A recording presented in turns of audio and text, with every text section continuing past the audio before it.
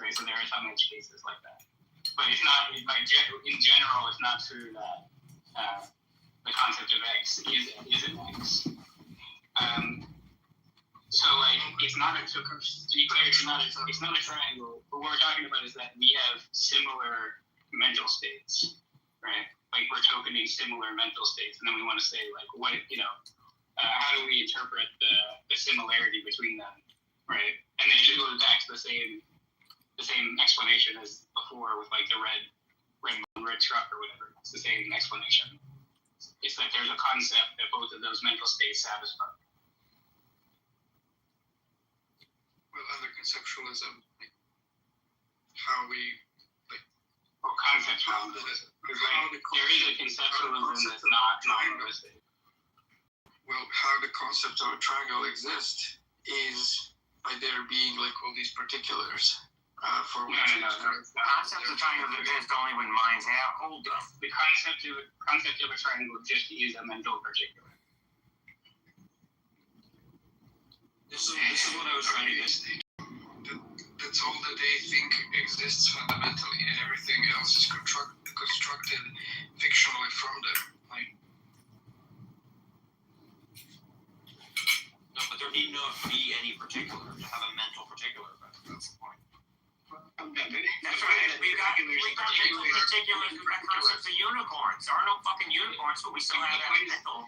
The point is that particulars stand in relations with other particulars, right? So like they have I don't actually believe in like intrinsic properties, but most people do. So according to most people, they would have intrinsic and extrinsic properties, right? The point is just that like it's extrinsically the case that like they stand in a relation with a certain concept, which is also a particular, and so does this other thing, right? Properties are universals. What do you say? Well, properties are universals. They would have tropes, not properties. I'm using property talk in a deflationary sense here, so I'm not talking about some reified notion of properties anyway, but I can just not use like relations, resemblance, a class of tropes.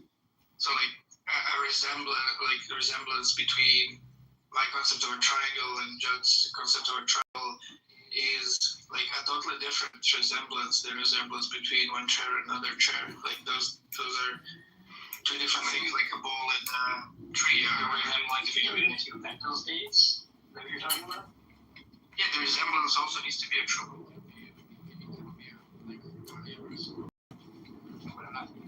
I'm just saying that the two mental states, if you think about it, something common, something like that. They're the same other thing, the concept of triangle, or even just the concept of thinking about a triangle. Okay, something like that. So it's a concept about a mental state, right? Certain type of mental state, right? And the two mental states in question stand in a satisfaction relation with that, concept. And how to do those two mental concepts, like how are they the same concepts? Because there's a third level. Nobody's saying they're the same. Connects them. They're close. They don't have to be the same. Close enough. Which two are the same? Like there aren't two. I only have three things here so far, right? So we have like your mental state and Judd's mental state, right? Yeah, and you're saying I have a thing that connects them. But that kind of thing exists also for other. There's a third particular, right? And if you were to ask, I don't think it's a benign regress. What's wrong with that? In this case, it's a benign regress because the question is answered at each step. It's not like the kind of fact that it's a regress. I don't see the problems, but there are vicious regresses where like the point is that the question can't be answered without moving to the next step, and then it's never answered. But there has to be triangles. Yeah, he did say that, which doesn't make any sense because right. But like, it's also going to be true that your concept of They're both in, or be satisfied by, I'm sorry. and they're both under at least Sully's view. They're both mental particular. Right? Well, I agree. What I'm saying is that there are like there is the abstract object of a unicorn that's instated both. No, there your isn't. mental state and in my mental state. Otherwise, we wouldn't have a basis for correctly calling them both a unicorn unicorn, but not calling other things. I know you think that. No, but see, like, our basis, wait. Our basis is always going to come down to having a concept of that abstract object. It has nothing to do with there actually being an abstract object. Yeah, again, but the question is, how do you know that you're applying general terms correctly to that higher order concept? And you're going to say, well, because there's a yet to give you an answer to like how you know about them or how you know you're applying terms correctly. Well, the answer is there is a property of the object that accounts for why you call it red. Like there is actual property of redness in this ball, and actual property of redness exists in both. Anyway, Mills, you can go. Go ahead, Mills.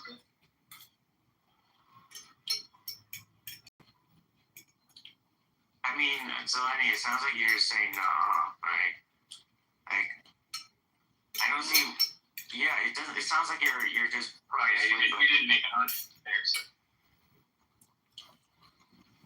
There are no unicorns if I do not believe there are unicorns. Dead in them. Right, basically. What are we talking about dead in them? Maybe you're the concept without like there being some object like actually existing. But like you're not giving a reason to think it's impossible other than just saying it's impossible. I'm literally like pointing out the fact that when you say this ball is red and this chair is red, there is nothing that's shared by these two chairs. Like there is no thing that they both have that accounts for why you're calling both of them red, according to you. Like there is no. They both satisfy the concept. Why are we calling this concept in your brain like Harry Potter and this concept in my brain Harry Potter? Because, and according to your view, there's going to be nothing inherent in either of those two concepts that they both share that accounts for why we're calling them Harry Potter. You're just going to say, as Sally said, well, there's a higher order concept called the concept of having a concept of Harry Potter that accounts, which is why we're calling these two things Harry Potter, even though they don't share anything like inherent to themselves, like that makes them both Harry Potter.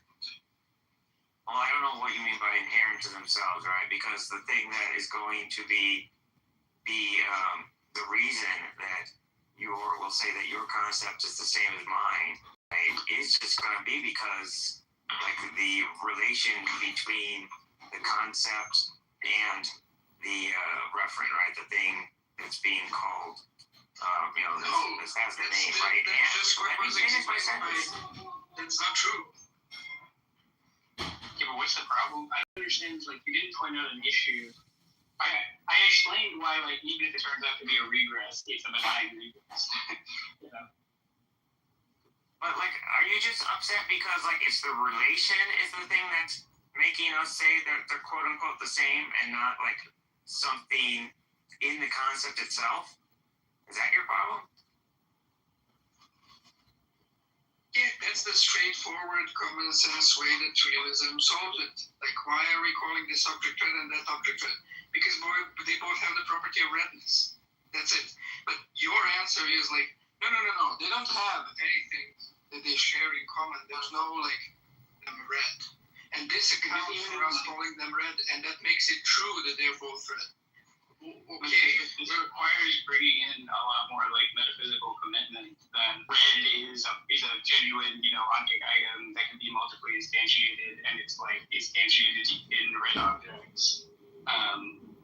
All the other properties of said object are also, like, instantiated in that object, and then they can be taken apart, as in, like, you can say, here's this red property, and that's not identical with the red ball or something like that, right?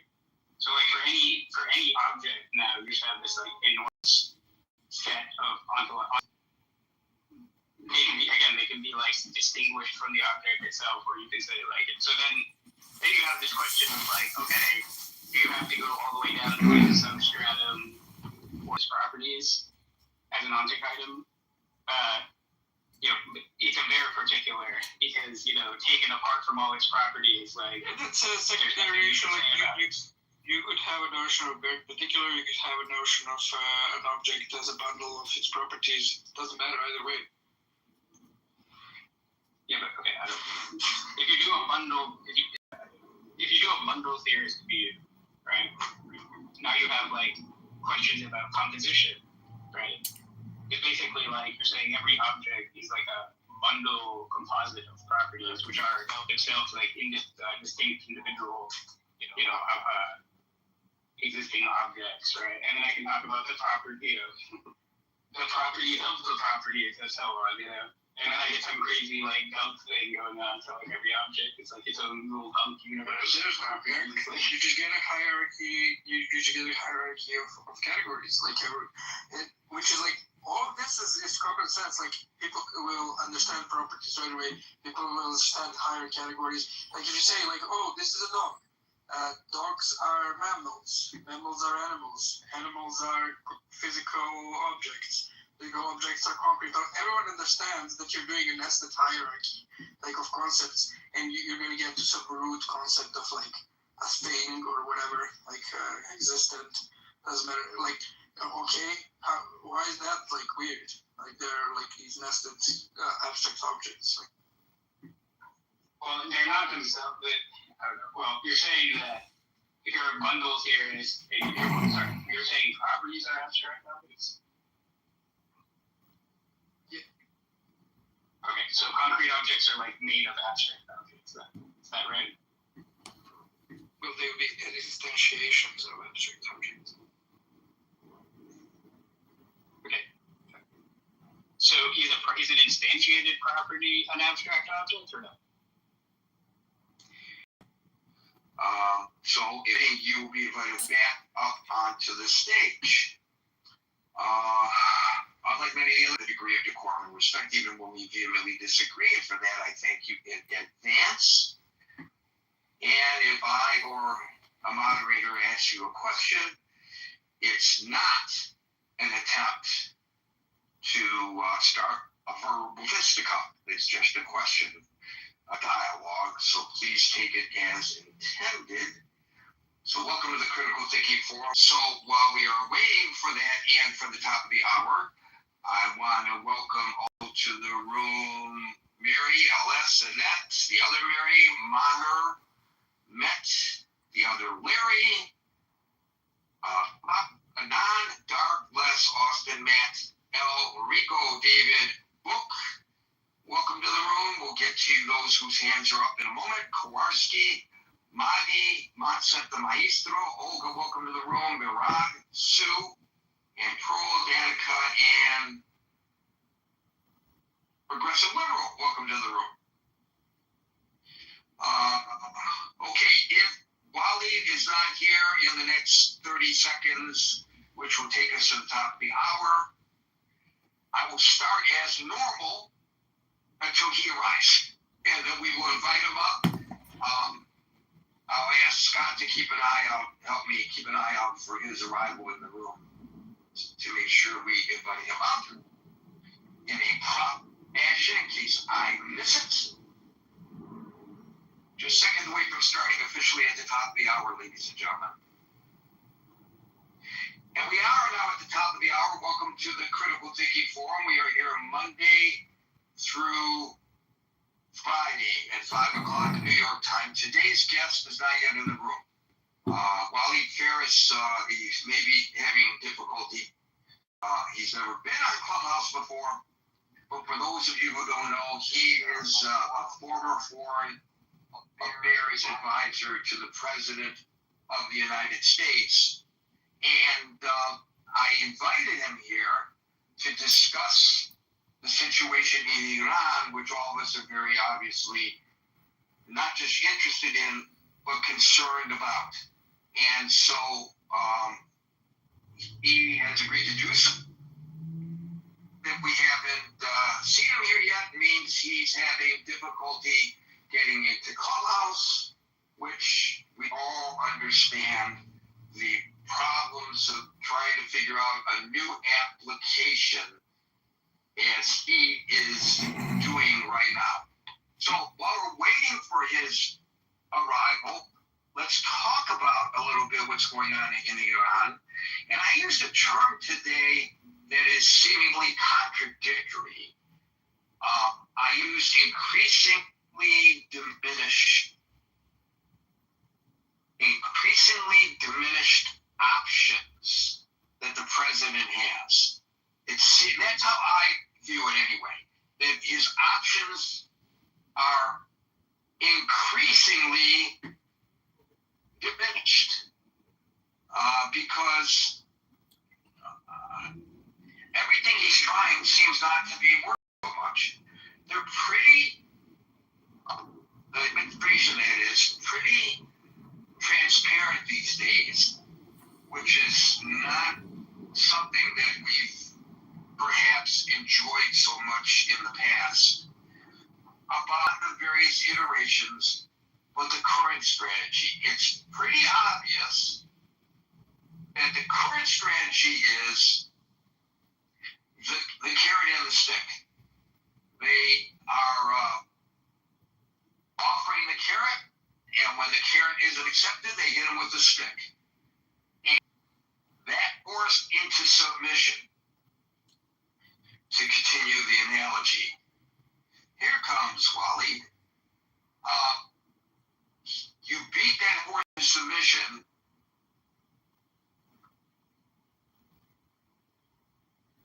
We invited you up, Wally.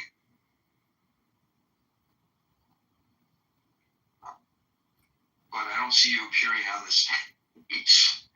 There he is. I knew we could make this happen. How you doing, buddy? So I was just giving a little introduction to what's going on, and I told folks who you are, former foreign policy advisor to the president and expert on the situation in the Middle East, with a particular interest in the threat that jihad has on our society, and not just our society, but globally, of course. And I was suggesting that I've been using recently a contradictory term. I say increasingly diminished, or some variation thereof, that the president's options are increasingly diminished. And my observation, for what it's worth, which may not coincide with yours, of course, is that the president is trying both the carrot and the stick. And when the carrot doesn't work, he hits them with the stick. I think the press secretary suggested that yesterday. That's actually the current policy, trying to get them to the negotiating table, trying to get Iran to agree to something. Most importantly, I guess, immediately for the president is the reopening of the Strait of Hormuz. First of all, am I correct in my analysis? And secondly, is it really what you would advise him to do? Were you still in that position at the White House? It's exactly what you're saying. Let me put it in perspective. Increasingly shrinking for the president is basically the time he has, if you consider the midterm elections, would be important for the future of the operation inside Iran. And most of us from all sides believe that certainly if one of the houses, one of the assemblies is gone, House or Senate, it's going to be extremely difficult for the president to carry on the war. It's not impossible, but it's going to be difficult. If he keeps even thin majorities, then the sky is the limit regarding what he wants to do with the scenery in Iran. Certainly the regime knows that. The regime knows that very well. That's why the battle since January, since the first wave of strikes, then they offered negotiations. Not that we offered negotiations, the brokers offered negotiations, which means the regime. The goal has been basically to gain time. I've repeated on national TV maybe 60 times, full speed. I'm not sure what is the plan. I know that they have to degrade more and more, but the missing link, ladies and gentlemen, the missing link is the Iranian people. I am not sure we have a full plan. Our agencies may have contacts, stuff could be done, but the full plan starts always by recognizing the interim or the transitional government of the other Iran, the Iran to come. And that apparently, because it has to be public, was not done, which tells me that we can do it. We're going to have to arm segments of the population. And let me say more that there are some weapons that are already inside. Many of the millions, actually, of the Iranian youth have gotten training in their high school, military service, and they could be. But I don't see yet the strategic connection as the Allies had with General de Gaulle when he was in exile, and he had the Force Française leader on the inside. We're not at this level, so that's why it's crunching. It's really crunching for the president. I've often suggested, and I do not profess to be an expert, but I do profess to be someone with great interest and well-read on the situation. I do have contacts, although, of course, lately limited inside Iran. I have a lot of contacts in Israel. And so I may be a little bit biased based on the perspectives that I'm getting from those folks. But I've always felt, and not just with this administration, but with previous administration, that there's been a misjudgment, a misunderstanding of the mindset. Did we lose him? Yes, we did. That's not good. Especially in the middle of my most excellent question. Let's give him an opportunity to come back up. Let me tread water here just for a couple of seconds. Well, at least we got one good soundbite. Can you contact him back channel on his phone or something? Well, I'm sure he's trying to come back in. I can check the back channel here in a second. But I'm sure he's trying to come back in. Look, guys, I said in the beginning, this is an experiment. I know they used to do this on Clubhouse all the time. They bring brand new people in, famous people in, interesting people in. That was how Clubhouse got its initial reputation. And for some reason, that kind of went by the wayside with Clubhouse. I don't know. People find different platforms. I have no idea. I still think for this kind of interaction, this is still the best platform. And I gotta presume that those folks went through some of the same issues, growing pains, if you will, as we are having right now. So let's continue the conversation without Waleed, and then he can jump right in as soon as he comes back. So, Scott, I was going to ask Waleed, well, you know the question I was going to ask, and that had to do with the misinterpretation, not just by this government, the misunderstanding by this and previous governments of the mindset of the Islamic fundamentalists who are about where he thought we could actually even go vis-a-vis negotiations, because I think, at least from my perspective, there's a trust issue. Yeah, what's interesting, Gary? I don't know if this is on topic. You can flag me if I'm committing the cardinals. But when I think about that, about misunderstanding the mindset, right? And I used to talk ad nauseum about the liberal society stuff. What's funny about that is, if you look at Trump's speech, which I'm sure he didn't write, no president writes their speeches, but he signs off on it and stuff. It's not a sort of George Bush, Barack Obama, everybody loves freedom, the world wants liberal values sort of mindset. It was, hey, you do things differently. We're not going to come here and tell you how to run your culture, your society. You're prosperous, and you've done it without Western do-gooder values. I'm at it throws a little bit, but and Huntington Clash of Civilization sort of framework, where again it seemed to recognize that there were significant differences in the world and illiberal differences and cultural differences, and that was to be taken seriously. The Western civilization, it talks about Western civilization in that document, and again, I find it more and more compelling. What Lee was saying too was what's great about buying time, right? You got these people that don't buckle the way we buckle. As we were talking about yesterday, just don't buckle the way liberal democracy would buckle, right? When you have to take poll numbers and stuff about a war, it's not the kind of operation they're running. And so, yeah, I think that it is interesting to misunderstand the mindset. And again, we're giving them time, which I think is an interesting thing that what we said. That's, the time is on their side. It's not ours from Lee's perspective. I found that really interesting. Okay, I don't know what else I have. Well, I want to jump on something that he said about his perspective, and I'm sure as a former foreign affairs advisor to the president, he has the contacts, some of the same contacts that he had while he was in office. These guys and gals tend to keep back channels going after they leave officialdom.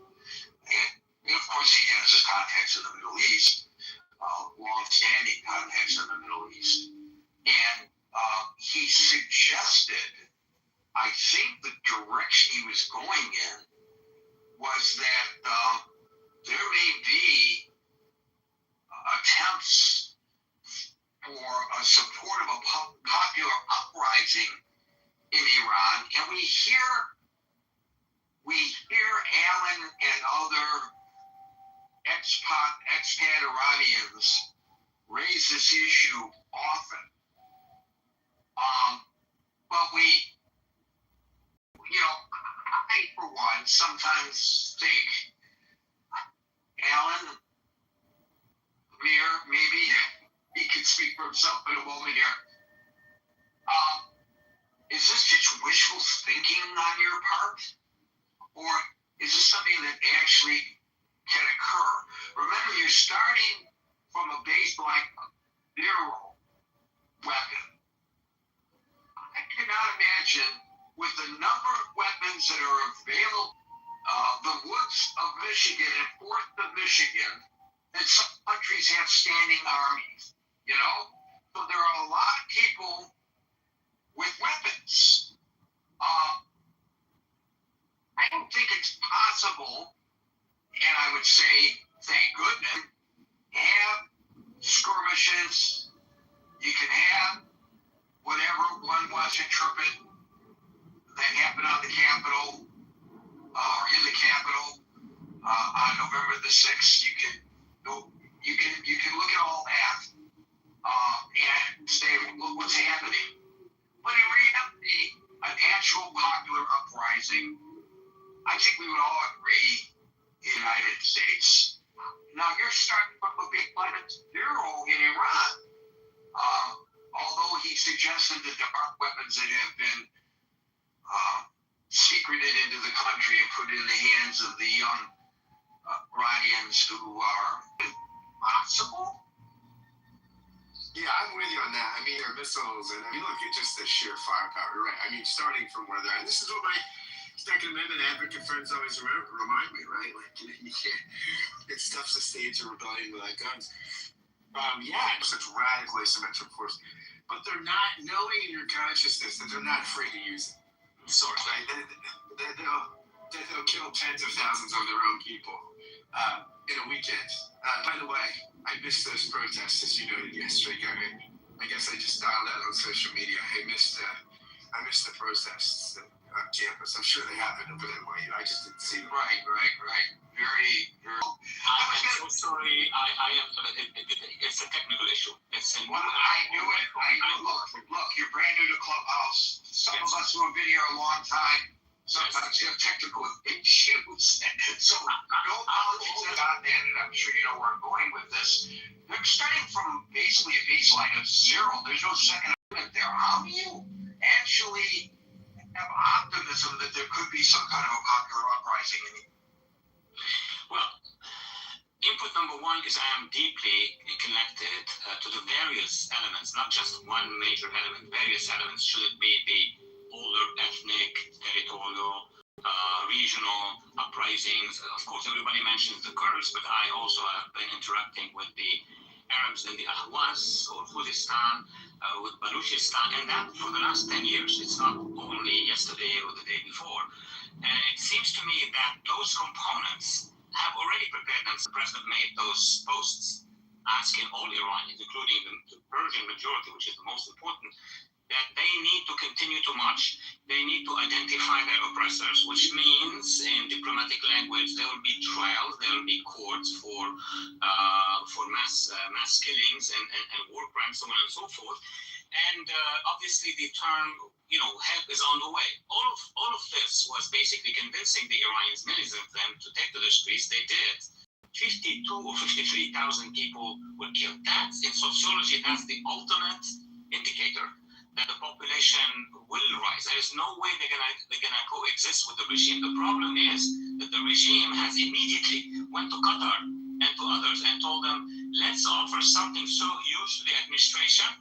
And the administration, obviously, when they decided to negotiate, the president said, okay, we're gonna give them a chance, thinking that it will be resolved in a few weeks. What did the regime do? They went back to the population and crushed the cadre. They have been executing almost 2 or 3 a day or 4 a day since then. So they did a big maneuver, which is to calm down the clash with the United States, obtain that negotiation, which took too long, many months, made some mistakes, because I think the lobby in the United States is telling them, look, everybody wants the deal, Democrats and some Republicans wants the deal, so therefore, don't just get the minimum, try to get the maximum. And that explains why our brokers will come back to the administration and say, well, they are determined, they want to do business with us for $300 billion.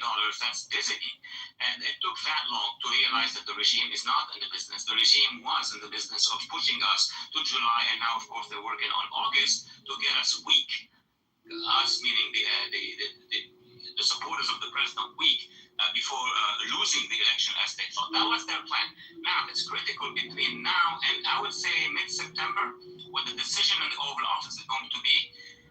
And the president said that we're going to crush their strategic ability to recover. That's what they're trying to do now. And we know a few months ago, the administration was saying we destroyed the Air Force, Navy. I made that statement earlier on in the winter that they lost the strategic weaponry. What they have are about 475,000 militiamen, the IRGC and the Basij, and some of the Mukhabarat, meaning the intelligence service.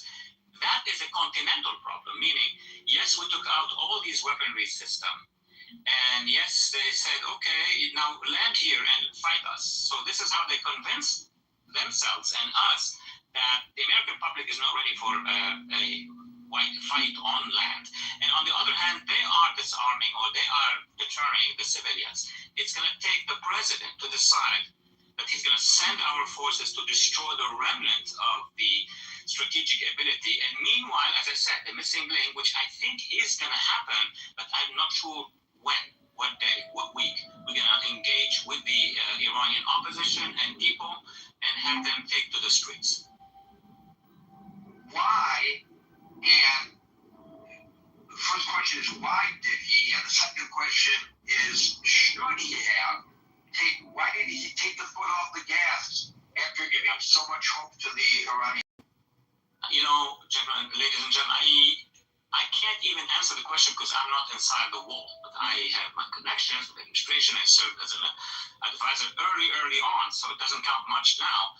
But from analysis, from simple that when he feels that he has been betrayed by the negotiators, with the Iranian or the regime negotiators, he's going to explode, and he is exploding.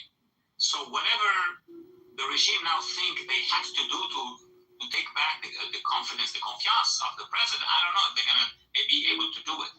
But at the time, follow me, and that's something very logical. Those who put pressure on the administration are of two kinds. Those companies and the insurance companies for the boats who were trapped in the Gulf during the last clash, they put humongous pressure on the administration, and the president is close to these media. He knows them well. To put pressure, saying that we're going to have a serious crash in the economy, and that would translate into a problem, economic problem here, not at 3-4 months from the election. That's number one. But number two, probably more important, fact that the same companies, the same financial interests who got engaged in the Obama deal have approached the regime. This is between information and assessment. I would say more assessment than information, but it has merit. Approached the regime and told them, look, we are ready. Because companies have no policies. They don't care if it's Democrat or Republican. And the numbers that we see, we can convince the administration and those close to the administration to present is close to $300 billion. That's twice the size of the $150 billion of the 2015 deal. Now, when you have that force, it's a lobby by itself. It's a lobby by itself, meaning it would present the case that the regime is going to moderate, that we killed, 2/3 of 2 generations of leaders. We have, or the analysts who made that conclusion said, we killed many of their leaders. They are afraid. They are on the run. And that's what mainstream academia and media have been trying to convince us. If you tell them this is a good deal, you'll survive, we'll make money together, then they may come. They came. And when they came, they barely signed the MOU. And the MOU did not do much details, but they revealed to us what was behind the MOU. It was $24 billion go straight to the regime. We assume it was $24 billion they're gonna immediately calm down and not go to war because they'll lose that cash. But the most important one was the $300 billion. So with the imagination, what we can do with the $300 billion, well, we will have time to see how we can convince the regime to accommodate the population. I mean, that's where the theoreticians of that option have thought and were told by the academia. But the regime itself has a pressure group on the inside. The IRGC radicals, the Basij radicals, they fell, meaning those negotiators on the Iranian side or on the Republic side felt the radicalization that took place over the past 46 years. So there is a chunk inside Iran, and that chunk is in the IRGC mostly, that told their negotiators, yes, we will do a deal, but we don't want to appear as we have lost. So the narrative started in Iran by the regime. We're going to sign a deal with the Americans. The Americans have lost. That's why they are offering a deal. And we found out, actually, our intelligence first services, and then the president. The president is very pragmatic. They don't give a deal, we're going to give them. And that's what's happening now. But having said that, if we between us and victory is to mobilize the Iranian opposition. And to conclude very quickly here, we may also count on weapons that have been sent, and they would close in. That would be the equivalent of French resistance and the Allies meeting mid-distance.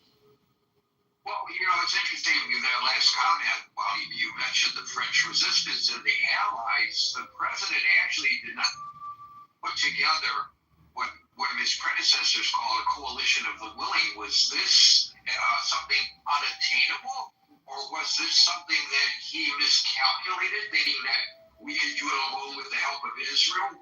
What's the story about that? Because I've always felt, and I may be wrong in my assessment, that if he had been able to put together a coalition of the willing, this might have had a different outcome by now. That's the greatest question.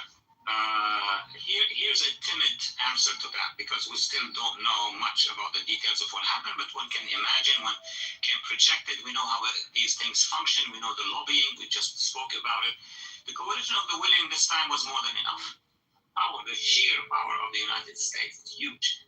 And the sheer power of Israel. Israel is a small United States, but on the East Mediterranean coast, and both together, our 2 aviations and navies and missile force have, without putting troops on the ground, been able to destroy what I call the strategic ability of that regime. We were very close. In my own numbering of quantitative analysis, I would say we were at 75 to 80% of the win. To a certain point where some officers of the IRGC have been trying to negotiate through third parties, including Oman, including at the time Qatar, to see how they can, they message actually the administration saying, okay, if we break away from the regime, if we bring down the regime, they were lying obviously, but they were concerned at the same time.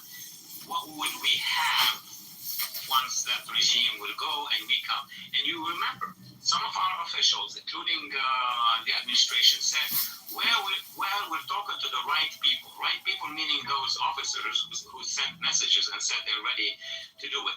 They were psychologically very close from chaos. Imagine we had the demonstrations not happening in January, but armed demonstrations happening in February or March. It would have been very different. Now, your question is very accurate. Did we have a plan from the beginning? And I agree with you. I think we had a will, but not the plan. How do we know? Because the component of that plan did not tell us that they have been contacted and that they are going, on the ground to organize. Whatever they've done on the ground, especially the Kurds and some of the Persian element, they've done it on their own. But I am quite sure that our agencies informed the administration that if you want it, we can make it happen. And by that time, the negotiators, I call them the brokers, may have been able to bring messages of good news, meaning the regime is ready. Didn't we hear from the president multiple times? We have reached them, they are messaging us, they are ready to sign, they are ready to negotiate, translate this into reality. I mean, he doesn't do the phone calls, actually his envoys are doing the phone calls. So the remnant or pieces of the regime told the envoys, tell your president, we're ready. And they did it at the time when they felt that their powers are going to go down. They waited till they lost all what they've lost. And then they have been crushing the population. They were really afraid that even after 52,000 people killed, multiply this by 5. Imagine how many vendettas, probably about, you will have 200,000 to 300,000 Iranians on the front with their weapons. It doesn't matter if they had missiles. Missiles can win a revolution. AK-47s, individual weapons, especially from when Israel, at the end of that confrontation, started to target the checkpoints, the security guards, the drones, the mini drones would shoot against the population, the demonstration. The mini drones will go down and will eliminate the siege in the middle of Tehran. That was almost the pre-collapse, the pre-chaos. And we kind of saved them by giving them all these chances. So I'm going to ask this question that will probably reveal my bias, and so I apologize for that a little bit in advance, but it seems to me that the president has been unsuccessful based on thesis that they're telling, not just the Democrats, but the Republicans are telling those seasoned journalists who they trust that the administration, even though they've been coming up to the Hill and having closed-door sessions, hasn't made a case for the funding of all of the above that you have mentioned. Is that a roadblock? It's a roadblock, but I have followed the systems of the Islamic regime, since it started. I was at dinner with my brother, I was a kid in Beirut, and so for all these decades, I followed their system, how they do it. They are very strong if the population hasn't made a decision to go against them. We could send all the missiles we have, short of nuclear, obviously. We could send all the bombers that we have. Yes, they would incur more and more losses. But like North Vietnam, as long as they will be receiving from China and Russia and others resupplying, they would continue. They have two enemies. If we put troops on the ground, they will collapse. But our public opinion has been so much radicalized against the idea. Okay. But if we arm the population, basically, if they start a revolution, our public is not going to say, oh, stop the population because this will affect us. No, then that would be legitimate. So their fear, the extreme phobia that the regime has, is not a super arming of it. Just clashes inside Tehran and 5 cities. Just clashes in Kurdistan, in Arabstan or Khuzestan or Ahvaz, or in the southeast. In the Baluch, it's enormous. Baluchistan is as large as almost as France or maybe Spain. If other communities start to go in, if dissidents from the Artesh, imagine just 2 regiments, 1 regiment from the Artesh, which is the regular army, which doesn't like really the militias. If all of these at the same time, and we are bombarding, just imagine the scene, which didn't happen yet. We are in the air, hitting and hitting, and every time the RGC is coming close to a neighborhood that would have, let's say, been taken by the law, and Israelis and Americans from the air will hit them. They will.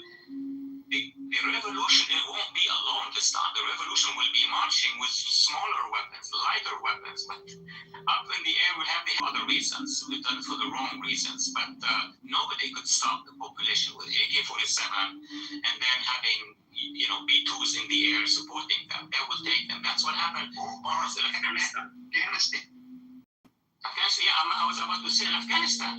We were on horses, right? Some of the special forces were on horses. And then, of course, behind them, the Northern Alliance was walking. And the mass of the Taliban and the other forces were withdrawn because we were hitting them from the air. We had our commandos or special forces in the valleys and the cavern, the movies and the books on this. And then the Northern Alliance moving with very old equipment. And then they crumbled, the Taliban. They fled to Bora Bora, so on and so forth. In Iran, something similar but much wider and bigger in size. And I said something in the beginning. I think I'm going to re-emphasize that because I learned about it only a few weeks ago. So it seems that the regular army, the Artesh, in the essence, do not like those two militias, but will not move unless they hear one thing. And that's one of the missing links. President Trump, from the Oval Office, addressing the Iranian people, for whatever, connections they could have, it will get there, and telling them to march. Because they have marched when the president posted 3 little posts in the beginning of the confrontation. They marched.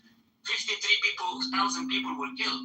If he addressed them at the same time giving the orders for our air forces and bring in the Israelis, it has to be united. President Trump and Prime Minister Netanyahu together doing this.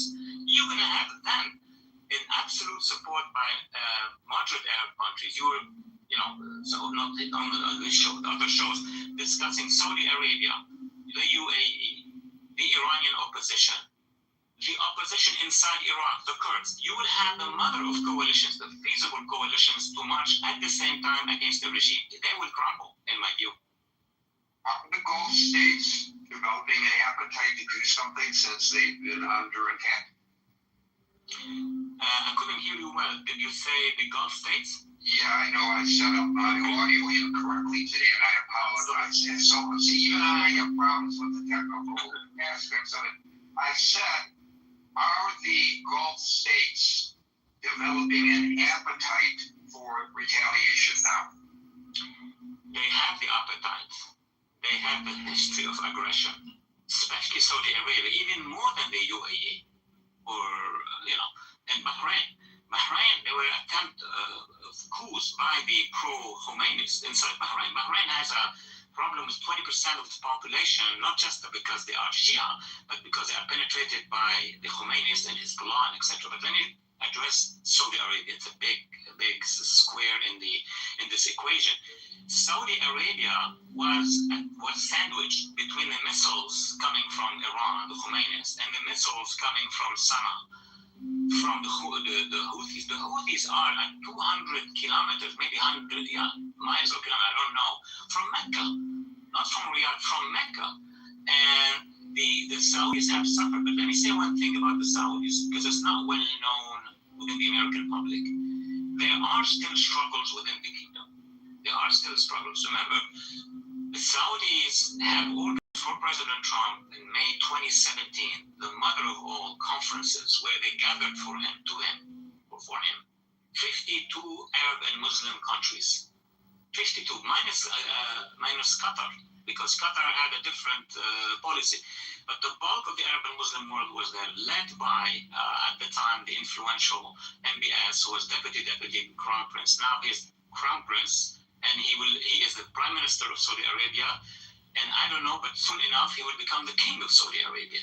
So they have offered the U.S., and President Trump took that offer and delivered 2 things. At least one was the withdrawal from the Iran deal was huge. It hits the regime in Iran, it hits the Europeans, their companies a lot. And second, what is very important, it designated the IRGC as a terrorist organization, redesignating it. Plus, at the end of his first term, he eliminated the head of the Quds force, Soleimani, which is enormous. We were on the offensive. They were with us. The Saudis even more than the UAE. Now at this stage, because of the 4 years of Biden demobilized the U.S. support to the Saudis and the Gulf. The Saudis were under the pressure by the Biden administration, and they were asked to withdraw from Yemen and to stop the bombing on Yemen. It was a huge setback for them. They were asked also to disengage from their war along with the UAE against the Muslim Brotherhood. So what remained in Saudi Arabia, the faction that follows MBS.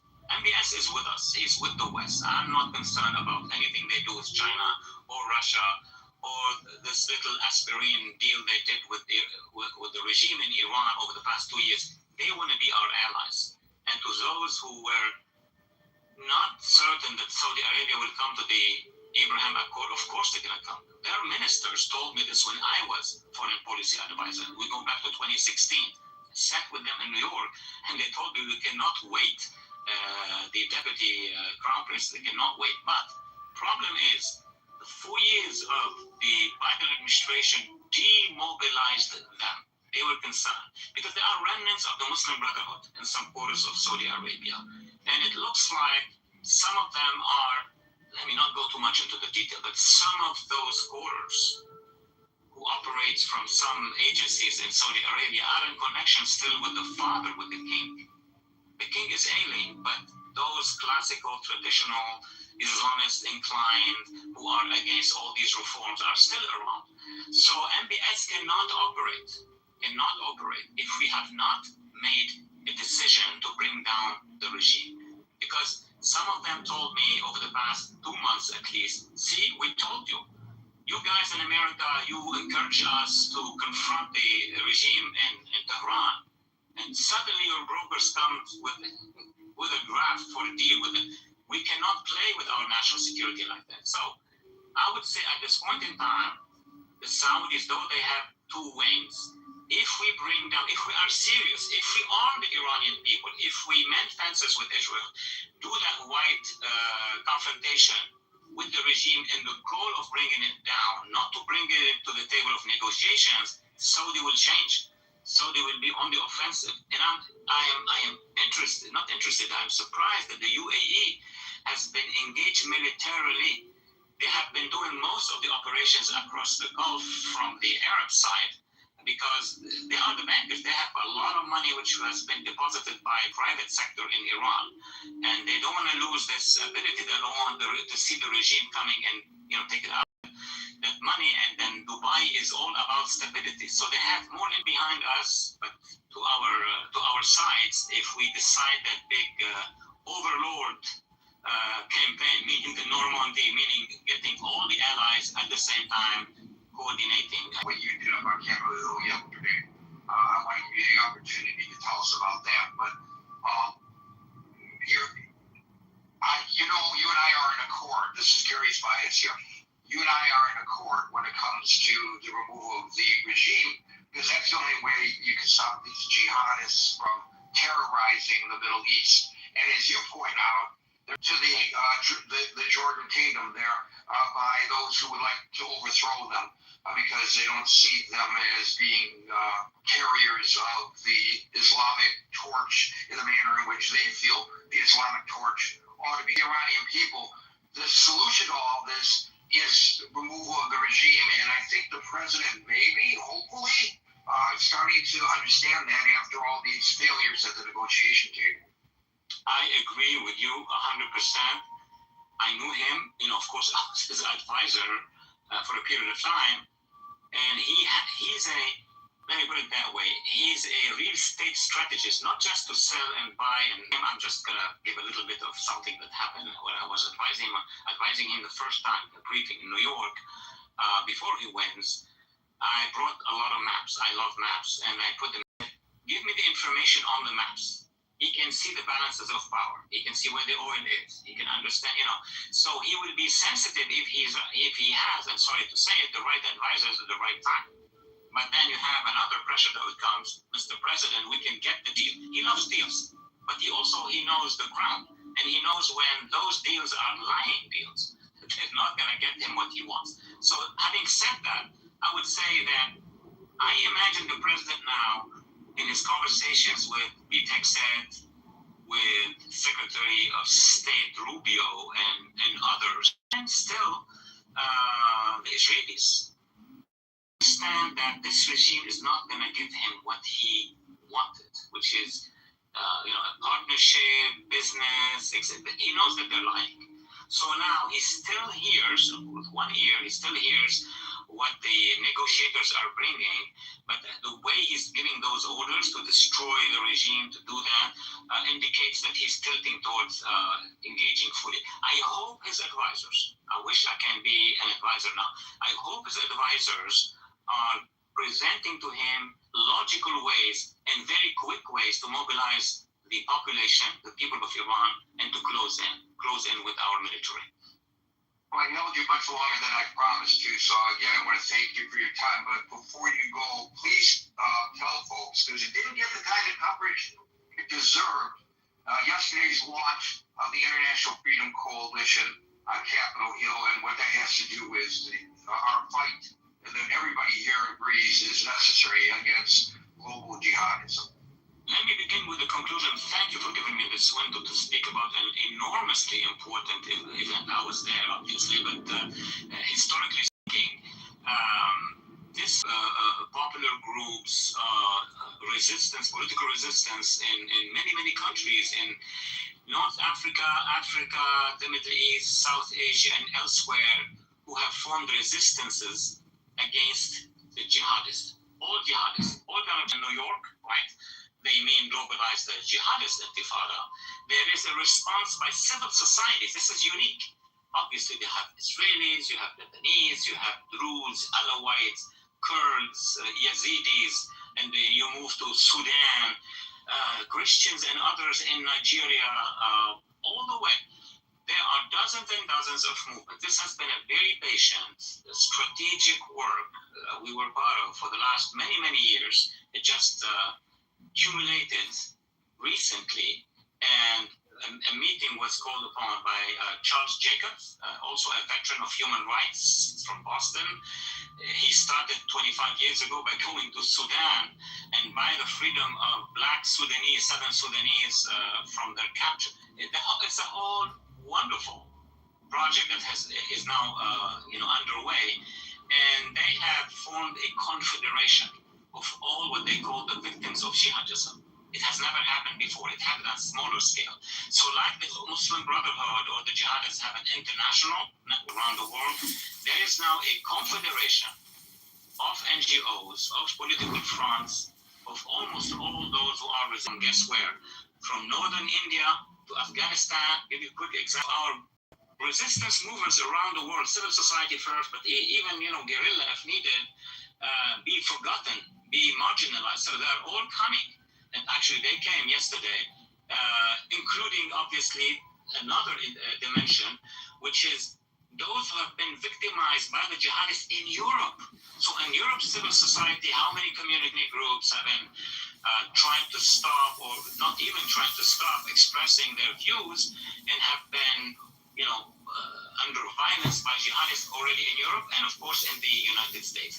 That big ensemble was declared yesterday. It received enormous support from the communities from the Atlantic Ocean till China, coming together, and there will be a large number of plans and projects with the U.S. government, with the U.S. Congress, duplicating and connecting with couple caucuses, and as well as the European Parliament. So I hope we're going to have a lot of information to be shared with you, ladies and gentlemen, through this caucus as well, through your group.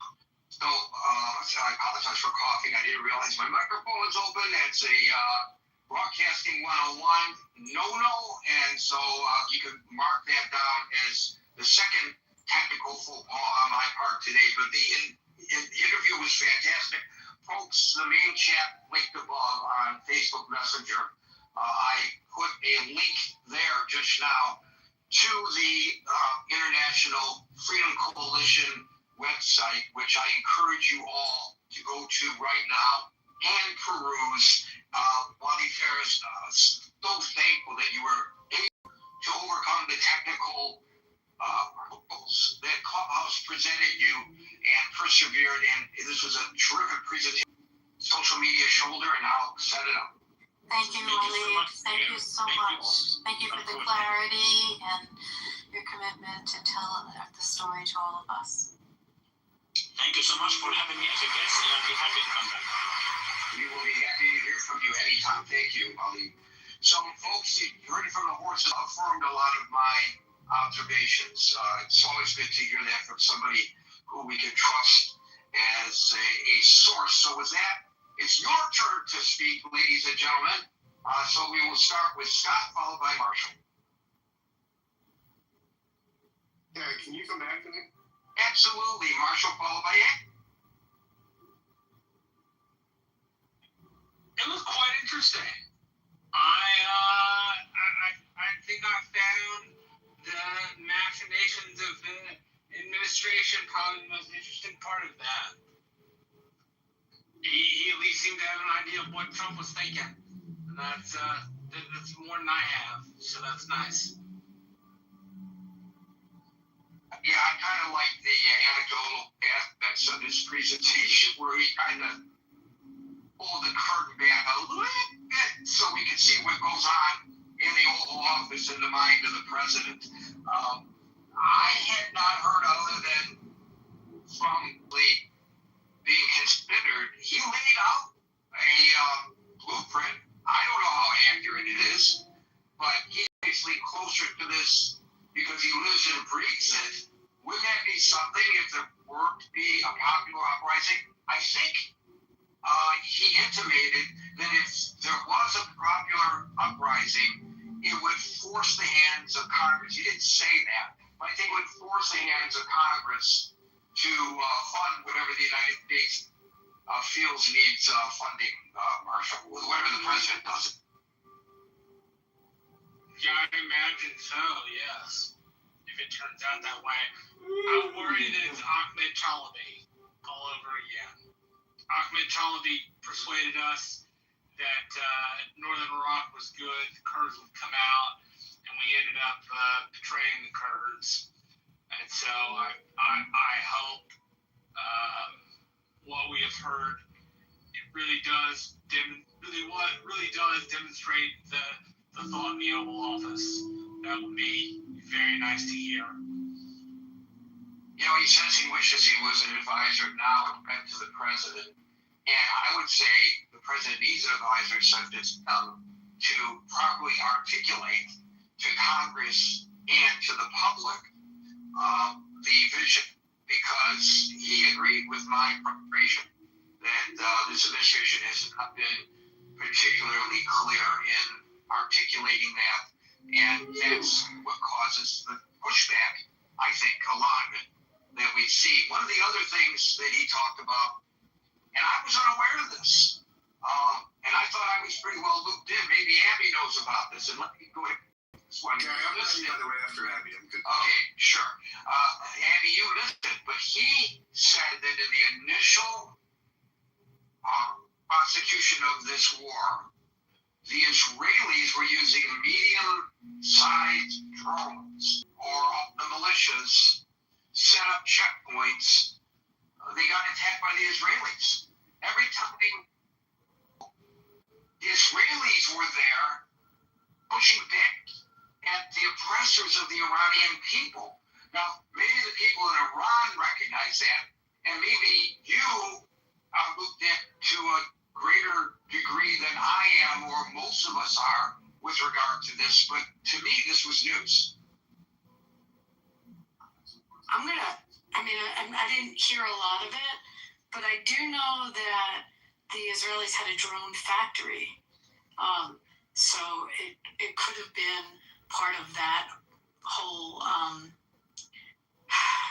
operation. I don't know. I definitely would like to find out. I'm going to yield to the next person because I didn't hear a lot of what he was saying, but that one would be interesting to discover if that's where those drones came from. Thank you, Abby. We'll go to Scott, followed by El Normal. Yeah, Gary. Yeah, great I hope he comes back. I mean, it's interesting to have an expert like that. He was I give him thumbs up. He was fantastic. Very optimistic about the United States coming on board, I thought. I was just looking up, the most optimistic, depending on the polling sources. So, I mean, to say that if we saw an uprising, I mean, again, I think what you were saying is and, I was just repeating you, the unlikelihood of the uprising with no guns, I mean, that's just, it's just difficult, right? I mean, it's just, when you have not just a heavily armed regime, but one to people know, not shy about using them, not shy about killing tens of thousands of their own people in a weekend. I mean, that's just a weekend at the office for these people. And again, as we noted before, I was thrilled to see all the protests at places like NYU, and that stuff happened. It was wonderful.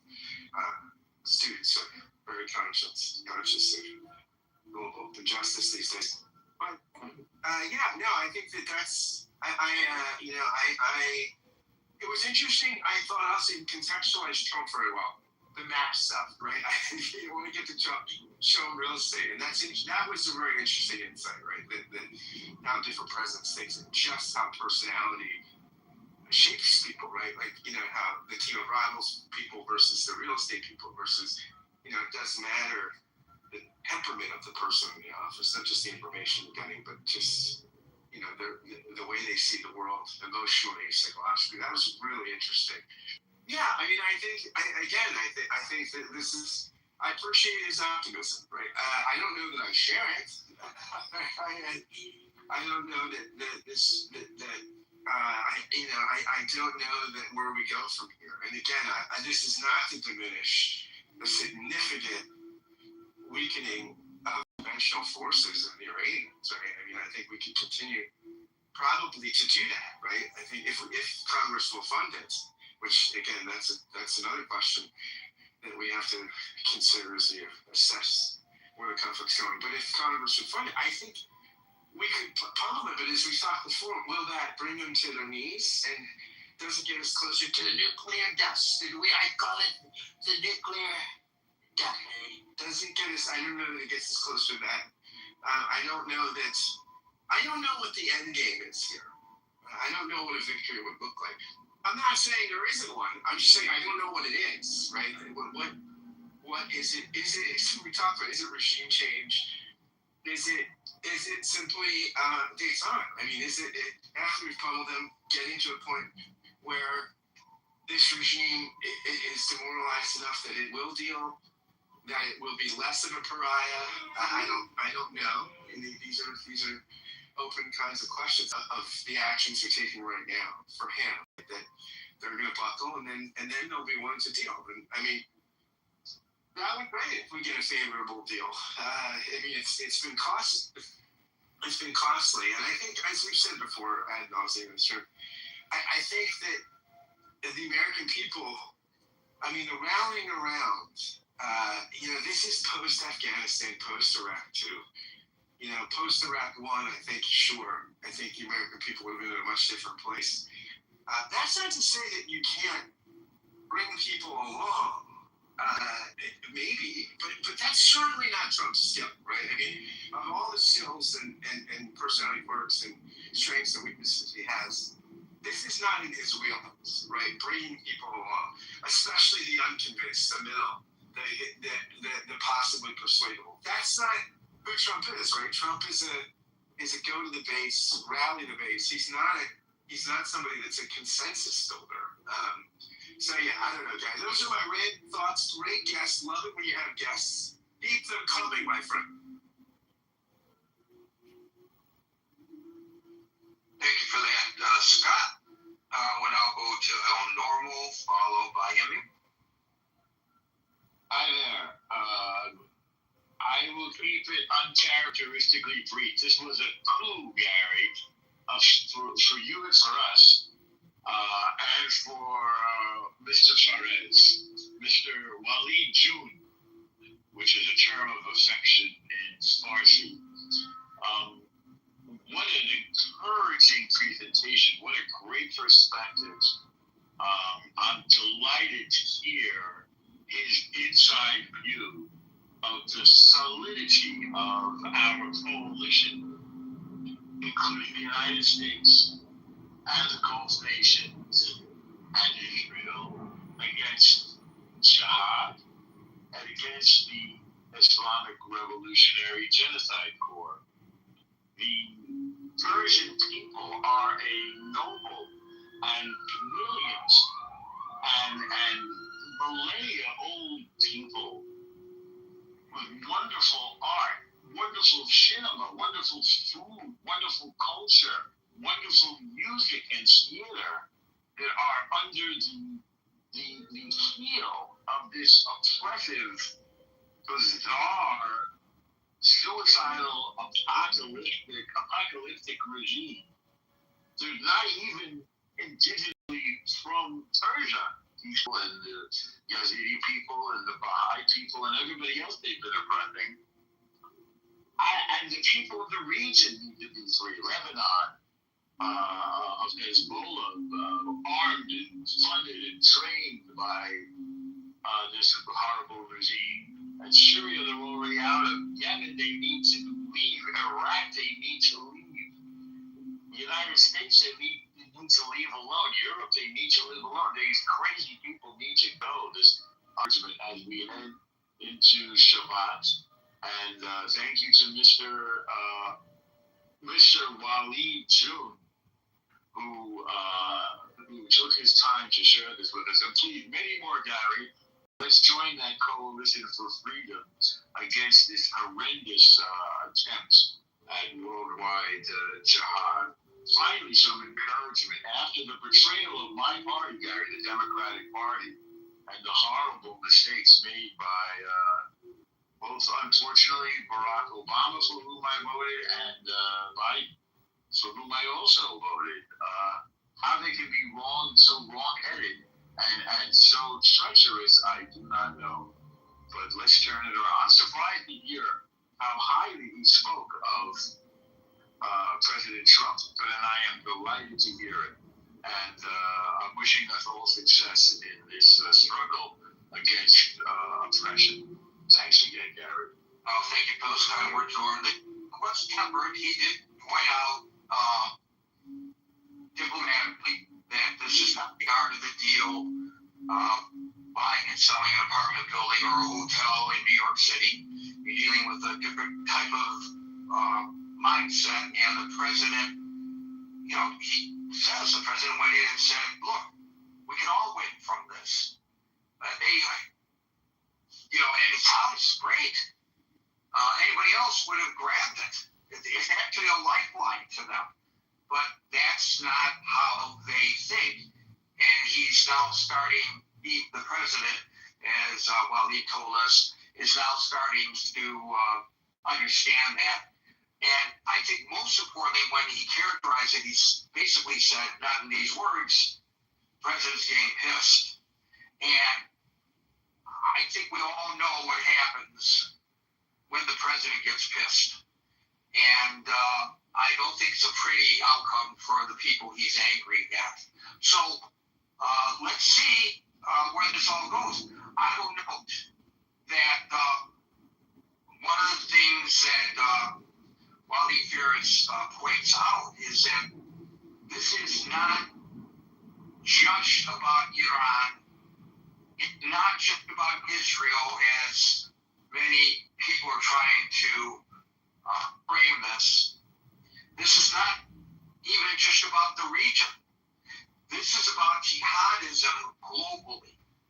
It's a global network. And now we have formed, and I think he's at the helm of this, the International Freedom Coalition.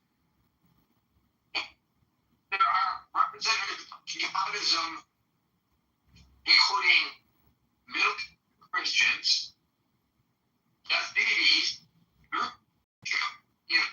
Kurds, Americans, Europeans, and other groups from across the world. This is valid, and re-educate people who have been led astray propagandizing as to what we are dealing with. When, I remember during a symposium at the United Nations, and the lady's name immediately went right. This the beautiful African woman. She was an international model who was forced into child jubilee.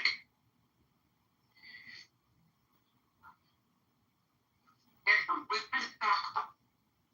describe what it's like. I mean, this fundamentalist Islamic torture of people. I got sick to my stomach and it brought tears to my eyes. That so many women are going through all of this. This is the real genocide that's going on in the world. And the lies are repeated, and we learn this during the, if you tell the lie over and over and over and over and over again, it becomes a truism and people believe it. Your only real counter. We're not going to pick up arms. Norm isn't going to pick up a gun. I'm not going to pick up a gun to stop the jihadists. Our voices, all of us, whether people we associate with are oppressed, or more importantly, even if they are not, our people are being oppressed. Our voices are so important in this fight against global jihadism. Because that's what it is. And I pray that this group is successful in getting that message out. And we're not talking about unintelligent people. They're not dummies. Some of the people who I've written about are lovely, lovely individuals. You would think that some of the words coming out of their mouths shows that they are full of hatred. No, it's actually, for many people, their misguided commentary is motivated by concern because they don't know any better. And in our liberal society, and I don't mean politically liberal, our liberal society, we hesitate to call things out for what they are. Maybe for fear of not being fair to groups of people. Well, here's the counter argument to that. The people these human rights violations in the name of their jihadist agendas. Who are they being fair to? They do not deserve our empathy. The people who suffer because of them deserve our empathy. To understanding what I just said, and I challenge anybody to show where I'm wrong about what I'm saying, I'll gladly accept the critique and acknowledge if I'm wrong, but I think everybody here knows I'm right. So, God bless him and his program. That's all I got to say. Thank you, Norm. Connection problem on your mic. Screwed up. I apologize. People are going to say, darn, Amir, we were doing so well not having to listen again. Correct. Well, a great guest. Thanks for inviting Walid. That was very, very informative. That was very good. I've just got a couple of points to make before I have a little criticism to what Walid was outlining as a model or a strategy. First point about what you said, it was actually the Basijis that were hit by Israel during that the first week or so, that window that I think was the second week actually. The issue was that it was not coordinated basically. And what I mean is that Trump at that time had actually asked people to stay at home. Now, had that been done during January uprising, then the whole thing would have been very different. So the timing was not coordinated. When the sieges were hit on the corners of the streets, the people were actually asked to stay at home. So that was the flaw there. The second point that I like to make is just something that Abby said about the drone factories in Iran. She's absolutely right. There were drone factories that were set up by Israel apparently, and during that, I think it was a week or two that these were flown and they were launched actually from the back of trucks within Iran, which had taken everybody, the officials, by massive surprise, because they couldn't detect them coming inside from external borders. So this was kind of similar thing to the sort of what was it called, the pagers scenario exploding in amongst Hezbollah members. It was a similar sort of technique which had been worked on for years and years and years, and then it was actioned again. It was actioned at the time that it wasn't coordinated with other things. So, and I come to my main points regarding Walid June, as Ed called him. Now, what was missing, I think, in his model and in the strategy he outlined was the lack of solidarity, especially amongst Iranian diaspora. I mean, we have several sort of parties which are monarchists and constitutional monarchists and royalties and so on, as well as a couple of dozens of Republican sort of parties which do not believe in monarchy. And we have also the national parties and, the lefties and the Mujahideen and so on. And there is no effort at all to sort of coordinate or form some kind of solidarity amongst the diaspora outside Iran. And this is kind of reflected inside as well. So, if you manage to do a kind of create a solidarity outside Iran, then that will reflect inside as well. And that's very, very important. In fact, you cannot really recall a modern revolution that has been successful without having a solidarity, a solid solidarity amongst the diaspora. Think about the Islamic Revolution itself. When Khomeini came to Paris, just about every single party left, extreme left. These guys were, the Fadais, for example, Fadaiyan Khalq, they were the Mujahideen Khalq, what they call Milli Mazhabi. They were people who were Islamic, but they were nationalists. They were people who were 100% Islamic. All of these guys, they basically put their allegiance with Khomeini, completely aligned themselves with Khomeini, and the technocrats were the spokesperson, the spokespeople for him. That is why we actually had the Guadeloupe in January 1979 amongst the French, the Germans, the British and the Americans. That is the time that they decided to back Khomeini. And why? Because they could see the revolution is getting out of the hands of Shah, and this is the potential of the countries to go to the Russians, to the Soviet Union at the time. So they thought, let's back him. Now, if the solidarity had not been there, they would not have done that. Now, that's very, very important, and this is an important lesson for Reza Pahlavi, who is claiming to be the leader for the opposition during the transition period. Now, if there is no solidarity, Trump is not going to back you, and that's very important message. And I think that is why Trump basically looked for someone within Iran to replace the current regime, rather than sort of put his chips on external, because there is no solidarity behind it.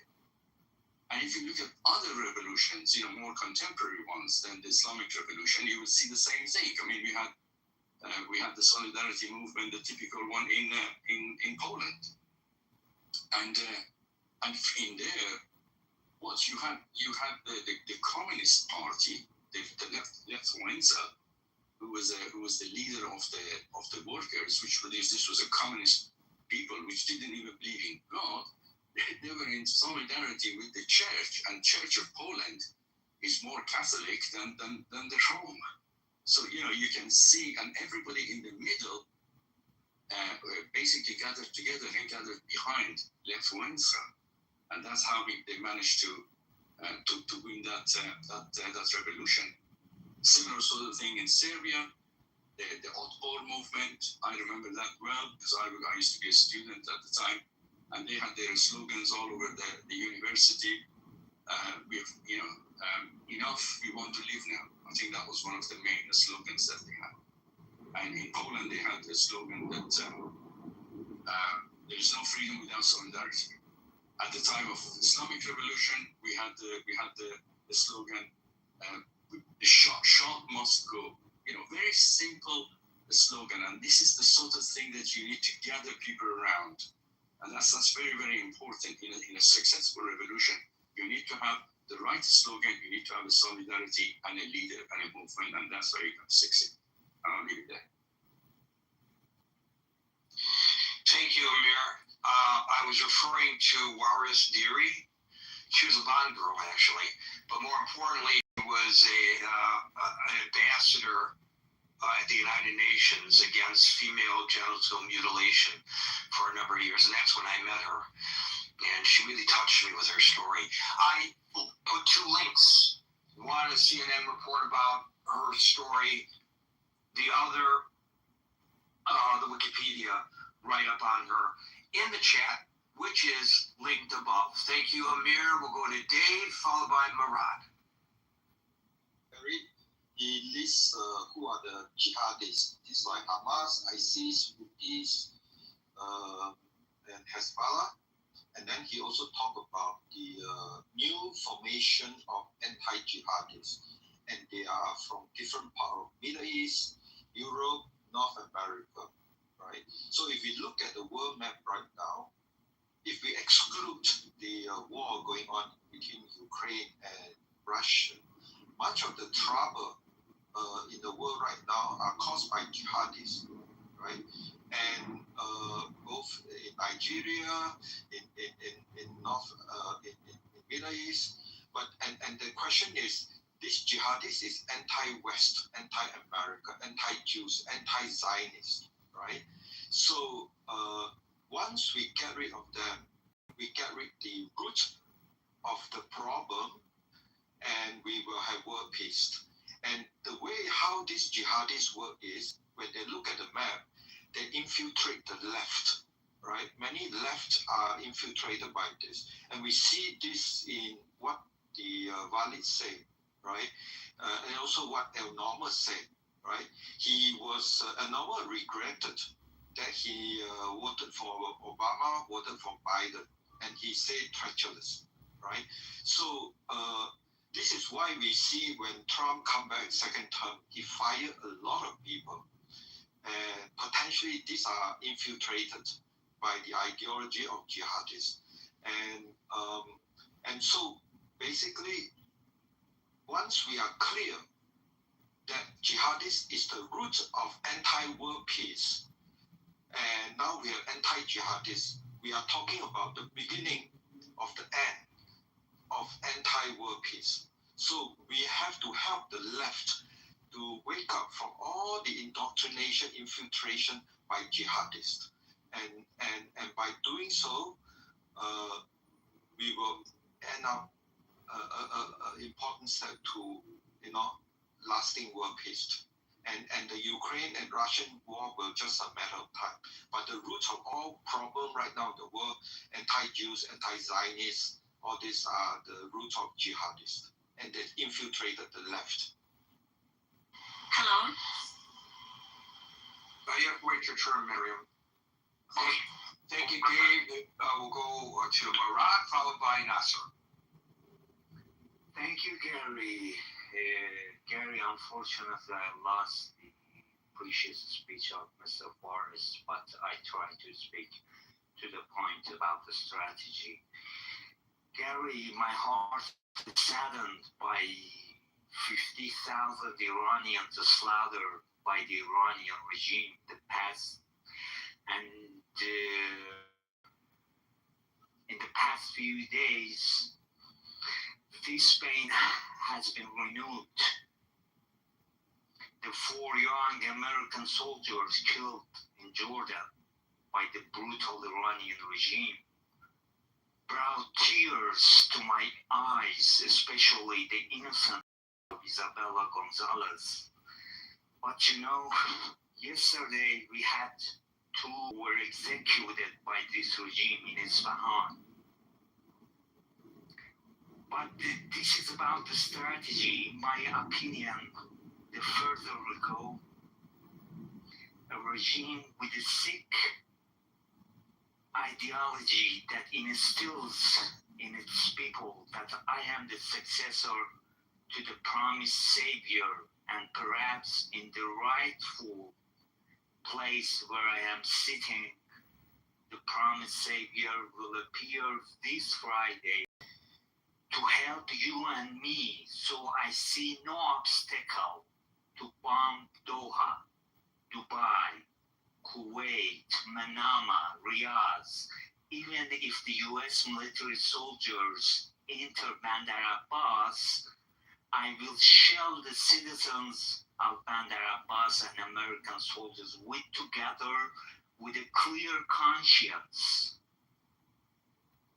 In contrast, President Trump recently confirmed my claim in his words. We have not yet shown the Iranian regime anything.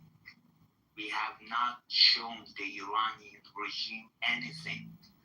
Let us not forget that the United States even has technologies that it has stored for the next 50 years to unveil. This is a step-by-step war by the United States.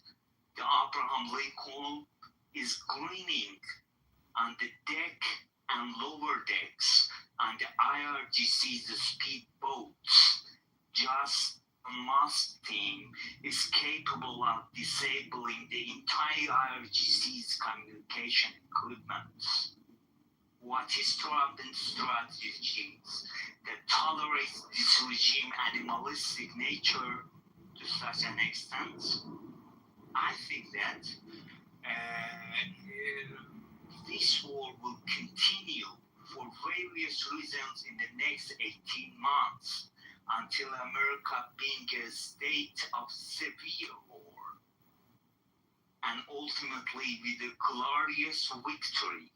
On severe war status, the U.S. Supreme Court is convinced to keep Donald Trump in power and postpone the presidential election due to war conditions. But now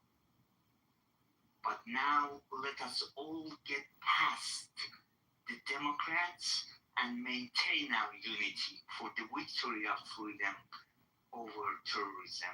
That's what I wanted to tell you, Gary. Thank you very much. Well, first of all, you had until you talked about the possibility of suspending the elections because we didn't suspend elections during previous wars. There's no way we're going to be, I hope, suspending elections this time. We're not going to suspend elections. We held elections during the midst of the revolution, during the midst of the Civil War. We will hold elections come rain or hot water.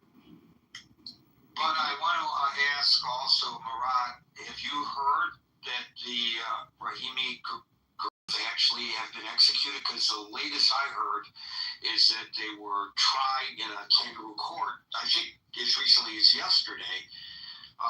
But they and the 14 other people who were also tried, there were fears that they would be executed, but I have not been able to find anything that shows that they have thus far.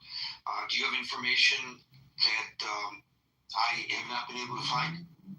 So on Instagram yesterday, the news of execution of those twin sisters. Yeah, I think we're going to have to hold off until we know for sure. Maybe it happened. I hope not. I will read you this paragraph so people know to whom we are referring from Radio Free Europe, Radio Liberty. And again, if I cough, I apologize. I don't know where this cough came from. In January, during which a colonel in Iran's Revolutionary Guard was killed. Rights defenders are raising concerns about the legitimacy of the case, including the charges against two young twin sisters, 20-year-old Tani RL's Radio Farda. I think that's a Farsi broadcasting entity from Radio Free Europe. That authorities use torture to extract confessions from the defendants, and there are has not made it to the media as of yet. Let's pray that they have not. Horrible. Thank you, Murad. The real genocide is against their own people in Iran. More people killed in a 2-month period than 2 years in Gaza. Think about that. And who's being called a war criminal? Nasser, followed by Miriam.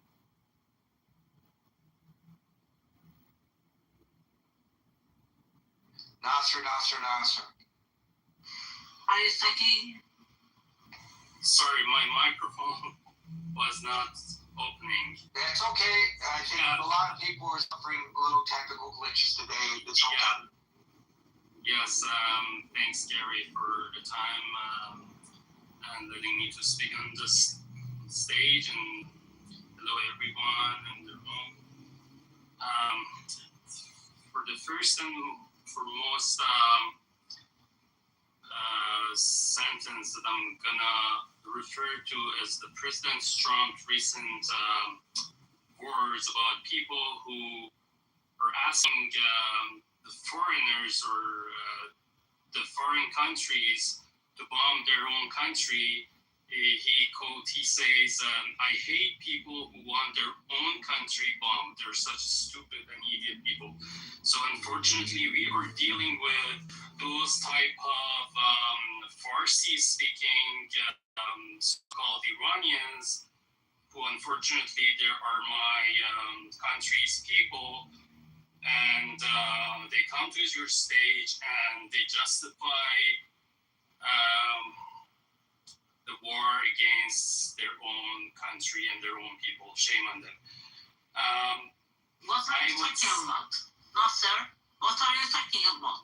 Oh, Miriam, you gotta wait your turn. I'm also from Iran. I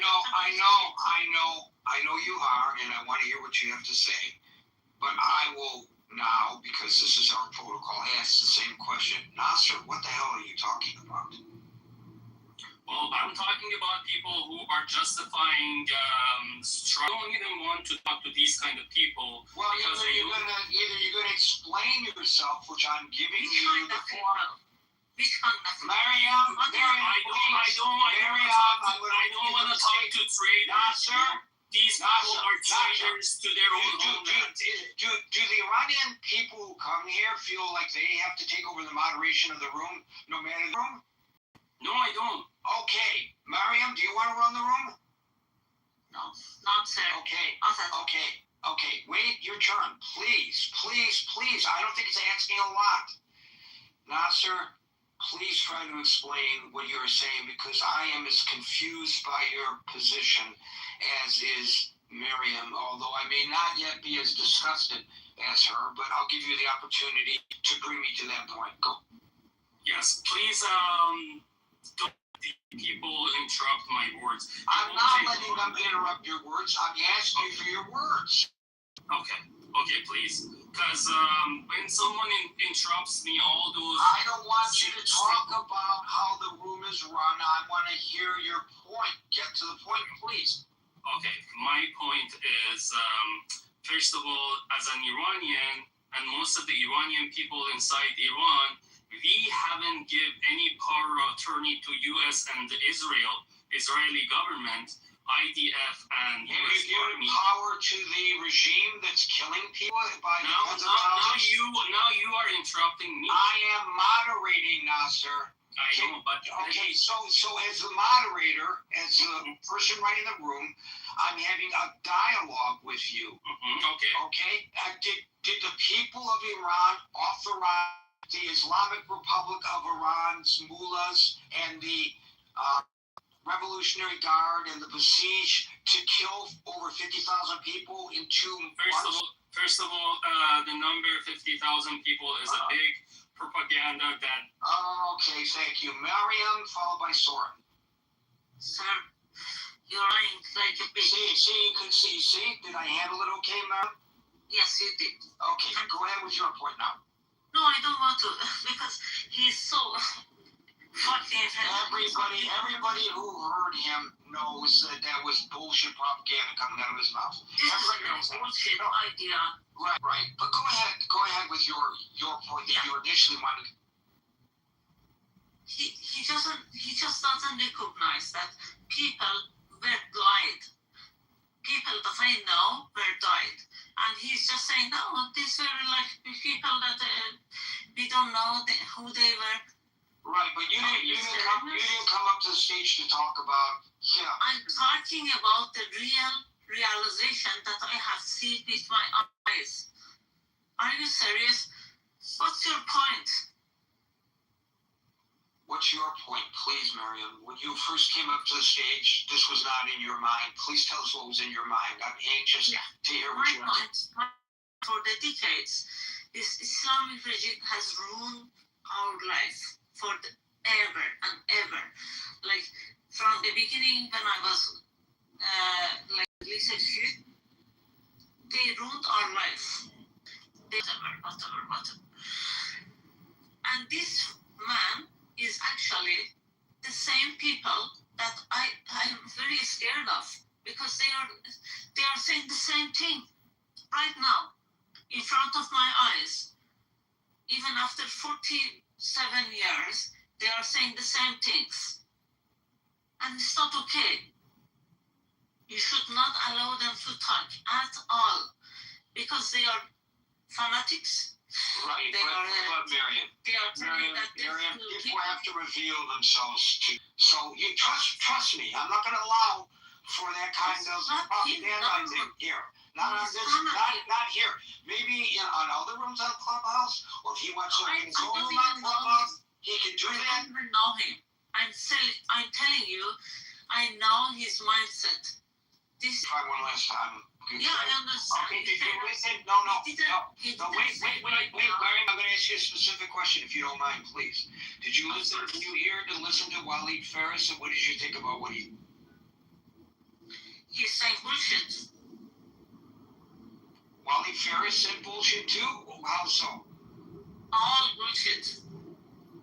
What did he say that was bullshit? One I actually don't want to comment on that. All right. If you're gonna accuse somebody, I think you're obligated, since you made the accusation, to explain what upset you about what he said. Because if he led us in any way, and you have knowledge that he did, then we would appreciate it if you had taken the opportunity when presented to set the record straight, but you just lost that opportunity.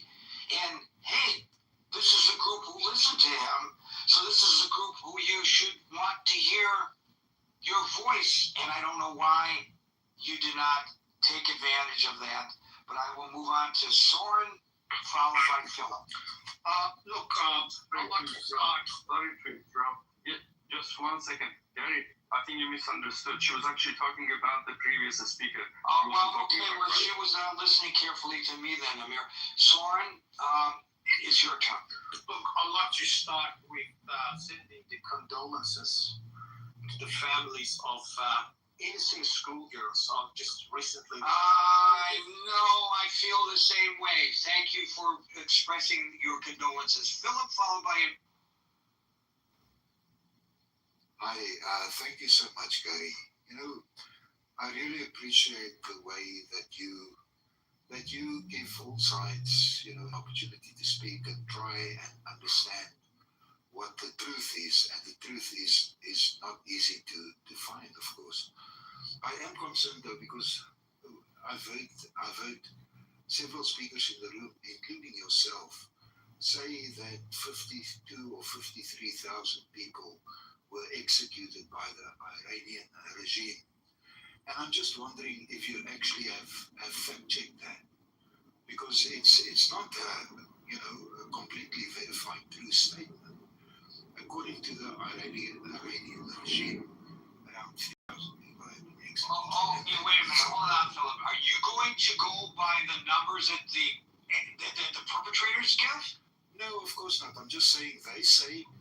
So magazine, if you read Iran International, if you read the reporting of various different news organizations, if you read their numbers are going to be higher than the official regime figures. You are absolutely correct in saying the regime, the people who actually pulled the people because they were rioters and foreigners who interfered in the internal workings of Iran. Now, you can perhaps counterbalance the 50,000 figure with the Iranian figure. I would say probably the truth is somewhere in between the two, and I would give more credence to the outside observers who are trying, and of course it's going to be unverified. Who's your source? You want to verify how many people are dead? Normally you go to the government. When a plane crashes, you go to the cops and you say, how many people died in the plane crash? That's verifiable. But when it's the government killing the people, you have a closed society, of course the numbers are unverifiable. But it's, on the low end, they're saying 30,000 to 36,000 people in a 2-day period only. January 8th through the 9th were killed. I appreciate you sort of clarifying and justifying, that's... I'm not justifying, I'm just saying that what credibility is there in what the Iranian government tells us about the number of people who were killed? How can you go there? I want to see you as a kind of a credible source and not saying simply as a fact that 53,000 people. Okay, I will put it this way. Credible news organizations have quoted higher numbers on the number of people who were killed. The more moderate number that is being used by Time Magazine and Iran International is that 30,000 to 36,500 people were killed in a 2-day period, and this was verified. That's all the numbers that they could verify in spite of an internet blackout. So if you want to argue, no, it wasn't 36,000, it was 35,000, or it was 30,000, or it was 20,000. I'm going to quote Hillary Clinton. What difference does it make? They still perpetuated a genocide on their people. If in your country, your government killed, quote unquote, only 3,100 people who were protesting over a 2-day period, would you say, it's only 3,200? No, of course not. Okay, so why do you bring it up? Because I don't like the misinformation in this room. Well, it's not misinformation. It is if you state as a fact that 53 or allow people to say. Ladies and gentlemen, I'm going to rewind, and I would ask, ladies and gentlemen of the jury, to disregard when I said 50 to 52,000 people were killed. And I would like you to readjust your thinking to believe that what I said, the proper wordage that I should have used, reportedly killed. That is accurate. And then my last point is just you can't fight fire with fire, and violence begets violence. So give peace a chance. Okay, that's good. When the guy is pointing a gun at me, and he's going to kill me, that's what I'm going to do. I'm going to sing, all we are saying is give peace a chance. Amir. Phillips. Remember how they clapped during that song? I'm still clapping because I can't remember the rest of the words. Yes, you did very well. I think Philip's comment, if we were to follow his line, I think the world would be ruled by the Hitlers of our time. It's very simple, that you cannot just have peaceful without when a person against you is about to kill you. Anyway, that's that point. So that's just a romantic nonsense, if you don't mind me saying, Philip. So my point, 2 points about the speaker Nasser that came here. I just wanted to mention that I have come across people like Nasser quite a lot. They fall into two categories. The first category is the NIAC. It's a very famous national Iranian American council. They are funded by the IRF. I'm not suggesting that Nasser is, by the way. I mean, you can give me thumbs down all day, Nasser, but that's a fact.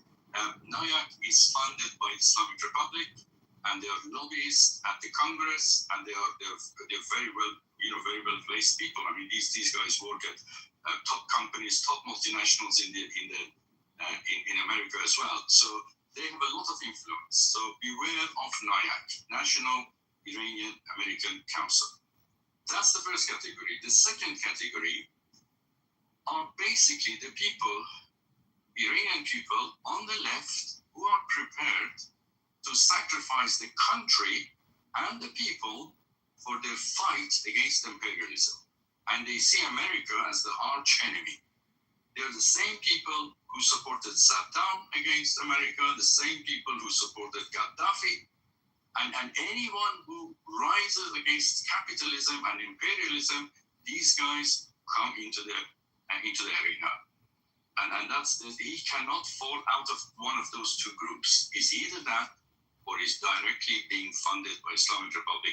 I reject both of those, except the fact that he is very much on the left, and he is prepared to sacrifice Iran and the Iranian people for his ideology, which is dead against capitalism and imperialism. And that's the all I have to say.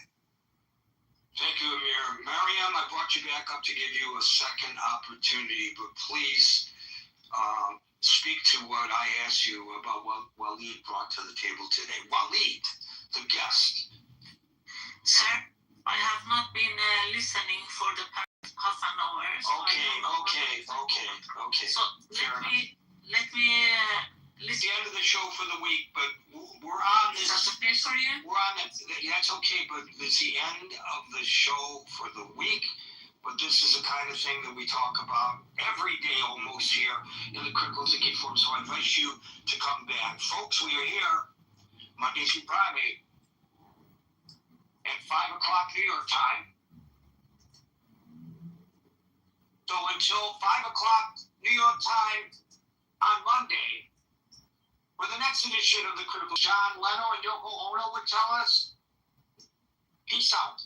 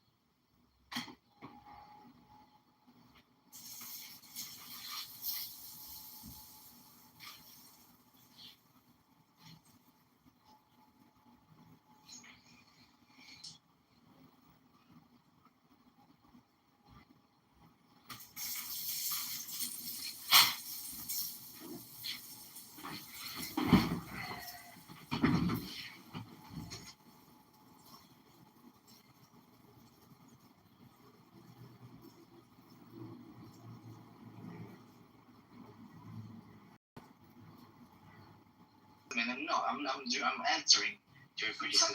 You showed me a video of random kids who had just, every single kid is homeless in Gaza. It's maybe irrelevant to this specific case. Then don't bring it up. It's not irrelevant to education. It's not irrelevant to the education. We're not talking about education now. We're talking about, forget the education part. You took kids that you're responsible for, their safety. You took them into territory that they're not allowed in. Okay. And now, listen, it's not just that you endangered kids. It's not just that you're teaching kids to hate and kill. It's not just that. It's beyond that now. What they've done is they've taken kids to help them to do a provocative event that is about to launch another front. No, that's where I disagree. I don't think it was a provocative take this sitting down. I don't think it was a provocative event. That's what you say. That's what your lefty mind and tell you to say. Adi, you don't know what's happening tonight. There's 15 villages on fire right now. Okay. That's nothing to do with the kids coming. Now you're talking. It's Nakama. You didn't see the WhatsApp group. You're not on it. No. Notice. You get the invite to go burn down villages tonight. Nothing to do with the kids coming there. And then you guys speak, please. Can we just move on? Is that possible? She's insisting talking about it. I didn't talk about it. Adi, I'm just saying. You are guest in her room. You can leave, my friend. No, Adi. If she's talking to me, I will answer. Thank you. Adi, I think you need to get Tan, I don't care. Tell me whether I can or not. Tan, we're having a conversation here, okay? We're in the middle of a conversation. I think Adi really likes when people give agency to people who start attacks that end up spurring wars and lots of people die. So now we took a bunch of kids to do a provocative act in a territory where they did not belong, with no coordination from the army or permission, right? And they did that, they went rogue with children to provoke World War III. And now everyone there's in danger, including you. You are sacrificing your own, these parents zero agency for what they've done. I don't even know how to react to the severity of what they've done here. I have no idea what they've done. Adi, this shit is gonna come to your door, I promise. Adi, this shit you just got Adi. Hiking in Judea and Samaria, provoking World War II. What the fuck? Adi, you said there's a sign you don't cross. They crossed the sign on purpose. I didn't say they should go there. Listen to what I say for God's sake. Adi, you did and listen and analyze what I'm saying. If you have one. And they should not go there. I never say they should. However, they did not go there in order to provoke somebody in his private land. First of all, I don't even know if it's private land. It's something you said, and I didn't see any proof for that. Second, yeah, they were hiking, and maybe not in an area they should, but it's not act of provocation. It's act of hiking. They came there to travel. Adi, you don't think adults that are responsible for them not going to Area A? So I think yes. So they don't get into conflicts with the residents there? I think yes. Okay. So Adi, here's the thing. Here's why it's not in your interest to frame this as a terrorist attack against Jews. Because what the result is going to be, Gaza used to be a problem for you, not anymore. West Bank, not so much, right? You have less problems with the West Bank. Now, many times the West Bank. Okay. Now, you basically given them just like widespread pogroms across the place. And so Adi, because of these... They try to murder us, and I'm talking only West Bank, in 2022. They come to your door and it's legitimate, Adi, because of what they did. What the hell are you thinking? They were trying to murder us for years now. From the West Bank, yeah? No, they weren't. They've been sitting ducks while you guys forced them out of the house. Not true. You have no fucking idea what you're talking about. Read about the 23 wave of terror. You don't have an idea what you're talking about. You guys made the claim that tons of Jews have died this week, and you found 0 Jews that died. So. No, I didn't make this claim. It's norm. It was terror attacks, and Jews were definitely injured, not killed. Yeah, and we're sorry the Jews were not killed. But do you know how many terror attacks there were the other way, though? No, you don't, because you don't get that in your IV of propaganda. Okay, and I'm not claiming to know anything in the Palestinian side. I care about my people. I'm saying it hurts your people when this comes to your fucking door. It's gonna end up on your doorstep. You think you're far When you from say it, that my doorstep, you mean they will do terror attack in Jerusalem and Tel No, Aviv? I'm saying that eventually they're gonna need to protect themselves. How? By attacking my By doorsteps grabbing in guns away from your hands, yes.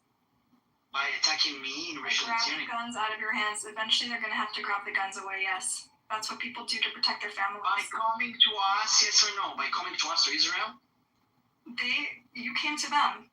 You're in their No, space. I'm asking you. You came to them, and villages have been wiped off the map like the Holocaust. They are living there, yeah. Eddie, where my family's from in Lithuania, there's no Jewish villages left. They've been wiped off the map. That's what they've done in the West Bank. There's dozens and dozens of villages. Look at the map on my PTR, wiped off the map, just like the Holocaust, okay? They went door to door and wiped villages off the map, exactly like the Holocaust, exactly like they did to my family in Lithuania. There's nowhere to return to because of what. Exactly like the Holocaust. Yeah, of course, yeah. You're so dumb, honestly. Maybe it's because you don't have ancestors who were in the Holocaust, but it rings. Maybe if you were talking with your ancestors from the Holocaust, they were ashamed of you by saying that. And I have friends that they have family members in the Holocaust. Yeah, and I was in Poland and see the gas chambers. Yeah, exactly like the West Bank, right? Exactly like the West Bank. Of course, you're right. You know, you can say it's a wrong thing, and I agree. What I mean is wrong thing, it's a wrong thing, without mentioning the Holocaust, like being cholat Shoah. You know what? The Holocaust seeker. I get called a capo every day by the Zionists. Yeah, but when you mention the Holocaust like that, of course, people like to call you a capo. What are you expecting? Adi, what is the practical difference between wiping off villages off of the West Bank and in broad daylight on social media, wherever you can see? The only difference between that and what happened in Lithuania is that was done before social media, and nobody heard about it until lately, until they got a telegram 3 months later.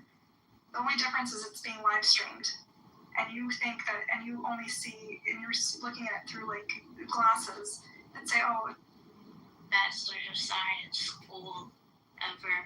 And the sad part, I wondered just to see the conversation of my daughter, 28, soon to be 29. She's had Botox. Mm-hmm. She's dabbled around. She can't afford it, number one, so don't even go there. But what's so sad is that That's what they tell you. Now I will disclose to the room in a non-replay room that I had a couple of Botox. Oh God! But hold on. But it was interesting because one of the things it really helped me with is it's not so much for the looks part, but it helped in keeping my eyes from like drooping on the. What is happening in the West Bank? They're white. They disappeared. Not even close. No, you know what? You are willfully distorting history. Even you know that's not what's happening on the West Bank. So to compare the two, it's like apples and bowling balls. It's not comparable. Okay? You lose credibility by making that comparison. So maybe it's apples to oranges. Let's together. No, it's not. It's apples to bowling balls. All right, Randy. So give me an example. Lose credibility when you say things like that. I have a word for it, Randy. Give me one example, please. Okay. They're not killing children in the West. Israeli soldiers are not killing children. No, they are not. Number two, Palestinians can go anywhere. They can leave. The Jews in the Holocaust would have loved, Anne Frank would have loved to have left. You know, the big crime that you say is that they're destroying towns and people have to leave. Anne Frank would have loved to have left Amsterdam and gone somewhere else. Okay? Some major differences, and you need West Bank. Because it sounds like you're really just shooting from the hip. You know, or why do you feel compelled to slander your own people like this? But you need some real research and thinking about what you're doing when you make these random actions. Why are you taking that? Now. What kind of validation are you seeking? Listen, I need want to validation facts with from you, these Randy. Muslims? My friend, let's go through the facts, okay? Yeah, let's slice and dice it. I'm open to what's happened in the Holocaust is a million times worse than anything that I You're right. ever There's did. always a scale difference. I never said apples to apples. Okay. You know what? Why don't you focus on that scale difference? Randy, let's have a conversation. Scale difference. Randy, my friend, calm down, please. I'm going to read something from ChatGPT about the villages, okay? Buttercup, my friend. Buttercup, my enemy. Okay? You want to call me my enemy? I'm going to have to put you down. You're being really disruptive, honey. All right, so 44 communities have been completely uprooted or forced to leave their homes since October 23. 13 additional communities were partially displaced during the same period. 117 total communities facing full or partial displacement pressures and restricted land access in Area C, according to Amnesty International data. And most of it is because of settler violence, nighttime raids, physical intimidation, outpost expansion. No two genocides are the same, and there are always differences. But of course, there's differences in scale, right? In the Holocaust, 2 years, it's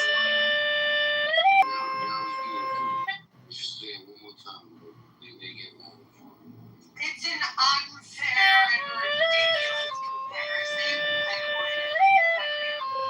I understand, Earl, but I feel that in our 7 degrees of being, it's taboo to compare anything to the Holocaust, and there's many of us, the way we interpret our Judaism and our culture and our shared trauma throughout our lives and in our communities and in our communities, is we see the Holocaust as instructive about man's capacity to hurt people, and it's a warning for the capacity of man to hurt other people, okay? And so many people, including the founding Zionists, saw in the militarization of Israel something that's not familiar to them, to the people who just survived the Holocaust. So I'm not the first person to draw this analogy. I won't be the last. And part of the way we interpret what happened to us during the Holocaust, Pearl, is by learning lessons and being vigilant against this ever happening again. Bring her up, bitch! And we're not saying that person, but similarities would be a betrayal of our heritage and our family history. And you live in U.S., right, Buttercup? What do you say? And you live in U.S., right? Yes. Okay, thank you.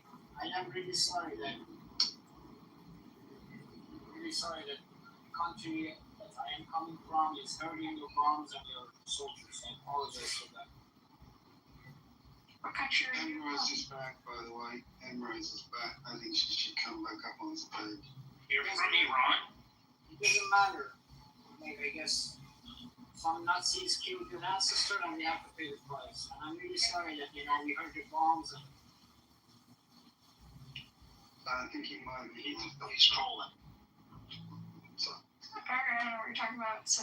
He's saying, why would someone like Randy take it out on Palestinians when they had absolutely nothing to do with the Holocaust? I think that's his comment. But that shouldn't be directed at you because that's not you're arguing exactly against Randy. You're saying we should treat the Holocaust as a lesson for all people. Never again applies to all people.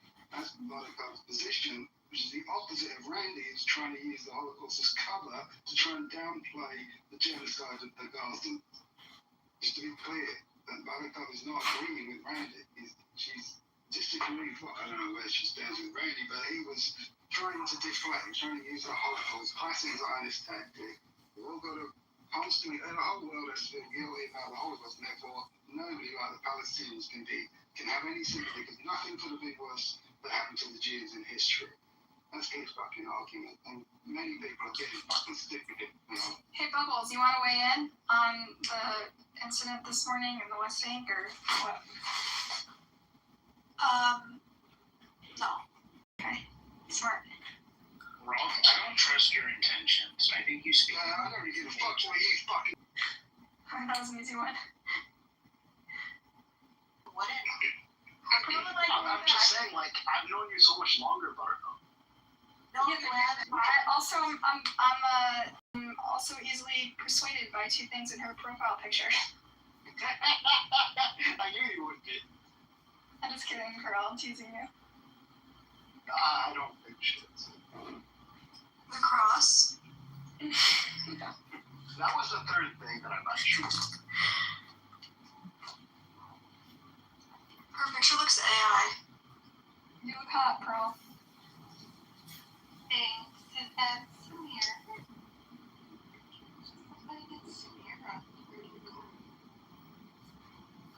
I didn't see him. What happened at the West Bank today?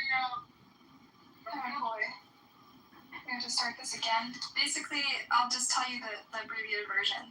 A bunch of settlers brought their teenagers on a hike through Area A, area that they're illegal to cross into. Although sometimes it does happen with Army coordination if they're going for a particular purpose, but that wasn't the case here. They just went there willy-nilly into restricted territory, crossed over into someone's property. The guy, an unarmed farmer, there was a confrontation with some unarmed farmers, a Palestinian farmer who was unarmed, and then some settlement security guard joined in with a gun, and they started hitting. There's a scuffle, and the Palestinian farmer tried to take the gun out of his hand to protect his property, and one guy who had pointed the gun at him turned out to be like a big, famous, notorious terrorist, got shot and died. And that's what went all over Israeli newspapers and TV. Everyone's like, oh, there's a terror attack in the West Bank and a Jew died. What actually happened is 4 Palestinians were shot in the fallout. Our soldiers showed up. There's videos all over the internet about it.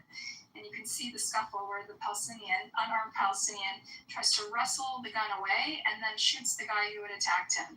And because of that, Adi and others here are saying it's a terror attack against Jews. A guy that wrestled a gun out of his assailant's hands and then shot him.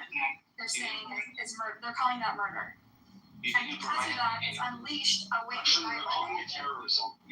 She didn't provide any proof. It's actually private property. She's just saying that. But even if it was public property, to wrestle a gun out of your assailant's hand and then shoot them is completely okay. I think Shadow, it was not only the guy with the gun fighting. He was an assailant. Again, the Palestinian terrorist is the one shot first. Yeah, he shot the assailant who had a gun with his own gun. He shot the assailant with his own gun. I don't know. In action films, when you see the person being chased by the perpetrator, and they need to like be a hero and save themselves, they turn the perpetrator's gun on themselves. That's exactly how you save yourself, right, Dundee? It was Do you on the watch any ground. action movies like where like you have to like escape like bad guys? That's what you do. You wrestle the gun away like a hero, and then you turn it on the perpetrator. That's how you save your life. If he was not hijacking, not taking the gun, no other gun was pointed at. The fact that an Arab. By the way, the number we did is not 4, it's 6. We killed 6 people. Because afterwards there were rampages and 2 more people died or something, right? Anyway, so now, Mohammed, all over the West Bank, like 15 villages are on fire. There's been like a mass organization among these settlers to like burn down Palestinian villages in retaliation for what they consider to be a terrorist attack, which in fact was a guy wrestling a gun from a perpetrator and then turning the gun on the perpetrator. But Adi, we've been fighting with Adi all morning because he still thinks that this is a cold-blooded murder.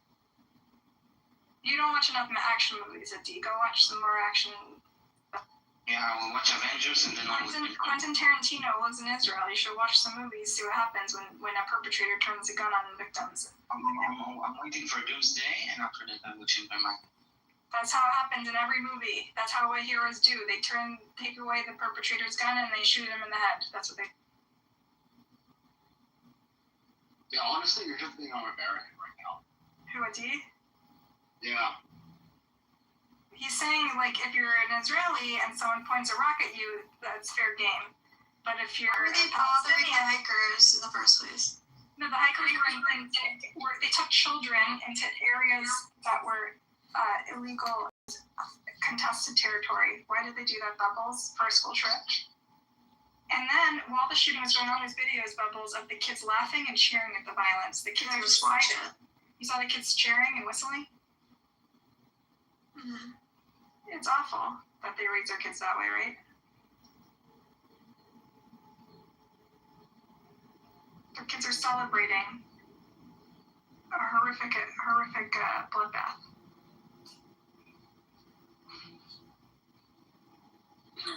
But the most responsible are the parents that dragged them into that situation and is now going to set off like a whole... These are weird settler kids in this video. These are not regular Israeli kids, I would say. No shit. These are settlers, but they're terrorist settlers. They took kids, not the teenagers, right? Like not the hilltop youth. These are children who are in school, adults who are responsible for, who took them into this contested territory on purpose for a leisurely hike. And then when they encountered an unarmed farmer and a scuffle ensued, they tried to shoot the farmer, and the farmer turned the gun on the perpetrator. Yeah, we need more information about that. He was not unarmed. The moment he took the rifle, he's armed. That's how you fend off a perpetrator, you fucking dumbass. You shoot them in the head. That's what you do when someone's trying to kill you. You don't know empathy? What do you learn in the army? You did basic training. What do they tell you to do if a terrorist attacks you? Do you take their gun away and shoot them in the head, or do you let them live? The moment he took the rifle, he's not unarmed. It's not like he's in handcuffs. You guys shoot handcuff people. This guy is attacking him, and he tried to assault him with a gun. Yes, you're allowed to shoot someone who's actively assaulting with a gun. After he took the gun from the other guy, and he was on the ground, by the way, he was not need to shoot. I know, we should have taken his gun and give it back to him so he can shoot. Do your soldiers shoot people in cold blood that are handcuffed? Take the gun from the first place. Yes, there's a famous case. Adi, who's that guy who there's a lot of protests because he's like the one Israeli soldier who was like arrested for shooting a handcuffed Palestinian detainee? Even Azai was not handcuffed. Yeah. But people are very upset that he's been arrested. Again, you're not telling the story. We're trying to liberate. It's become a political touch point. He was not handcuffed. He was neutralized on the ground, and he shot him. He shot a neutralized guy. So it's the same thing, same situation, right? No. No, it's better or worse what he did? Who did a worse crime? The guy who was an unarmed farmer, or the guy who was a soldier shooting a neutralized terrorist on the ground? Properly so. He was Nietzsche. Should not take the law in prison. What's happened today is a Palestinian terrorist taking a gun. You're not a terrorist if you come unarmed, Adi. The moment he decided to shoot. The problem with people like this, they would never ever admit that they did anything wrong. It's always the other people's fault. Listen, anyone who's outside the situation, they would never look in the mirror and say, maybe something is not okay. Isn't that right? Okay, so Bubbles is like half American. Because just in this conversation today, they can't compute, right? Their brains can't compute. It's obvious to everyone except them. Out of their ass, of course. You're an Arab from Iraq. Sorry. That's what you know to do. Talking out of your ass. I mean, I don't think that you can grab a gun out of the security personnel's hand and shoot. He was being hit on the head with the gun, Bubbles. That's not what the guy was a terrorist. He's a well-known terrorist. Grabbed the gun away that he's being hit with. He was not just a tackler. Yeah, because he was being rowdy and trying to yell at the guy. He was responsible for the security of the.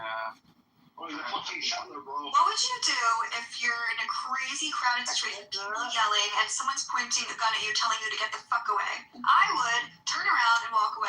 That's not what these people did. That's not what's happening. Bubbles, it's not, they trespass on his property. No, this not the guy who shot people's property. Of course, she's. Yes, the farmer. That's not the one who took the gun. The one who took the gun is a farmer, and whose property it is. She didn't was being hit by some random security guard and a bunch of kids. No, that's not the. I just watched the video of it. But she didn't provide anything. It's a private property, and she tells you that like it's a fact. I'm not reading that it has anything to do with the property. It was near a mosque. Can someone post the link in the chat of the video, please?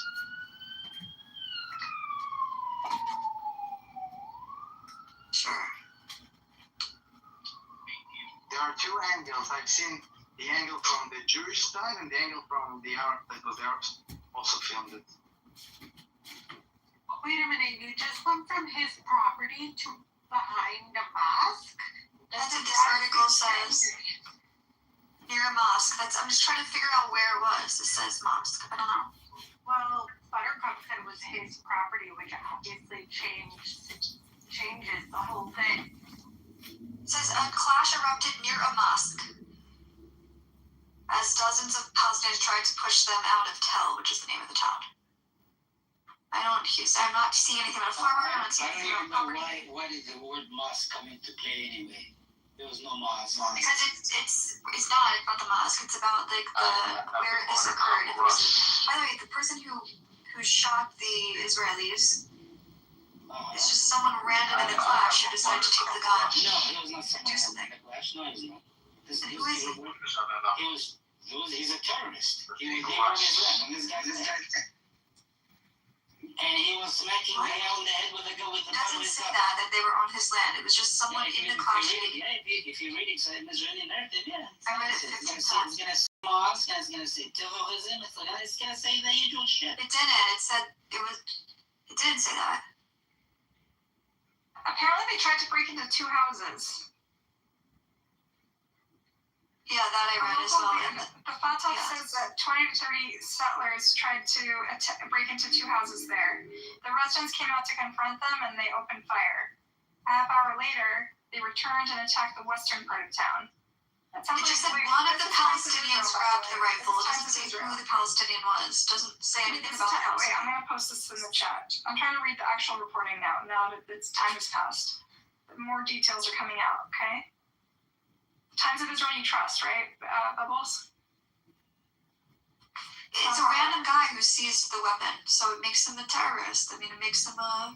No, okay, listen, you never watched a movie where there's an assailant, so what do you do with an assailant? You turn their gun on themselves, you wrestle Not them. assailant. I'm sure they were yelling at them to get away and disperse, and they didn't. Just yell at them all to Bubbles, leave you to didn't go know away. that they pour gasoline on babies? You didn't know that? I'm talking about this specific situation where there was a group of very rowdy people and 2 guys with guns trying to tell them to go away. One of the random rowdy people took the gun and shot the guy. Do that. Just go away. No, that's not what happened.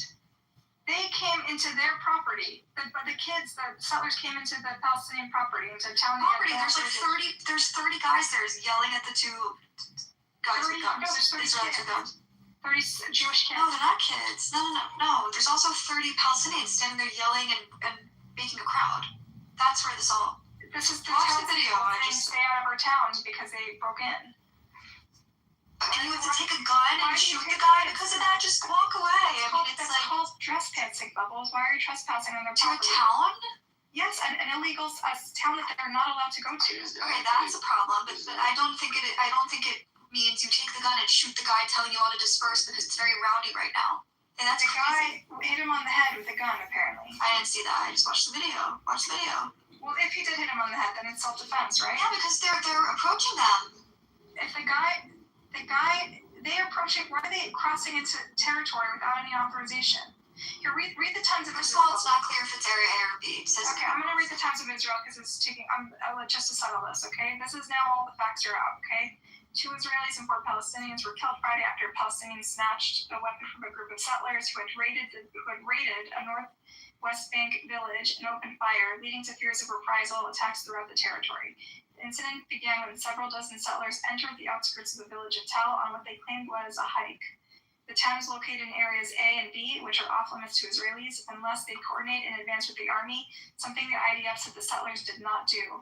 After illegal entry by the Israeli group, including armed men and minors, a clash erupted near a mosque as dozens of local Palestinians tried to push them out of Tel. So they're in this town illegally, right? Assam Saifi, a local leader in the Palestinian Fatah party, tells Tel that he got in a call that 25 to 30 settlers initially attacked the eastern area of Tel and tried to break into 2 houses there.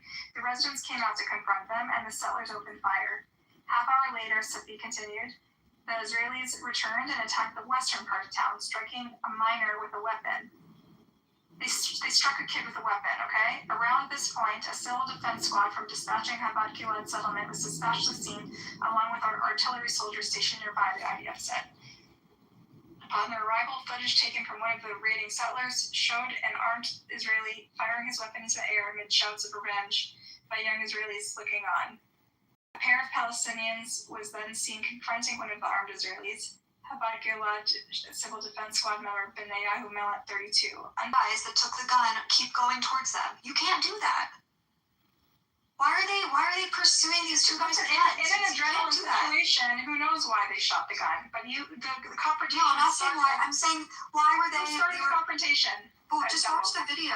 They were pushing into them. Their guys armed people to barge into a town and try to break into. No, but I also don't think it's wrong.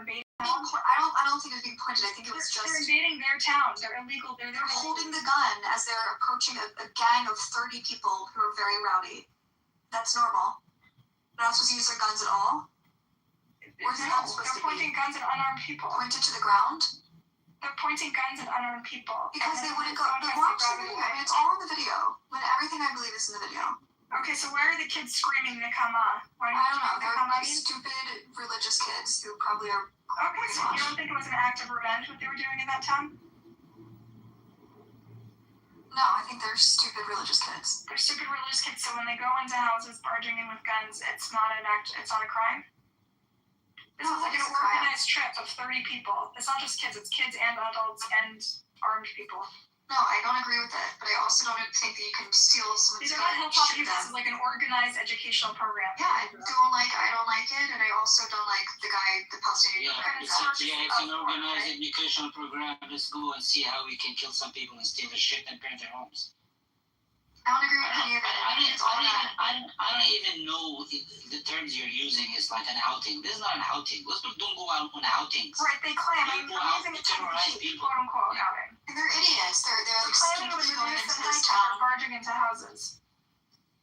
I don't think it's any of it. I think it's all bad. Into houses when you're on the hike? It's both bad. It's all bad. But who's the perpetrator? Who started it?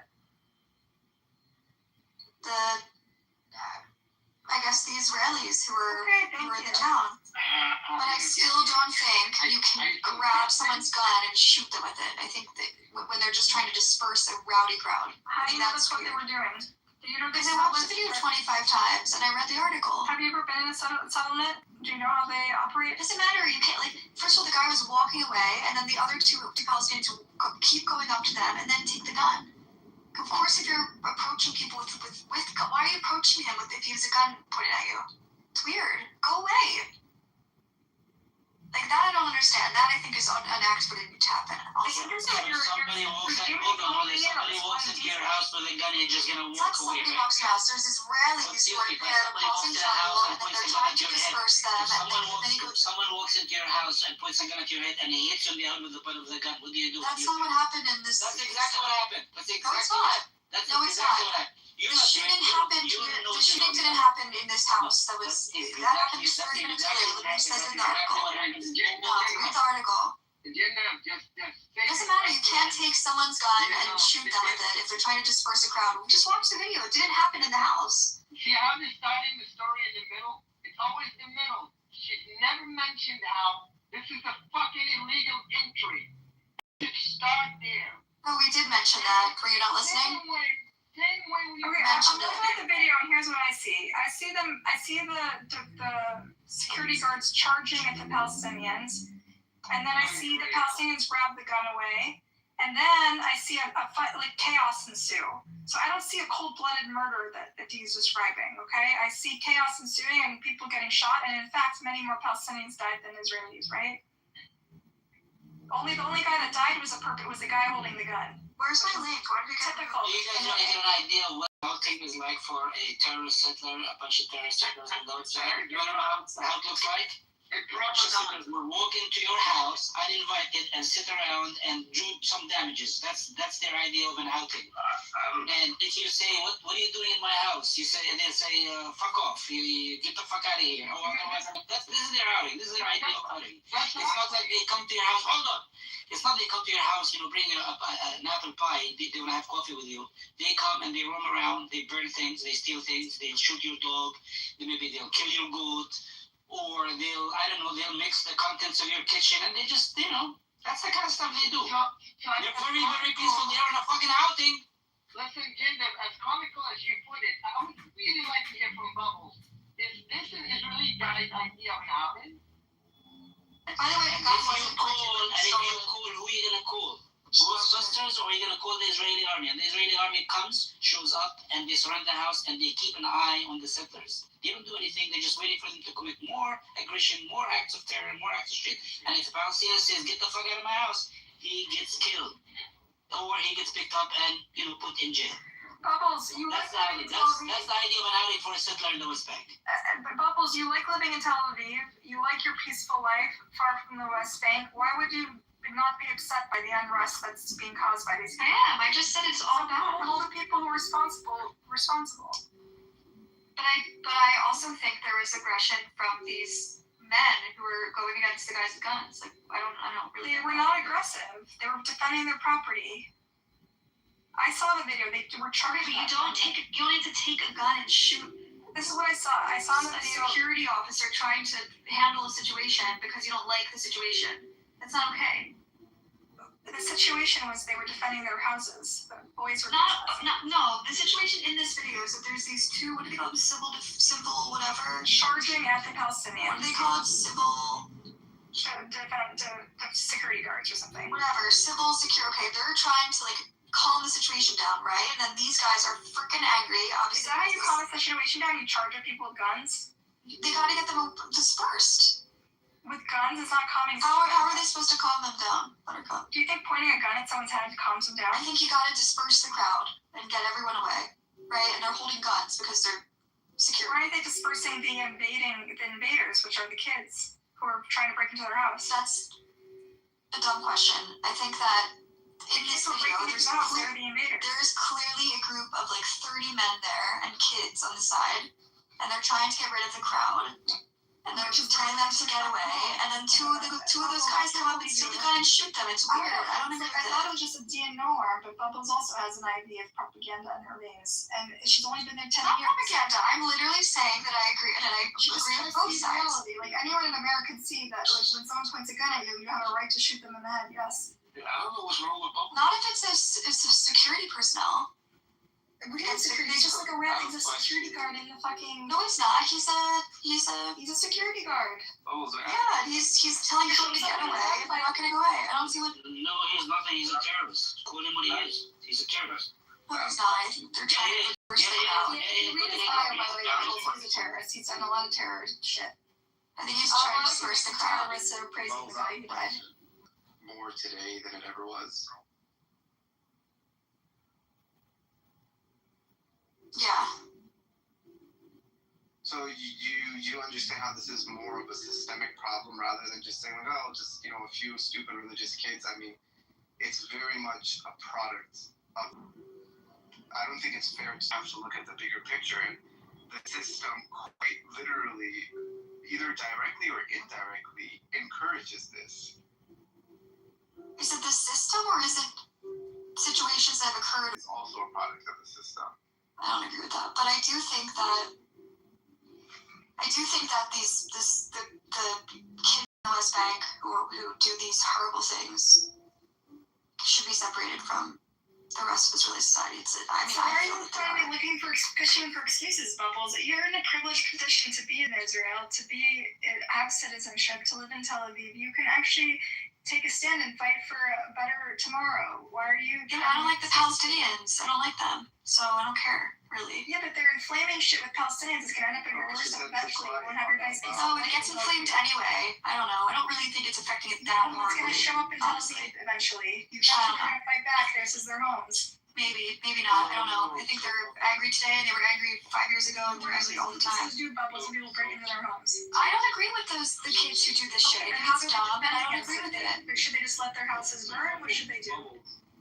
What do you think of the Palestinians who live in Israel that we all call Israel? They're not Palestinians. Why aren't they Palestinians? Oh my God. They're Israeli Arabs. What's the difference? Bubbles, don't get hung up on fucking activities. No, I'm curious. What's the difference? I don't want to get hung up on it. I just think they're citizens, so it's different. They benefit from Israeli society. Okay, the They're members of Israeli society. really are soulmates. You're gonna get hung up on semantics. I don't think Bubbles is really hung up on Maybe they live a relatively more normal life than people in the West Bank, regardless of the fact that they're both Palestinians. Okay, what's your point, Wade? My point I know. My cousin is an Israeli Arab and I'm a Palestinian. I know. Yeah, exactly. Good point. No, he's playing semantics, Joe. He's playing semantics.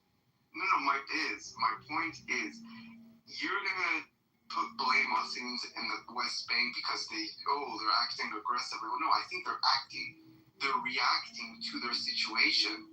But if you look at Palestinians and who you call Israeli Arabs, their situation is a lot different. And if you can't recognize that there's a astronomical difference, and not to say that life for the 1948 Palestinians is perfect, but if you're going to compare, I think you cannot just ignore the difference in their situation.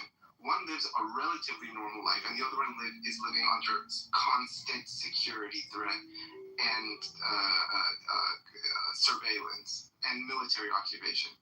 I don't think you can. There's no military occupation in Area A. There you go. There's a current What do you area. say? What do you say to someone like this? What do you Of say? course, the experience is different. Of course, and I don't agree with these people, these crazy people living in the West Bank who are creating chaos there. I don't agree with it. I don't know what you want to say. And you But I just still don't trust. I don't trust the Palestinians. No. There's no occupation. There's no military, whatever he said there. There's no military. Are Jews allowed to walk in there? Yes, yeah. I mean, I don't know where we're still hung up with this. I already told you I don't agree with it. I don't know what you want me to say more. I think it was idiotic and stupid and deadly, provocative, and I don't agree with it. I mean, and deadly. But I also think you can't steal the gun of someone who's trying to disperse a crowd. I agree with both sides. Why? What happened to you, Bubbles? You like your life, stand up both sides. Why can't we play both sides? Kids in Israel, you want it to be safe for you? Then don't attack a nation that's trapped. They're sitting ducks. I just watched the video, guys. So those security guys, is it like Palestinians know those are security, or is there a way to know that those are security, those are not settlers? They're settlers and security. They're both. I understand. So I think Bob's point is that those security guys, they just wanted to be terrorists because it's their job. It's a weird distinction she's making. No, but Palestinians, can they distinguish that those are security? No, and that's part of the problem in this situation too. So how do Palestinians know that those people who point the gun at them, they are not settlers, they are security? And there were also people in the group who had guns too, right? So the question is that if Palestinians don't know that person who's pointing the gun at their head is a settler or security, so why should they? There were people in uniform there. No, I know, but in the videos that I watched, that person who pulled the gun was not the. Yeah, people who shoot, they were in regular clothes. Bubbles.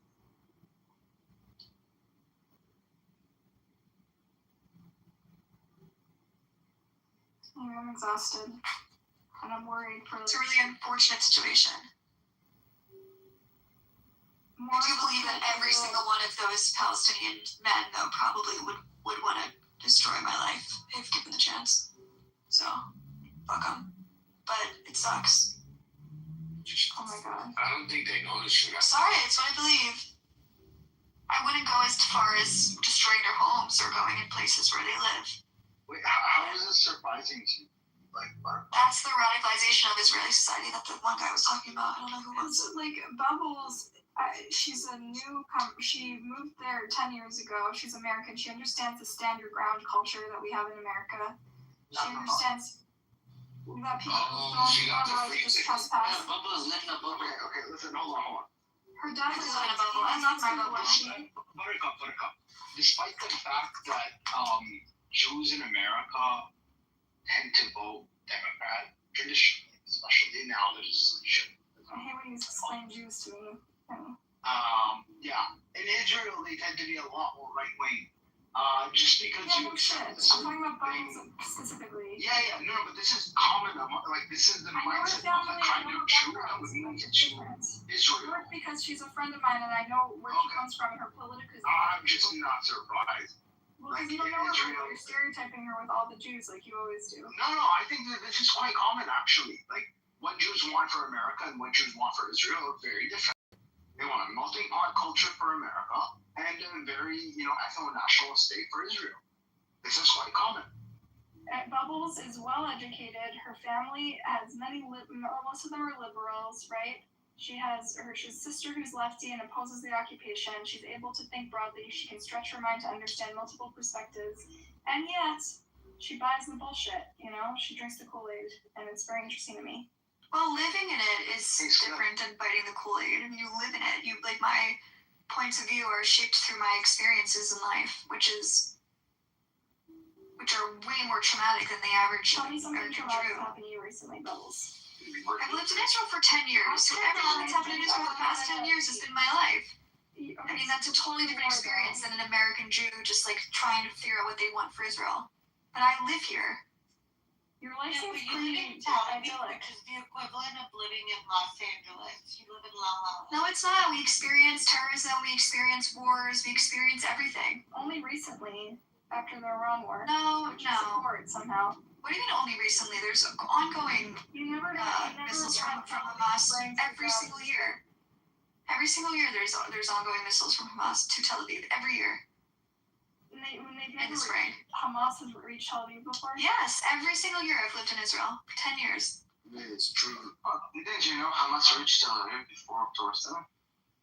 Absolutely. Did they ever actually reach there, or they were intercepted before? Yes. What do you mean? Did they reach where they intercepted? That's more traumatic than a New York Jew getting on a subway. In 2012, rockets hit my city, Rishon LeZion, and hit a building from Gaza. Okay, listen, I agree with you. It is a tough place to live. But it shapes your point of view, and that's why, the one guy here says it's radicalized for systematic reasons. I think it's radicalized because of lived through experiences, or both. Bubbles, I also see you as listen, you're a person who wants to serve in the army, and yet you're not interested in anything. You're kind of blasé about things that make things worse, and don't do anything to be worse and more violent. I'm not shrugging my shoulders. I don't agree with it. Yeah, but you also don't give a shit because you've already stereotyped the people they attacked as hating you.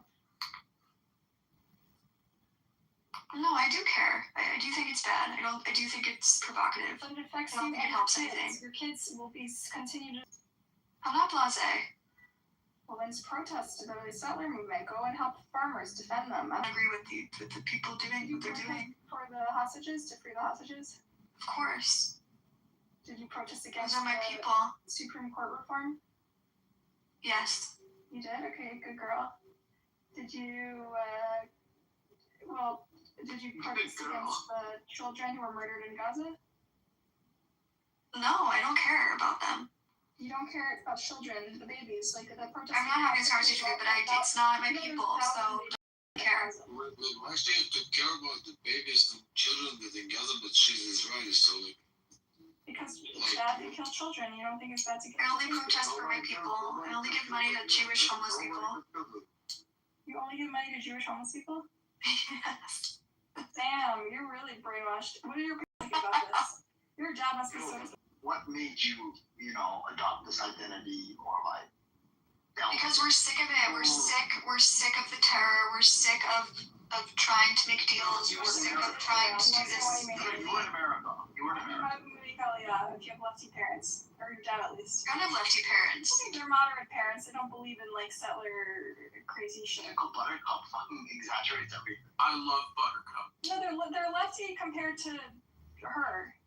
Well, they're not communist. Only half of my families. Buttercup, I don't really want to share the politics of my family with you're right. the people I don't know. It's Okay. The specific version is, I have a sister who made Aliyah, who reminds me of Bubbles. Bubbles has an older sister who's critical of the occupation, who reminds her of me, and that's why we're friends. We find these insurmountable differences, Yeah. Well, what can you do? What's the topic of discussion? A cottage. I want to know why Babas have pictures of so many cottages. Because it was the best day of my week.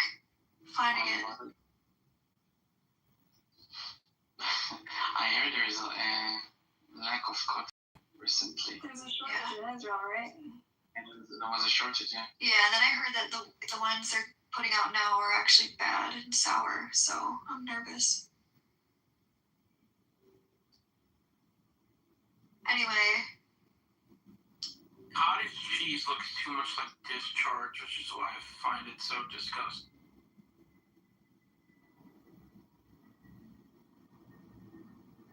Anyway,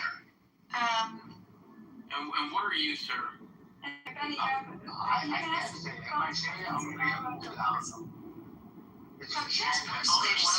about the politics of my family and then As a matter of fact, I want you family members' things. As a matter of fact, I want you to repeat to everyone in this room what you just fucking called. A beater. What? He called me He's a beater. A beater? Beater. Oh, that's not nice. You have to go down now because that's racist. Okay, but I'm a sandbagger. Okay, you're going down. Yeah, but get him! God, that was so awesome. Hurry and fast roll. Benny, in 5 minutes after timeout, you can come back up. Man, that was so cool. Buttercup coming to my defense, man. Who is this, Goo? Yes. You're like a Latino, that's why you call me like that? You're just going down because you're Goo. No! Goo. Ah! I heard like a yell on the way down.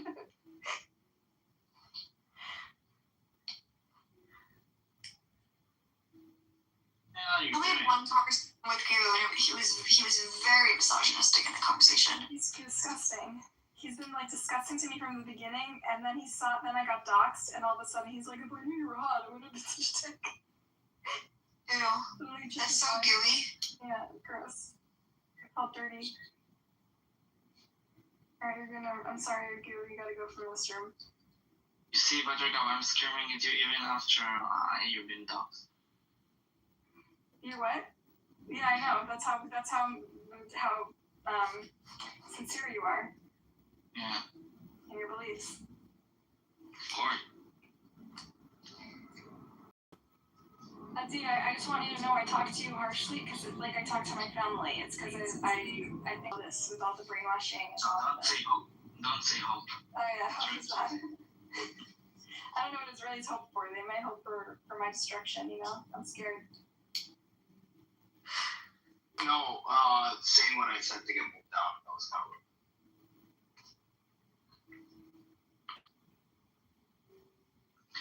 Greater Rome? Yeah. Why? It's the dream. I thought the dream is to make the greater Syria. Well, I'm willing to accept being subjugated to Greater Rome. Fuck Rome. Burn down the temple again, baby. Come on. I were in the... Did you fast for the, what's it called? Tisha B'Av? Yeah. No, I didn't fast. Why not, man? Because I'm not religious. But still, fuck Rome. I don't need to fast in order to hate the Rome. Fuck Rome. You think you're gonna win this time?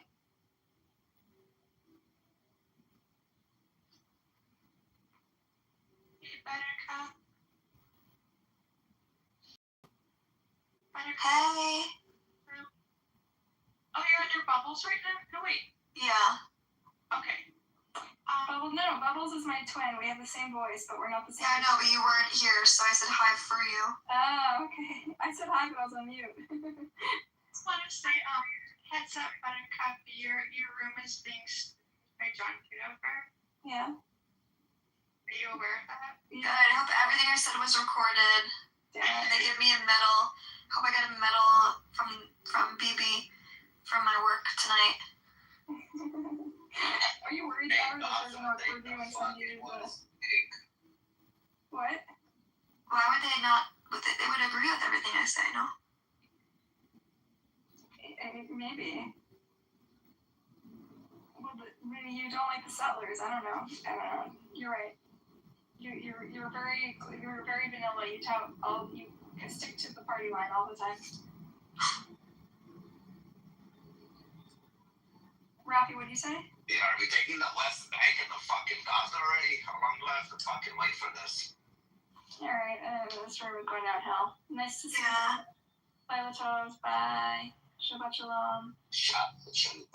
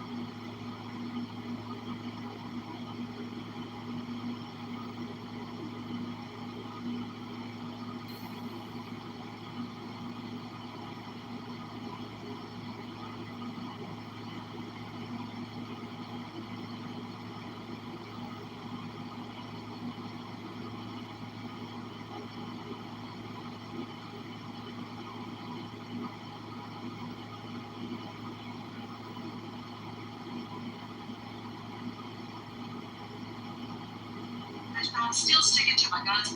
I don't see any where people don't want to be around these vulgar ass weird people. Here's a left-wing person that finally did one Reese Waters did a take on it. Hello? Did you not hear me fucking talking? Let me go on mute, yo. I swear to God. I heard you, the whole token kind of came on housing here. Why do you care about conservative versus liberal when we're talking about people fucking disrespecting each other? Are you slow? Well, it's insane to disrespect somebody. Bro, it has nothing to do with conservative or liberal. Most of the people walking around disrespecting people are liberals. You're not ready to talk about that, are you? This woman disrespected Shine love, shine love. and then another grown man on camera. And she got charged with disrespecting this grown man on I camera. don't think you should get charged for disrespecting somebody. Like that's what I'm saying. Like, You know what the charge was? a disorderly conduct. I heard it. Was it disorderly conduct or disturbing the peace? Disorderly conduct. Was she acting in a disorderly manner? That's not what a disorderly conduct charge is. Let's look up disorderly conduct. What state was this in? Minnesota or New York? That's like going to jail for cursing. You can't get charged for cursing. You only get charged for cursing loudly. Whoever does any of the following in a public or private place, including on a school bus, knowing or having reasonable grounds to know. What?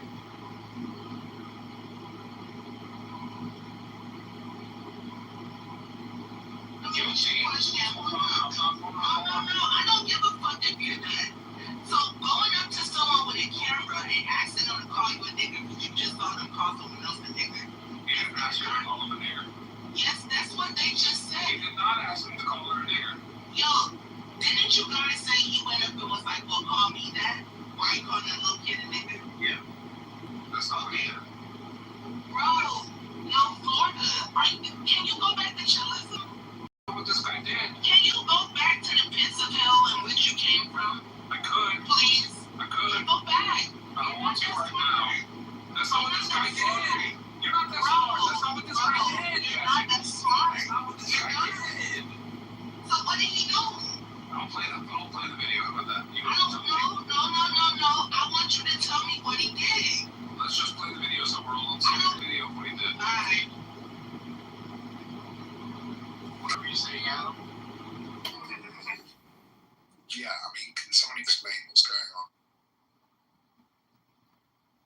By the way, I want you to know, dumbass fucking liberals, Did he pull the child in the dumbass He acts like he gives a fuck when Florida uses the N-word. Did you just hear him say, why don't you say it to me? He said, why don't you have the balls to say it again? Dumbass nigga. He said, why don't you have the balls to say it He's again? alarming her and making her agitated. By making her repeat something. Listen. He was alarming her. Listen, that's why the charges were dropped. That's why the charges were dropped, bitch. Against the kid, not against it don't fucking, it was dropped in general, bitch. She was because she did not act in a disorderly way. She did act in a disorderly way. You know what? This whole he's walking up to the bitch with a camera and trying to make her reenact something she already did. That's why the charges were dropped. Dumb fuck. Dumbass.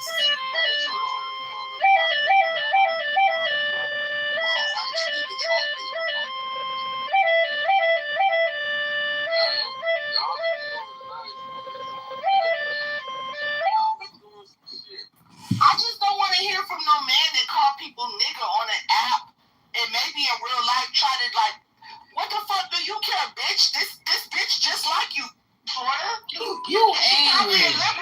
She probably You angry. I can't argue with you. She probably hates Donald Trump too, just like you.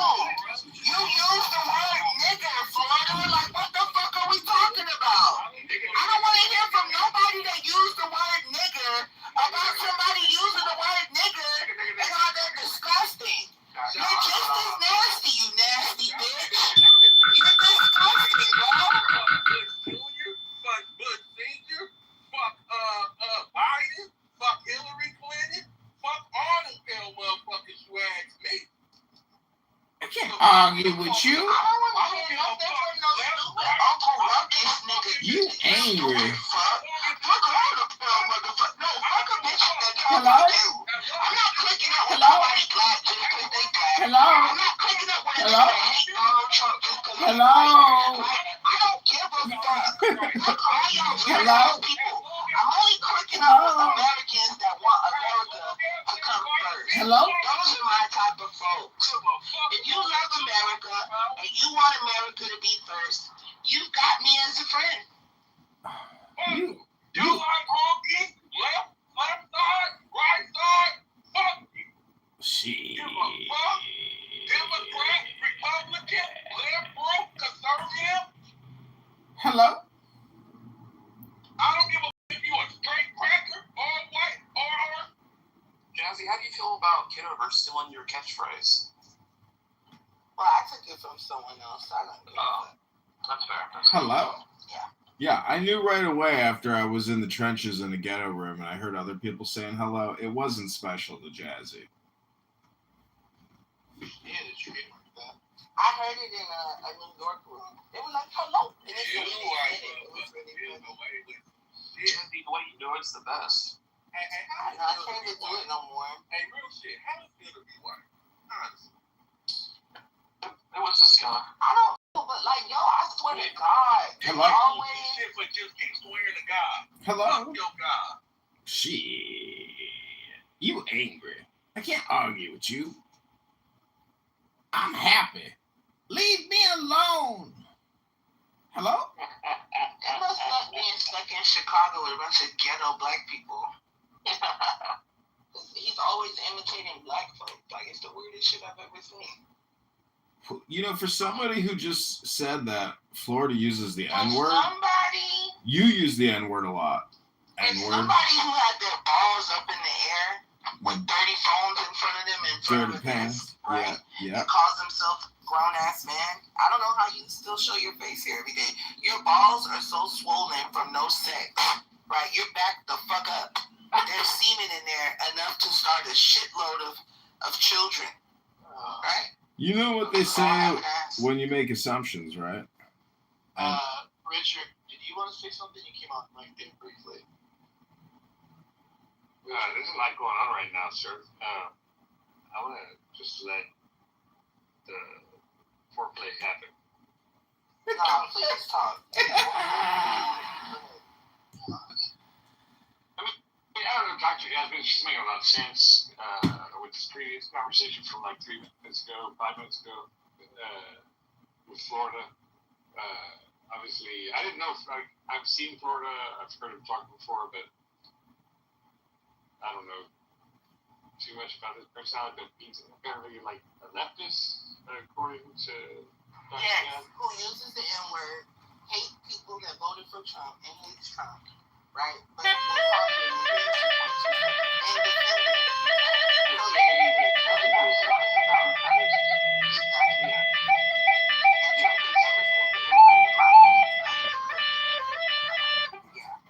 Did you watch the Trump Correspondents' Dinner?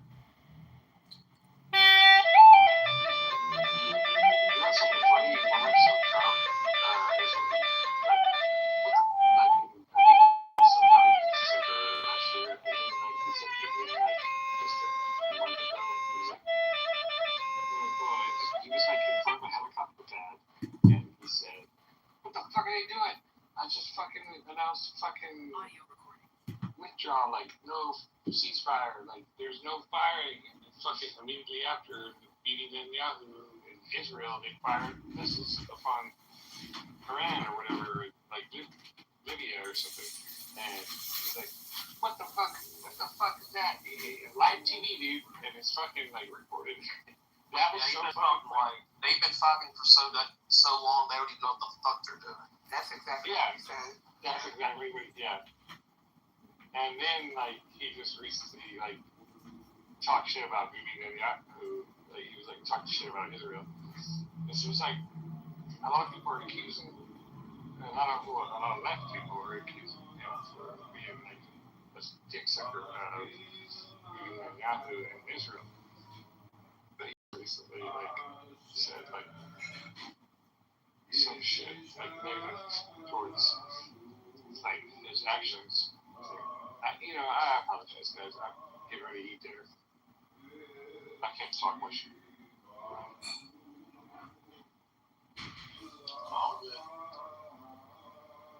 Yeah, this lawyer, though, is funny. He's sounding off, going on and on and on, and then when he leaves, the people are like, "Did you smell it on his breath? Was he sober? I think he's drunk." He did kind of lose.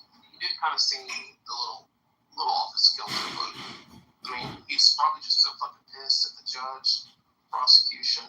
He kept saying, "Get rid of this woke bullshit. You people are the problem. The media right here. You won't print it." He went off. Yeah, what everybody's saying is like he was like fighting the defense and the judge. Like that's how it was like a battle between his group and their group. You know what I mean? Like that doesn't like it was abnormally weird the whole trial, I guess. Judge won't even let him file or record his, what do you call it, objections. You have to record it during their breaks. She wouldn't let him do that, like basic stuff.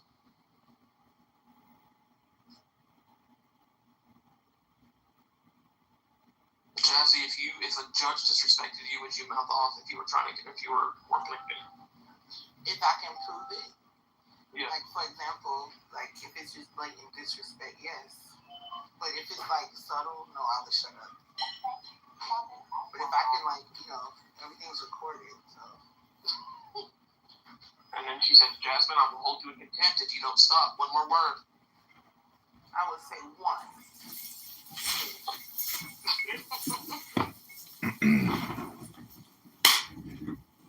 I just want to say that this woman, Shiloh, they wasted her time. They wasted the court's resources. Those woke faggots executed. Get rid of pieces of shit like this from our midst. Send them back. Shiloh should Goodbye. be getting rid of too. She's just on another level of Really? I don't think she should have went to court at all. But I'm glad it was exposed that she calls little black boys the N-word. Yeah, Shiloh. She's not. But I can't help it. I mean, she's one of those women that like you find attractive, but you're mad at yourself for finding her attractive because she's like white trash, you know? And it's like you can tell she's white trash, but there's still like an angle that I don't know. It's hard to explain. Yeah, she's hot. I get it. Listen, unfortunately, you can be a piece of shit and be attractive like this. It looks good. It's actually very comedy. You see, Shiloh accurately diagnosed the piece of shit filming her. He is an N-word, and Shiloh was in the right. And the fact that the court is now censoring people, calling pieces of shit what they are. Hello? Go look at my underwear photo, fat ass. Go look at my underwear yoga photo, fat pig. Go look at my underwear photo, fat pig trash. Fat pig trash giggle, what? Projection mirror says what, fat fuck? Fat fuck, what? Hello, fat ass? I mean, who calls a child? Something like that. Even if they put still fingers. I mean, maybe I'm Yeah, you're wrong, dude. When somebody kills somebody, when somebody commits an act of violence, that's breaking the law. Calling somebody a derogatory term is not breaking people. It doesn't matter if it's unethical or moral. It's not illegal. So fat pieces of shit who are sensitive about an N-word but don't give a shit about the crime problem in this country, don't give a shit about the rapes, the murder, the harassment, the abuse, the never-ending homeless cocksuckers on the trains lighting people on fire, slicing their fucking throats. They don't give a fuck about the crime. They're more concerned about sensitivities and getting called an N-word. Hello? Hello? No, dude, I don't randomly tap my phone to film the fucker, to put him on social media blast, to get my social equity justice on the internet. I try to avoid violence. Unlike fat fucking piece of trash loudmouth cunts out of Florida and their drug dealers in Baltimore, fuck that fat piece of shit loudmouth cunt fucking pig bitch.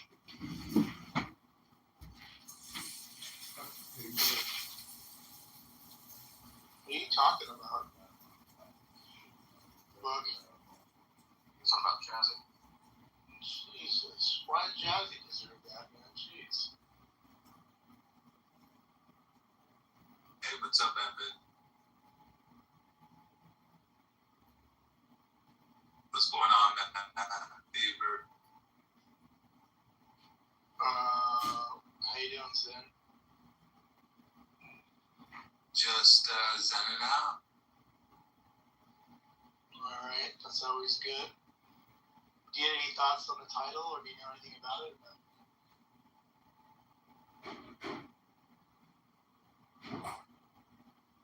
All I know, it seems like it's free speech restrictions.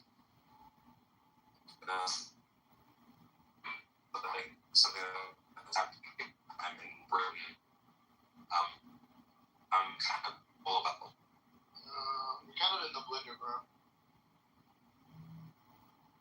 How you doing, AP?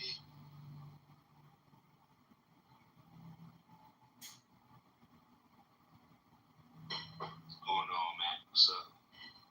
Just chilling. It's a Friday night. Hanging out with all the crazies on Clubhouse, you know, the usual. Yeah, right about that.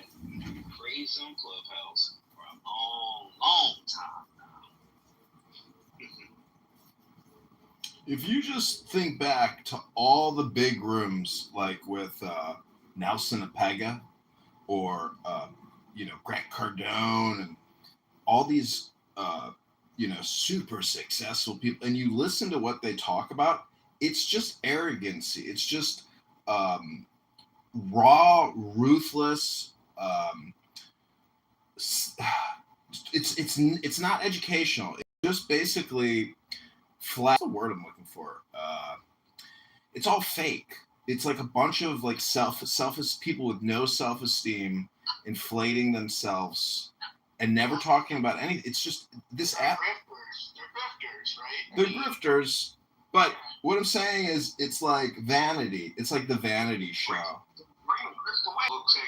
Grant's on a different app. He's on the other social audio app a lot right now. Oh, really? Wow.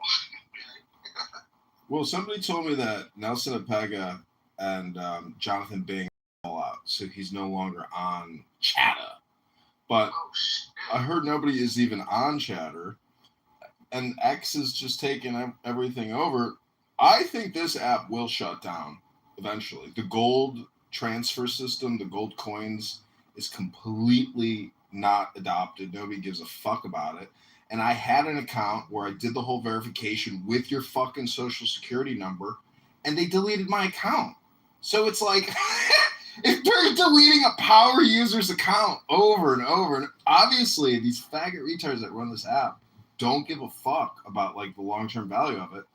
And whoever the billionaire, primary investor is, he's unaware of what these faggot retards do on this app. This is just like another cool little logo in his portfolio of investments. So I think this app will shut down. Yeah. I'm with you on that. I mean, one day you just wake up. Yeah. I guess I better stop paying for this shit. As soon as you said that shit, let me go ahead and cancel that shit. God damn. Tomorrow, AP, you'll wake up and it won't even be there anymore. Yeah, but see, AP. You know what, does anybody remember the clown? The clown? Yeah, early on Clubhouse. John Kitover? Edmund Dakin? Yeah, the clown. Yeah, the clown. He had the clown face on his fucking profile. You remember that? Nah, I don't know who you're talking about. LinkedIn. Oh, yeah. Oh, yeah. Yep, that's exactly the name right there. He croaked. He did. Oh, he's dead. Whoa, shit, I had no idea. But see, AP, why do you pay for Plus? Do you want to see who looked at your profile? Like, what do you use your Plus for? Well, they just, I don't know, they started a couple years ago. I don't know how long ago they started. But yeah, pretty much. Because when you spoke, I'm getting rid of it. Well, see, I use Anonymous to go into rooms that I'm blocked from to live stream that room onto other platforms. So it has value to me. But if I'm the only one using it to basically re-platform content, well, how can I, if I'm the only one doing it, their product is worthless. Like, there's just, it can't support the amount of data transfer and cloud they have to buy to fucking facilitate nonstop conference calls around the fucking planet. Lots of people sucking up all this fucking bandwidth, no advertisements, not enough profit. Like, this thing is shrinking.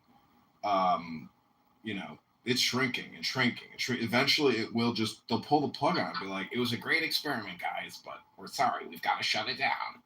Yeah. Any moment. Right. Let's get back on topic. I suspect the people on stage that might have a little disagreement with the title, but AP, I don't know if you want to take a shot at it. All opinions are welcomed. I won't be judgmental, but that seemed to make a certain group of people portrayed a certain way. But I don't know if anybody wants to take it, but go for it. I won't boot you. Maybe. Everybody's thinking about it. I don't know.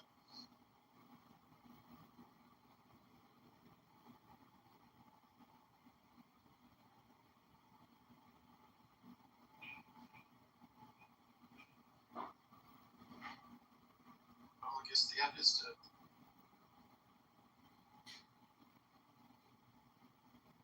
What did you say? Guess the app is dead. Yeah.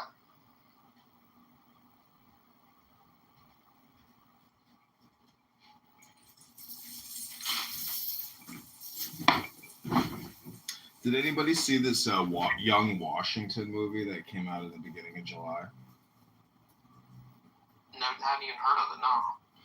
It's a great movie, and historically, Washington was trying to become a British officer, according to the movie, and he slaughtered and killed all these French in order to fulfill his ambition. And then it's such a crazy twist of fate that we're battling the French, slaughtering them in these, French-Indian wars or whatever. And then we turn on the British, and then the French forgive us and arm us to the teeth to fucking kill the British. So it's like, I don't know, it's just a good movie. It's good battles, good actors, a lot of blood. And it kind of shows you maybe who George Washington was. I think there's probably a lot they leave out.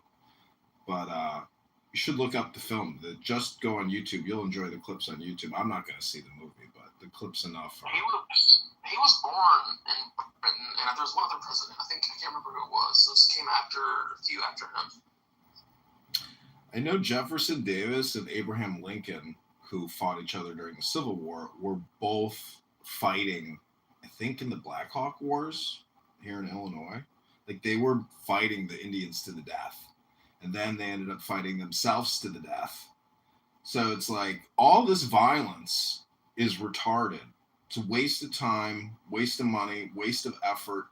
And when you don't do guerrilla warfare and you do this lineup bullshit, this gentlemanly war bullshit where you're like, present arms, look, fire. I mean, people did gentlemanly murder, and they died themselves. Like, if you were a fighter, wouldn't you be a guerrilla fighter, running through fucking ravines and doing sneak attacks, never meeting the enemy in open battle?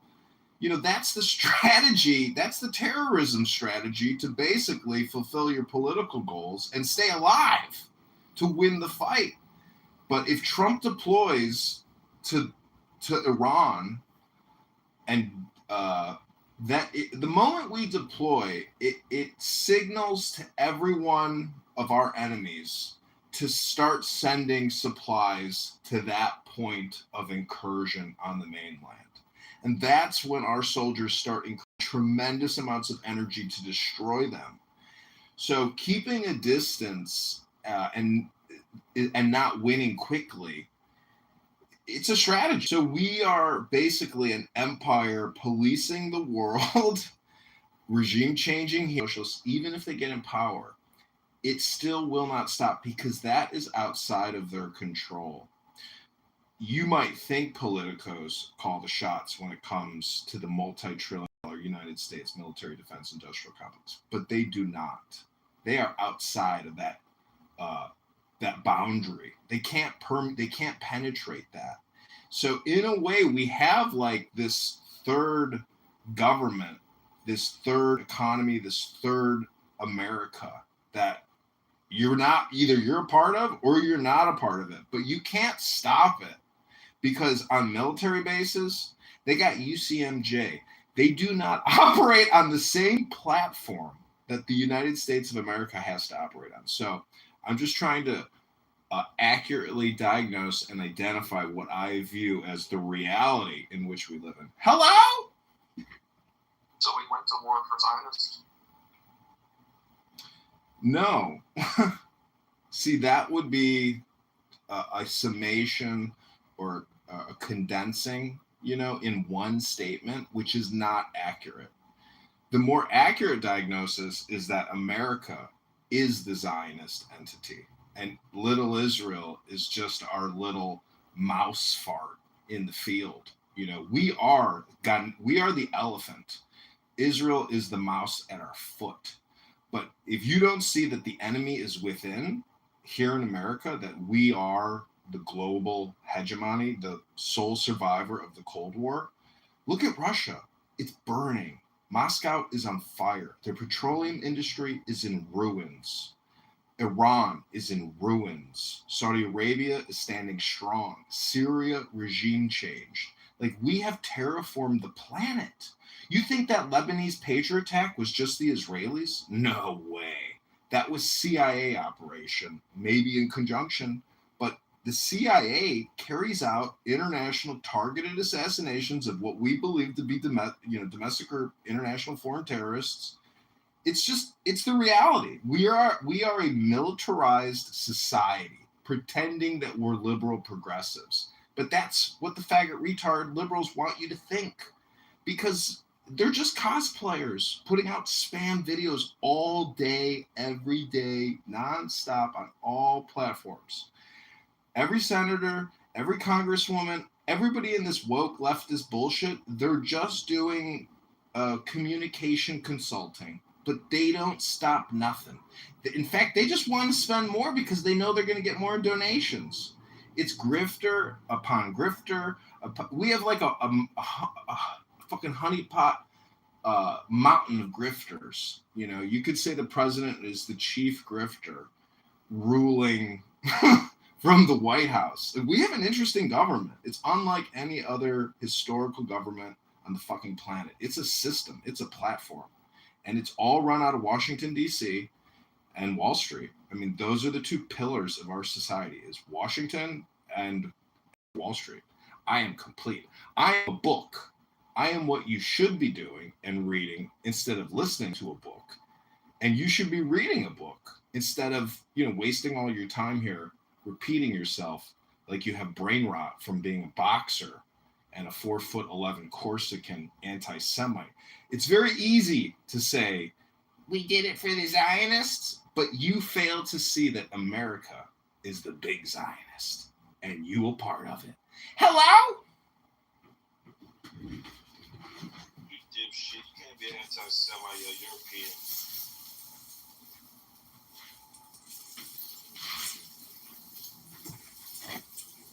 This anti-Semitic, low IQ piece of street trash attacks innocent people in the street. How you don't know that he was a pedophile? You're a fucking moron. You attacked an innocent person.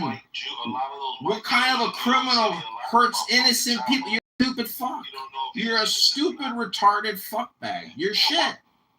Norm said he shut up. You're supposed to meet up and fight him, but you never shut up. He called you a coward. Norm's a bitch just like you. Norm would never meet up with me because he know I'll knock his teeth out of his mouth like I did Yusuf Haddad, the other fake Jewish faggot nigga from Israel. They have videos of you knocking his teeth out of his mouth. Just like I would do to Norm. That guy was on the app? No, he's in Israel. He's fake, his famous Israeli. Yo, your room in shadow band. Israel that comes to New York. There really be a shadow band. Are you being serious? I definitely did not see it in the hallway.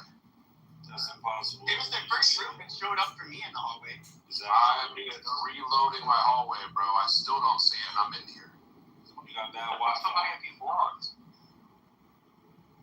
Someone has you blocked. Either you or Beaver? No, he can be anybody on stage now. I don't know anybody else on stage other than Pepe. I know you, Florida. Florida, I gotta say, I think Jazzy was inaccurate. Hello? If you see how if you click on my profile, you see it says you can message me. That means that we're not blocked. No, I get it. It's this fucking Kitover. Did you just call Kitover a K word and make an anti-Semitic slur against a Christian? My mother isn't Jewish. You white trash, low IQ garbage man. My mother is Christian. Does that make me Jewish? You're calling me an anti-Semitic slur. Did he block him? Who? I don't block people. Are you kidding me? Did he block him or no? I don't block people. Are you talking to me? Yeah. No, I don't block people on this app. I get my accounts permanently deleted every other fucking week. What are you talking about? I think it's just shadow band, dude. Everybody refresh your hallway. Now check Florida and see. Oh, now it's there. Okay, he was blocking. That's preposterous. What a kike. I'm not blocking. No way, I'm not blocking. I'm not blocking anybody, bro. Oh, now let me refresh again. It should be gone. Oh, it's gone! No, that's not! That's crazy. But if you call somebody else a K word, is that projection? Like, that's like calling somebody an N word. Does that make you an N word? Is that who you are as a man? Is that how you live your life? As a man? As a rational, intelligent human being?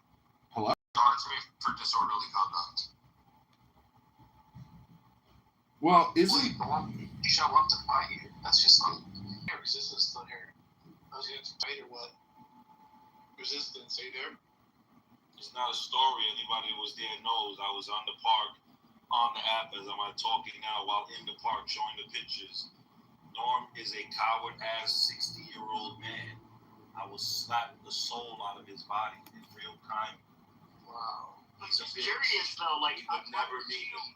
But why would you see? I'm in my 40s, and even I would not assault like somebody in their 60s. I just wouldn't do it. Yeah, I can't see myself doing I wouldn't assault a normal elderly man in his 60s either, but he's a Zionist piece of shit racist, them you could persecute.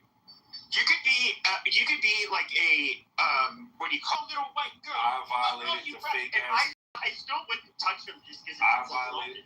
Well, it's different. The Hebrew Israelite, if he's in his elderly, I don't think he'll make idle threats. See, that's where it becomes different. If you're gonna run your mouth and make fake idle threats, punch you in your mouth. Aren't you, a grown up? And don't you know that this is a free conference call app for lonely, bored retards? Do you guys actually believe any of this? Hello? I mean, resistance, nobody really is taking what you're saying seriously. This is all just stupid hypothetical. I don't give a fuck about what he's saying on that. Well, why would anybody give a fuck what you have to say on this app? Ever. This how we know you're just a fucking synthetic cokehead. I don't give a fuck. Resistance. Is that projection? I don't really trust that. I don't trust like that. I don't trust like that.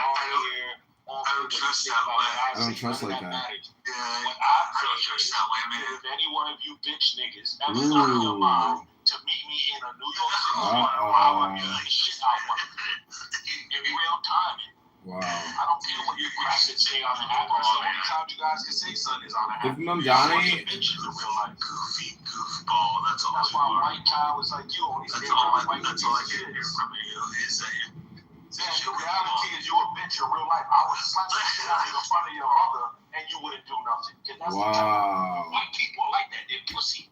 Wow. It's just the facts. Wait, is this the next? White men are bitches. You can grab the white man's wife's ass in front of them. They won't do nothing. I'm not gonna lie, but I doubt that I could probably fracture your face and you would be knocked unconscious before your head hits the floor. The only thing you're gonna fracture is your skin tone. You would not even know it. Being a sun ray. I just think it's funny. The only thing that you would fracture is your skin from being under that tanning salon. You would be able to tan your skin. You wouldn't be able to beat no one. How would you even? That's just a fact. I beat the shit out of you in real life, in real time. You're white. A white man would never beat me. I'm too violent. Resistance 29. I'm 6'1", 220 pounds. And I will beat the shit out of one of you white boys. Do you have any boxing experience? Yes, I do. What's your and grappling experience and gun food too. And knife game. What's your as long as my dick. Well, I have a 74-inch species was bigger and taller than me, but I quite frankly, You're white. Pep, you're white. Get this through your thick skull. You're white. You're white. We can look at all of the white boys. If you have all of these white boys, that would fuck everybody up. Literally. Get my shit out of here. Real Alvarez is literally, he's fucking Real Alvarez is Mexican. He's not white. Real Alvarez is Mexican. He's not white. He's white Mexican. No. He's Mexican. He's not a white. You're a white Mexican is the European. nationality, not a You are a white European.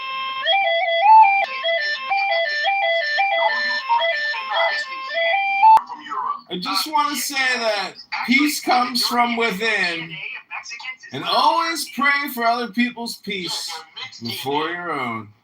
Mexicans are not from Europe. This is pure brain, gentlemen. Only when your mother sucks my dick.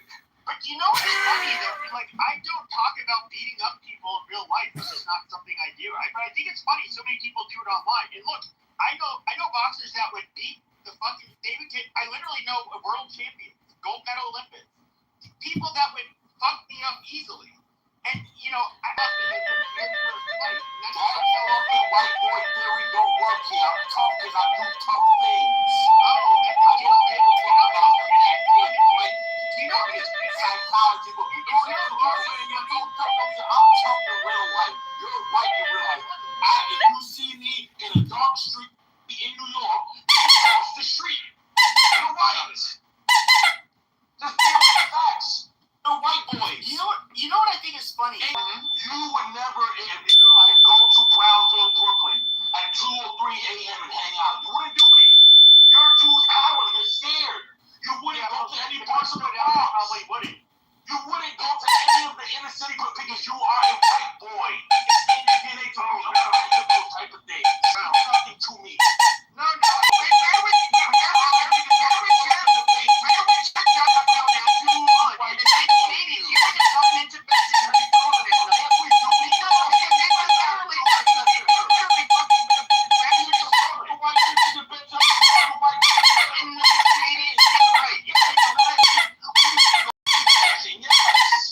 We did that to you crackers in downtown Brooklyn, Bensonhurst, Avenue T. Yes, I know all those places.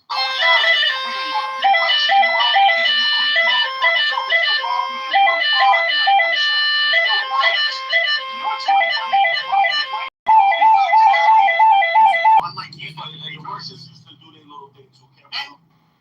Hello? Their money, but they don't have Hello? Yes, they do. Hello? Yes, they do. They act like cocaine. Yeah, I know. Y'all used to sniff all about coke. The Mexicans win it.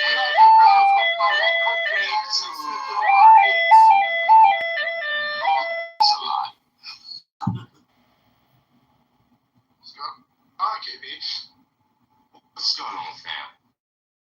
Can you send the Avengers over here to mop up resistance? KP, how would you diagnose resistance in society as a man?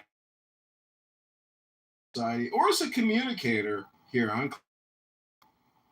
Look, you're the clown. You're worried about what other men is. Diagnose this dick into your sister's mouth, okay? Diagnose that. Is that the truth of the earth, my N-word? I was asking KP a question. What do you think about resistance as a man? I'm sorry, go ahead. There's too much going on. Go ahead.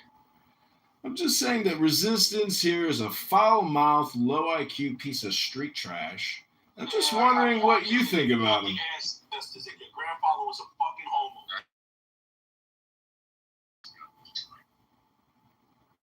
See he's having a good night. You're just mad because white people are inferior to Latinos. That's all it is.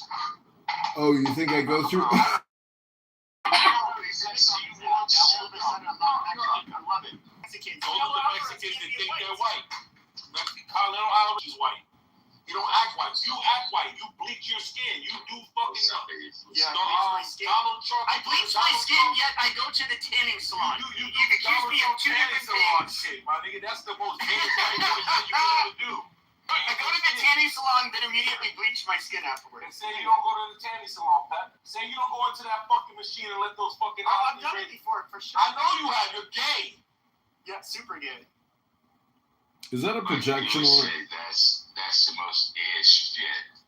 But you allow your sister go and get some fucking thick eye. Women can do that. What the fuck that got to do with a man doing it? You probably shave your asshole and you shave your. You're a dumb man. Yeah, but Kay, he's Puerto Rican. He's not one of you nappy-haired people. He's not that kind of a Puerto Rican. So you want this barbaric bitch standing over you, fucking hair down to her asshole, telling you. Yeah, we Afro-Latinos. We Afro-Latinos. Fuck you talking about. Isn't it amazing? Diversification and the discrimination, the discernment. All I gotta say is, that's because we fuck all their women. Just when you think you've heard all the trash talk. You like to fuck men. You want to fuck them. You're gay. We can hear it in your slur. You drunk a 6-pack of Budweiser and you're looking for men at the bar. What? It's projection, KP. The projection alert detection system. You're just like that, man. You white niggas squeeze each other's asses like that shit is funny. Projection mirror says what? Projection mirror says what? Ladies and gentlemen, I just want to let you know that projection. Ladies and gentlemen, I just want you to know that Book used to squeeze his little brother's balls and then make fun like that shit was a joke because he's a weird white boy. Projection mirror says what? White boy. Projection is what's called making ad hominem projection onto somebody else because of your own self-esteem white issues. Boys do that. You go to any junior high schools in America, white boys play Projection those activation. punch each other in the nuts, Projection slap each other in the detection. ass. That's gay white nigga. Projection activation. projection detection. The projection activation detection system has been activated. You didn't go to a good fucking high school. Yes, I did. In my high school, niggas ain't slap each other in the ass because that shit's No, you just jumped off the goddamn high school table and fucking elbows. When we went to your high school, y'all was scared to death because fucking bitches. No, you motherfuckers in the pulpit. Exactly. Ladies and gentlemen, I just want to point out the way that resistance laughs. If you've heard, a little over half Mexican, and they would have no trouble knifing a dirty spick from Puerto Rico because they don't like you guys very much for whatever reason. Oh yeah, the Mexicans scared to death of us because we fucked in Mexico. What is this, West Side Story?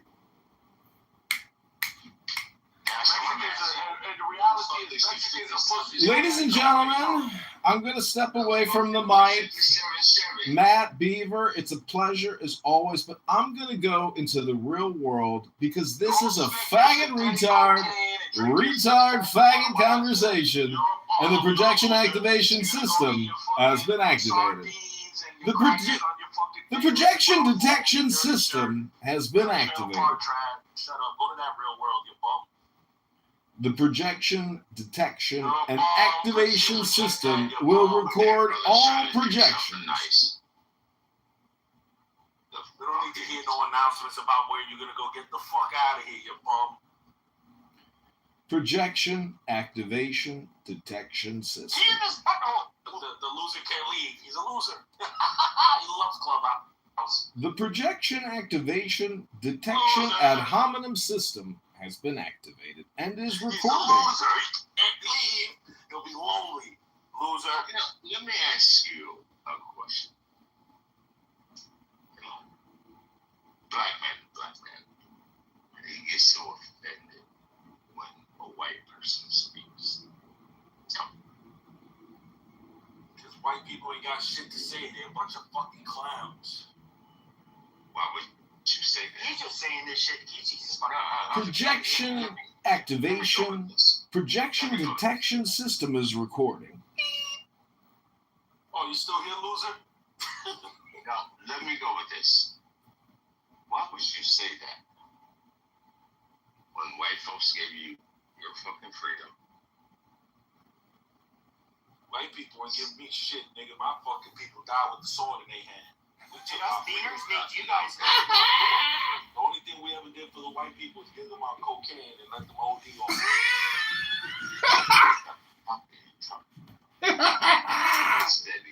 What is you be talking about?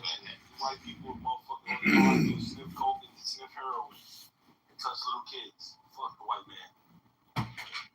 And guess who would get strong?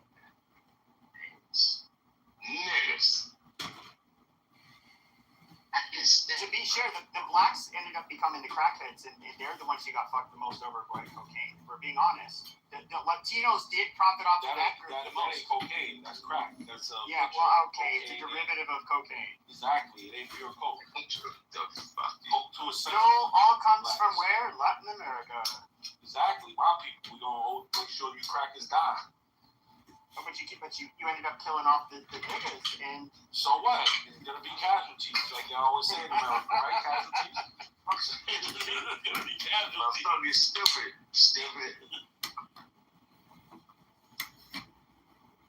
Jesus Jones. It's just like when the white man created AIDS. They thought it was only gonna be, given to the black population or the Africans. The little they know, faggots. Yeah, white faggots. White ones. Oh, from Africa? So the first person to have AIDS was a white person who spread it to the Africans, yes. Those who California fucking body never the first white person that acquired AIDS. I'm pretty sure AIDS existed in Africa. If I recall correctly, no, it did exist in Africa before white people. No, the white man gave the AIDS to the Africans. No. So why are you bringing your AIDS though? The President Trump room with resistance. A premium clown. There's a key in their holes, as resistance used to say.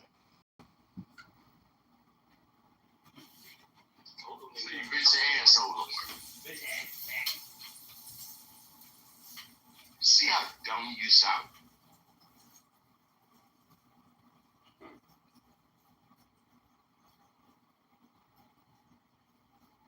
Conversation over.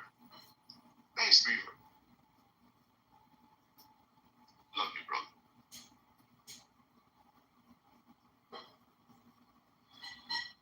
The title of the room is Impractical because it's a perversion of fact. Okay.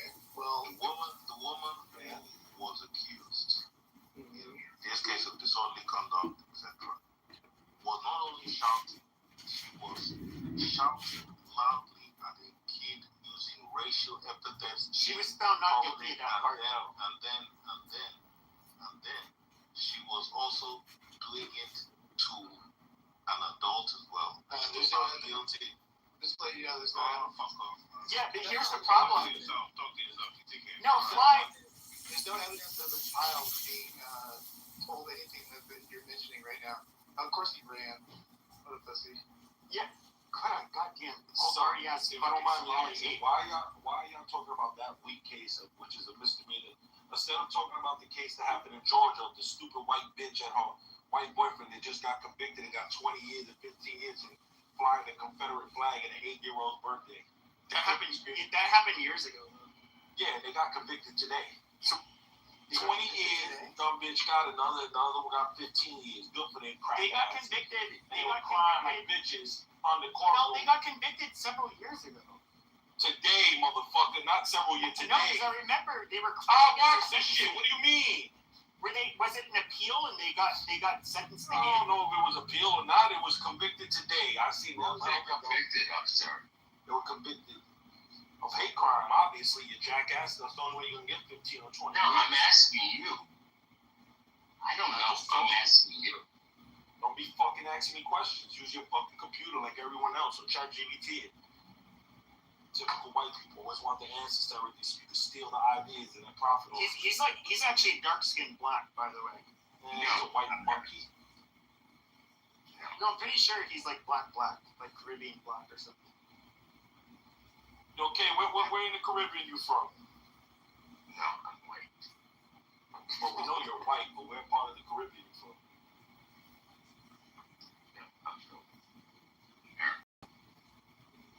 You're from no fucking America. You're from the fucking British Islands or something. Don't fucking must be motherfuckers. Tech ass black bitch.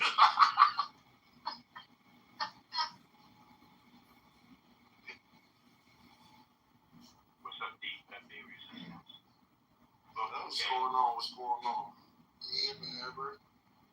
You're just rock and roll, trying to feel much better. Are you sick or something? Yeah, I've been sick, but I'm out of the hospital now. They admitted me over the last week. Wow. You've been shitting out your ass. Yeah, that's what's happening. Yep, because I've been puking the last 4 days and shitting all over the place. Did y'all see the other news in New York City? How Kite got stabbed by a Puerto Rican? Yeah, I saw that. Was he a convert to Islam? This nigga. And this is what makes it worse. This is why I hate those fucking Jews here. He also stabbed the Chinese or Asian guy, Japanese guy. I heard that. Prior to the Jew. He got the Asian guy first. And check this crazy shit out, because this is how scum they are here in New York City. They give him a regular stabbing crime to the Asian guy, but I don't know. If somebody should have on stage, I think it's weird. Oh, that was a Jew. Pepsi got his ass so far up the Jew's ass, it's not even funny. Yeah, I talked to Matt and I kept it real with them. That man is not somebody you want on stage. That man is weird. So say in sorry about that. But before you guys were having a conversation, we were talking about my health, right? And you guys have decided that that wasn't important at all. No, I know. I wanted to hear it. It's just that other. That is weird. No, I got it. It's just kind of interesting that we talk about situations that you have no contact with, but you have a person here talking about what they've been going through. But so for the last 13 weeks, I've been having some different disease spells going in and out. So my doctor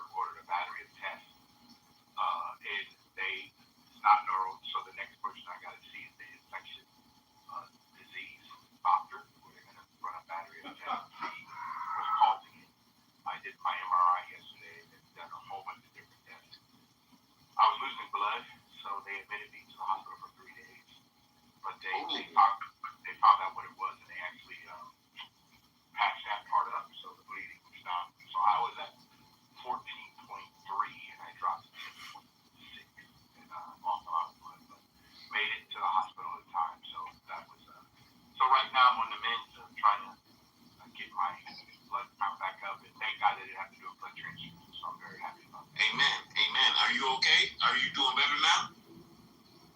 He said he's waiting to hear. Shut up, Pepe. I'm talking to Why are him. you coming in here to fight? We're not fighting. I'm asking him a question. You the one that started speaking. What was your question? I asked him, are you doing better now? Yes, much better. I'm doing much better. Amen. Amen. Can I pray for you, sir? Yes, of course. I take all the prayers in the world, man. God still heals, guys. And doctors can only do so much. But absolutely.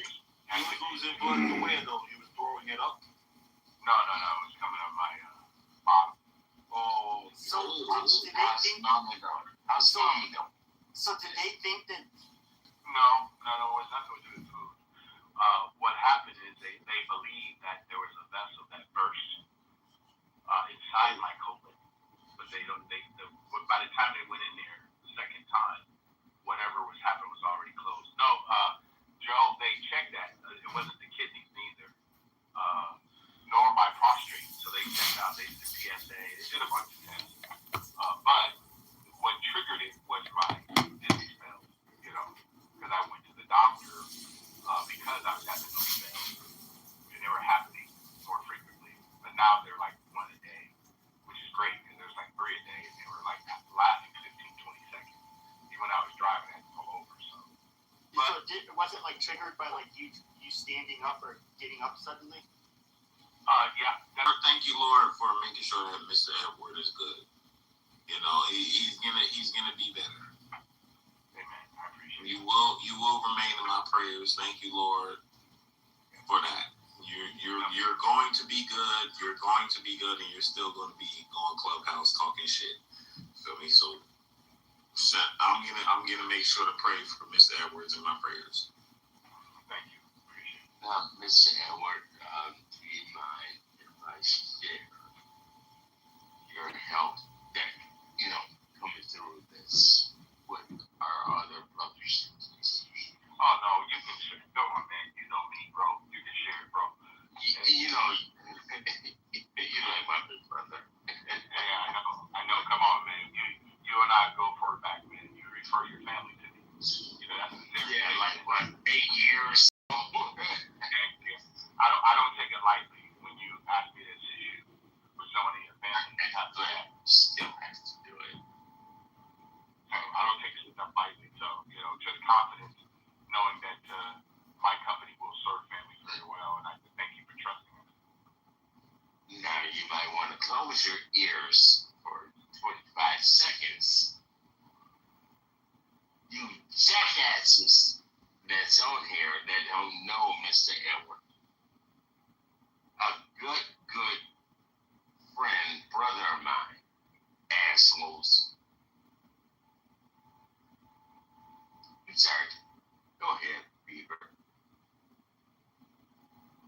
Matt, Pepe, I'm sorry. Stop being jealous. Man, I've been missing the heck out of you. Yeah, you can check. What's up? I haven't been on the app, so off and on. At late night, I try to get on and just listen to you guys. But Matt, I haven't been here. You guys, some of the conversations are pretty. I don't know where you guys going. But I haven't been here in a while. It's not like 6 years ago. KP, you've been around. What's up? Yeah, you haven't been much around at all, bro. Yeah, I think the last time I saw you was like 2 months ago, I think. Yeah, I just been chilling. Just because of this kind of BS. S. Yeah, the S. Yep. Hanging out. No, I just went through some things in my life.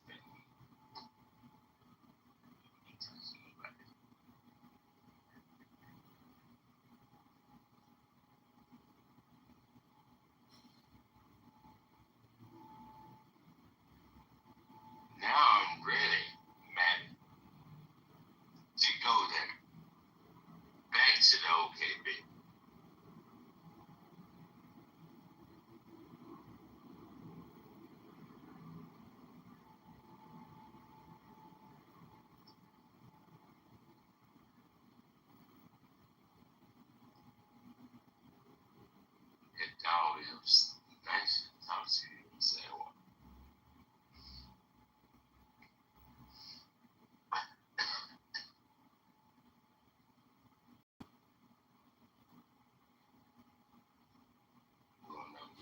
listening.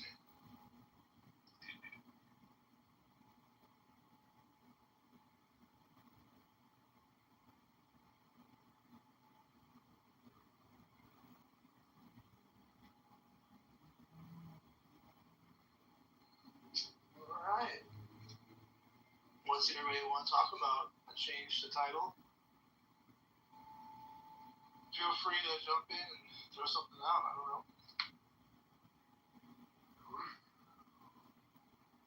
Over discussion.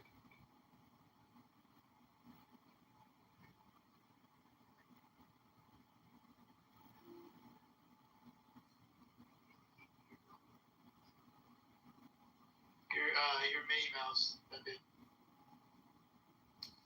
I say, KP, you're way too fucking intoxicated to be in the room.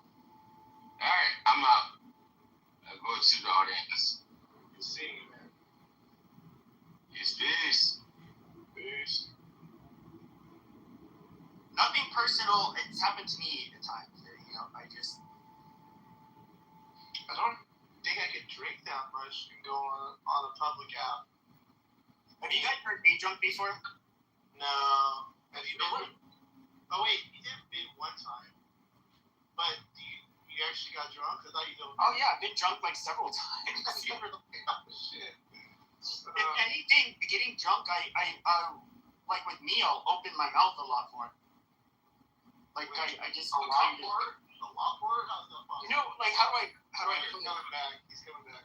He probably was. Like I end up So in other words, I usually try. Part of the reason why like you hear me stall when I'm talking is because I trying to think of like a way to put my thoughts into words. But like when I'm drunk, it kind of takes away that filter. And so like if anything, I'll actually talk a lot faster, and the words will come out just.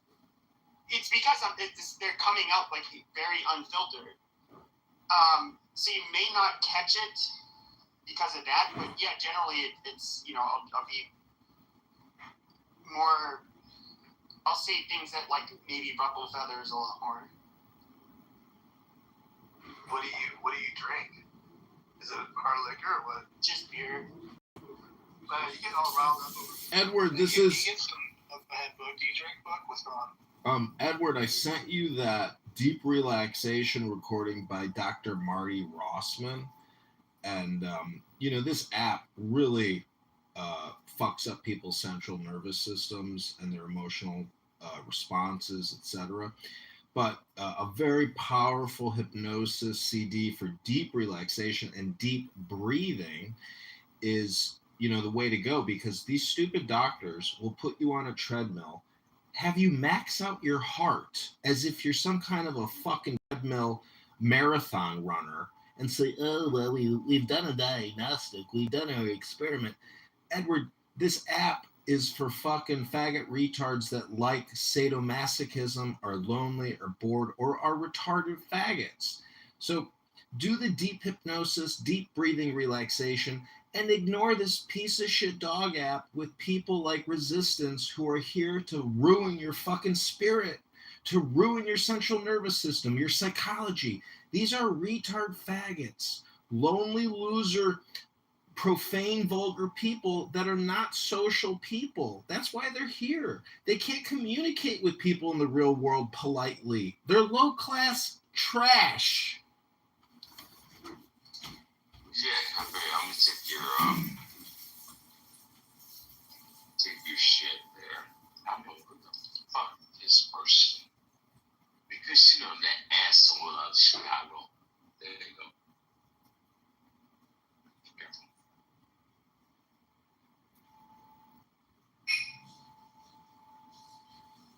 So you made another fucking really, Bob?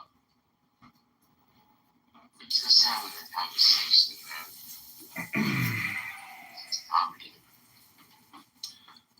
I'm just a book.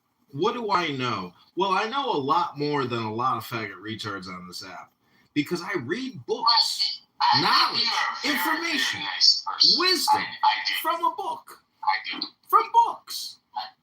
I think you're a very nice person. But damn, of the story more. Stop it.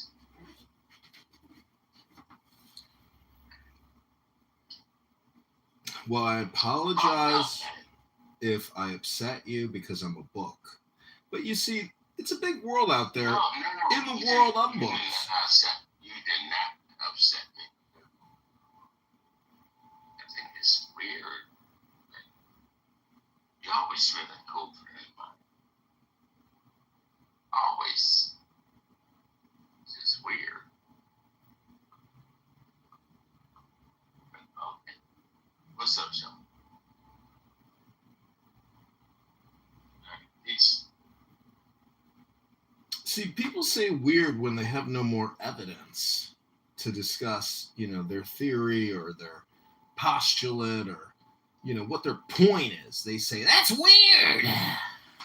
no, because shut the fuck up. The owner of the room said, hey, I got drunk. Okay, I'm out. So, okay.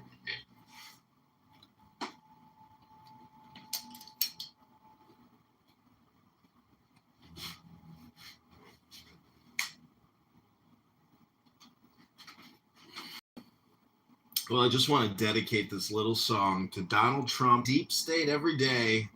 A lot of faggot retards in that deep state.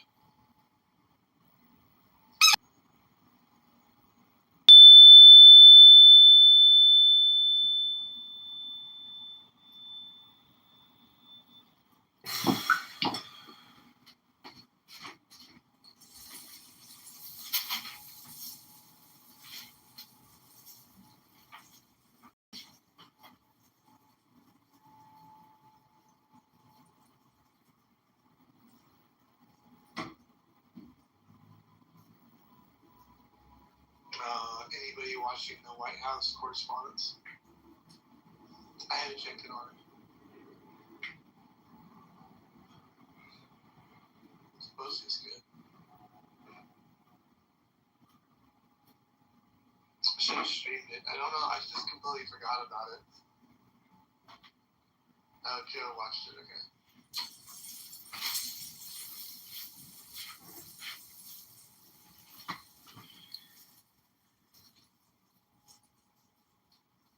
Come on up, everybody. It's an open discussion in the President Trump room. There's a YouTube live version of the room if you'd like to watch the room on YouTube. Production by Norm Green and John Kitover at the White House Live with Donald Trump in the new bunker. This is the President Trump room. We are the antithesis to the...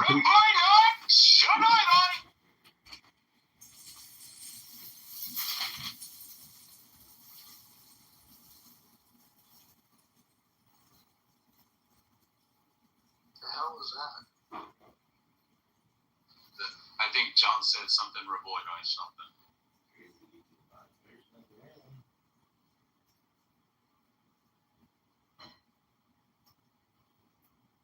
Johnny boy.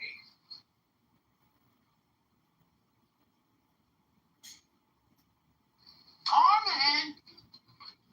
Norman! Coming, mother.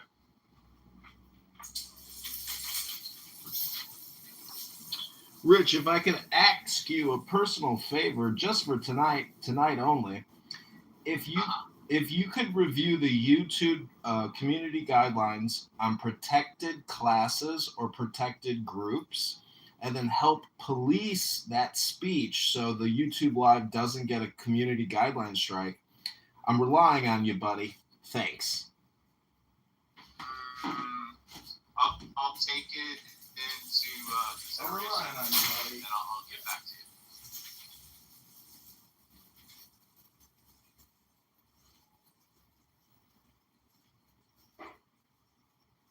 Norman! Coming, mother. Wait, you guys don't like Norman Bates? How come nobody's talking? Well, if you'd like, I could read a little poem before I head out for the night. No, we'll talk. Let me interrupt you. Don't let me interrupt you. Keep working, everybody. Johnny boy. Let's go out drinking last.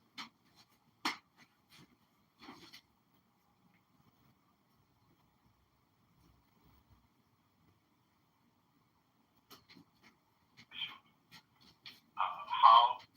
Oh, Jesus Christ, not you. Oh, shit, please come up. Please, God. Othello, I'd rather listen to you. We interact here. You're like an A-Tech. You're like, I don't know who this guy is. I can't remember voices. Well, I don't remember your voice, so I'm sorry. No, I know. Edward, maybe you can like talk down everyone and be condescending again. Okay, I appreciate it. Now you remember Edward. No, Oh shit, Edward, course. It's all good, guys. Yeah. But the question is, with this democratic socialism, do we see the difference between the policies of what they're proposing and not? Or are we just going to ignore it as conservatives? I'd rather listen to this communist show. Anything to say? I'm sorry, Edward. Go ahead. Keep going, Edward. He was moved. Edward, continue, please. Thanks. Well, the challenge is that it's quite interesting that most people today keep saying that they didn't know that these people existed from the Democratic side. And it's kind of interesting that they said that they want to eliminate borders. They want to eliminate the cities. They want to eliminate. I mean, is this really happening in the United States of America? I mean, can you guys agree that these people did their time? Or am I missing something? Well, I think that the genocide of Israel, Gaza is really to blame for a lot of it. It's kind of fueled it. But, yeah, it's happening. And it's very alarming. The question is, will they realize the policies won't work and then change their ways? I don't know.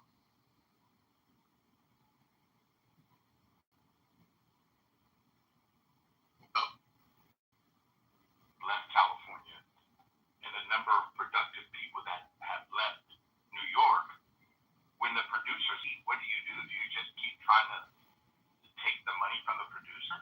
I mean, does this make any sense? I'm just lost. The producers being penalized in the socialist setting, we need to have people pay their fair share. But the people that pay nothing, what are they paying? I mean, I'm just trying to understand the logic. There is no logic, so I don't know. You're not going to be able to understand it.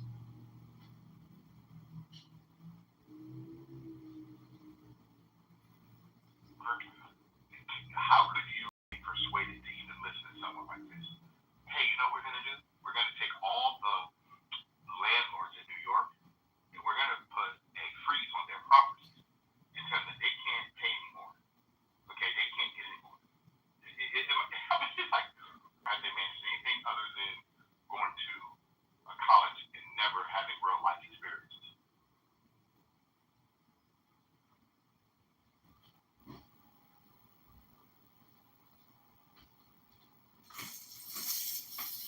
Yeah, I don't know. Maybe we should see what Richard has to say about it.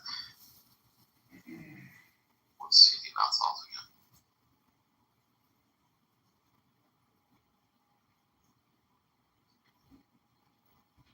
So you heard what Edward had to say. It didn't stimulate your viewer. Hey, Edward. Edward, I just wanted to remind you that if you're having dizzy spells, hypnosis works. Just by listening to instructive words like the blood is circulating through my arms, through my legs, I take the deepest breath of the day, I hold it for 10 seconds.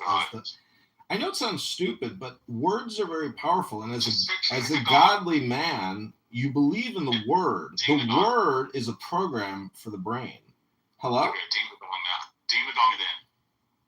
I'm just saying that meditation is prayer. You see how I slowed down his speech and he was like trying to concentrate on picking it up.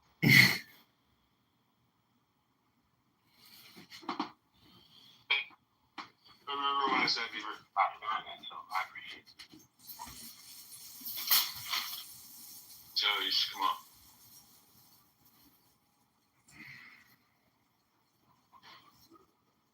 So, Ted Edwards, the West Joe Hero.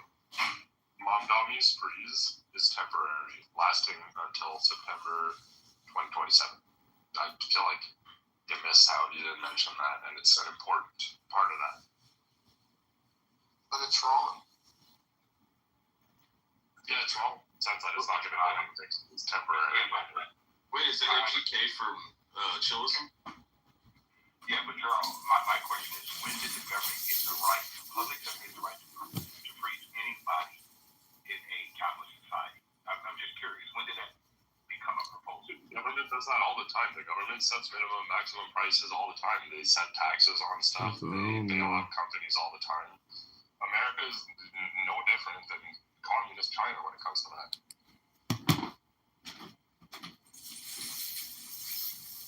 I agree. But no different than communist China? Come on. America is no different. You guys bailed out like Ford how many times? There's way more competitors parties in China. So America selects winners like Tesla and Ford, subsidizes them, bails them out when they fail. And then no one can compete. It's not a free market. It's basically communism.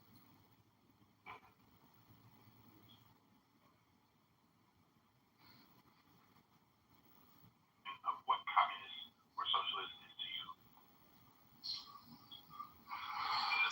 It's comparison, but if you're taxing people and then you're giving that to corporations or the rich, I mean, I guess that's not really what communism is, but that's how I'm looking at it.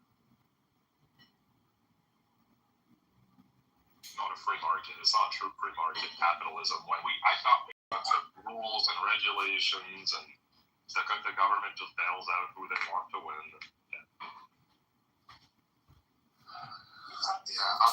Faggot Canadian retard, I'm about to head out but it's the new cranberry vodka of 2026.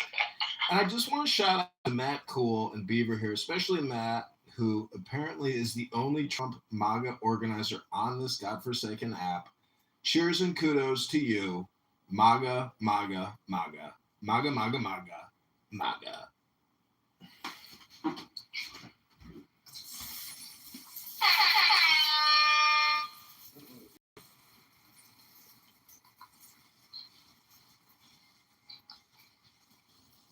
The rent freeze is useless. What they should do is cap the increase. Cap it at like 2% per year, and then that prevents like that keeps it a lot more controlled, but it allows for increases.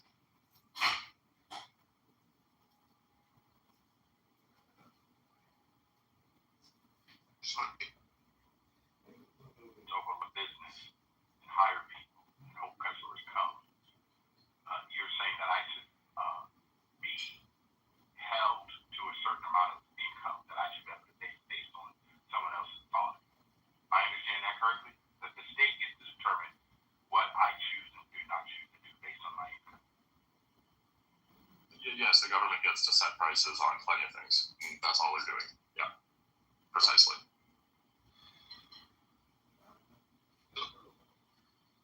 Based on anything that we sell. It's fine if there's not controlled pricing. In my funeral cemetery business, where the government had priced me, they told me what I should sell something for. These name three things. Your industry. I don't know anything about your industry. I'm sorry. You would have to tell me. Thank you. Probably like some kind of involved inclusion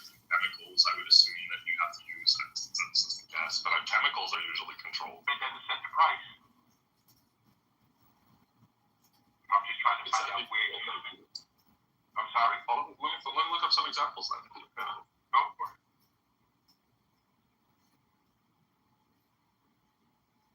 it. I just want to say that America shouldn't have stopped at the border with Canada.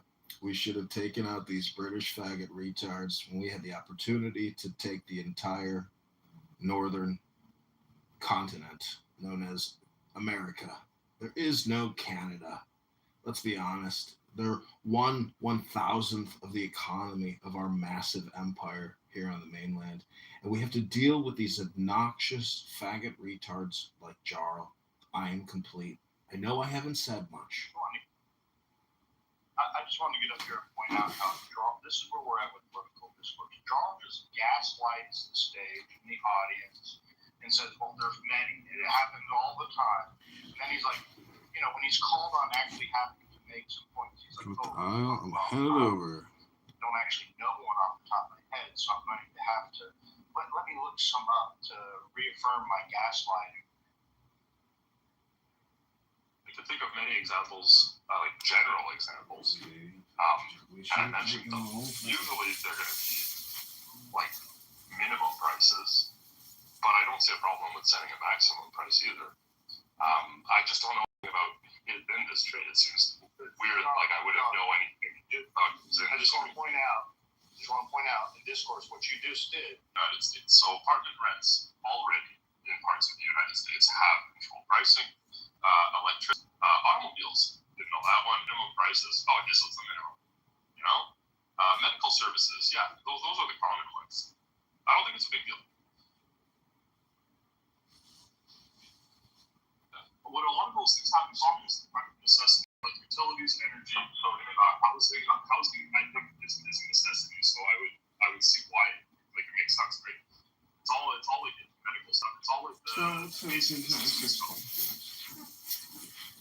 Can we do a quick diagnostic here? Because I think a lot of people forget that when you are having an intellectual conversation on a conference call, free conference call with random people, you're bound to meet faggot retards that can't even, that's why I like to do a diagnostic. Jarl, what is 100 times 170?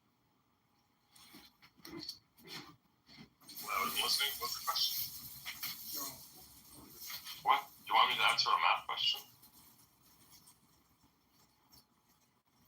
If I heard correctly, just add the zeros.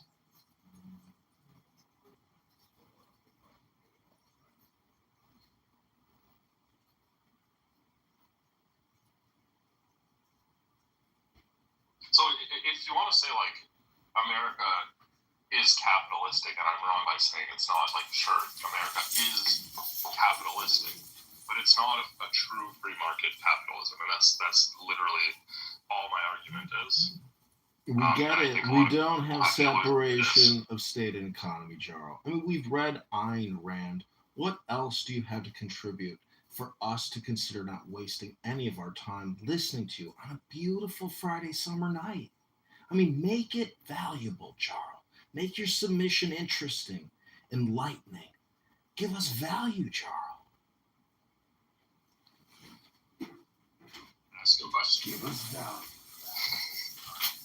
I mean, if you want value, I don't want to, whatever you guys want to talk about.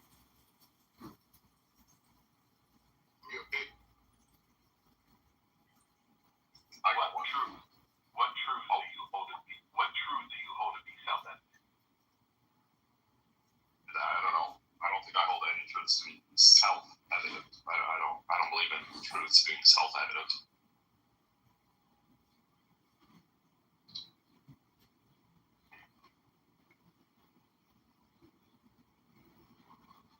Truth is pretty, like, vague. One truth is that Canada is far inferior to USA. I mean, that's just evident. It's a fact. It's true. It's always been that way. And it always will be that way.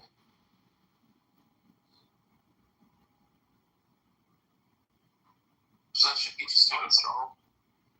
Keep insulting me, I'm gonna go start more forest fires and pollute your air, okay? Okay. I didn't insult you, I insulted Canada. Trump made me patriotic, so. It made you patriotic? Trump made like half of Canada patriotic.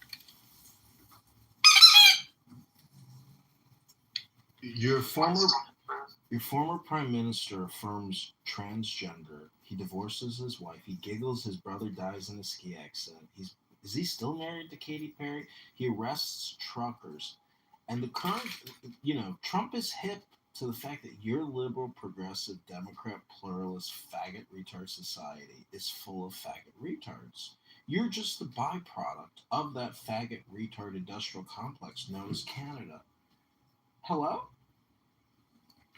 I think all Canadians, or most Canadians, would admit Justin Trudeau is an idiot. But I go, Americans, I'm Who's the best prime minister Canada has ever had? So far it's Carney, but I mean, it's very early to say. I don't know, that's messed up, man. I don't know. I have no idea. You see, you don't have it all figured out either. I don't know. John Fitz, I think, is really good, but yeah, it's complicated. But I don't know all the things. So far as carne asada.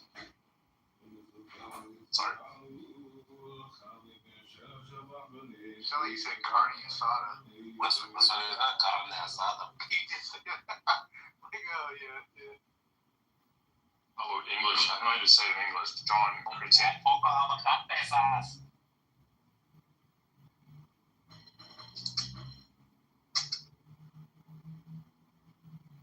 How you been, man?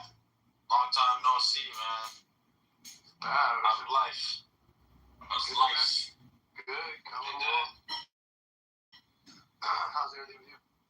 Not well, just I've been sitting just like soccer all day. Which was good. Who did you have to pick to win the whole thing?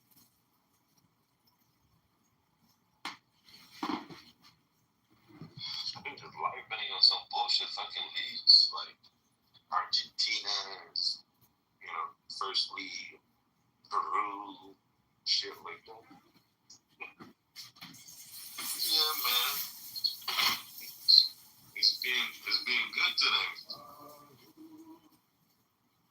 It's been pretty motherfucking good. Give me some carne asada.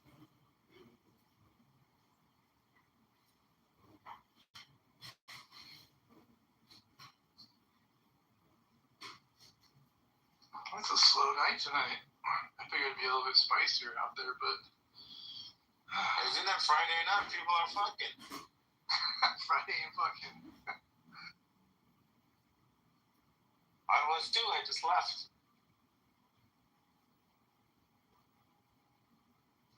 Because the point of this app is the libtards aren't gnashing their teeth.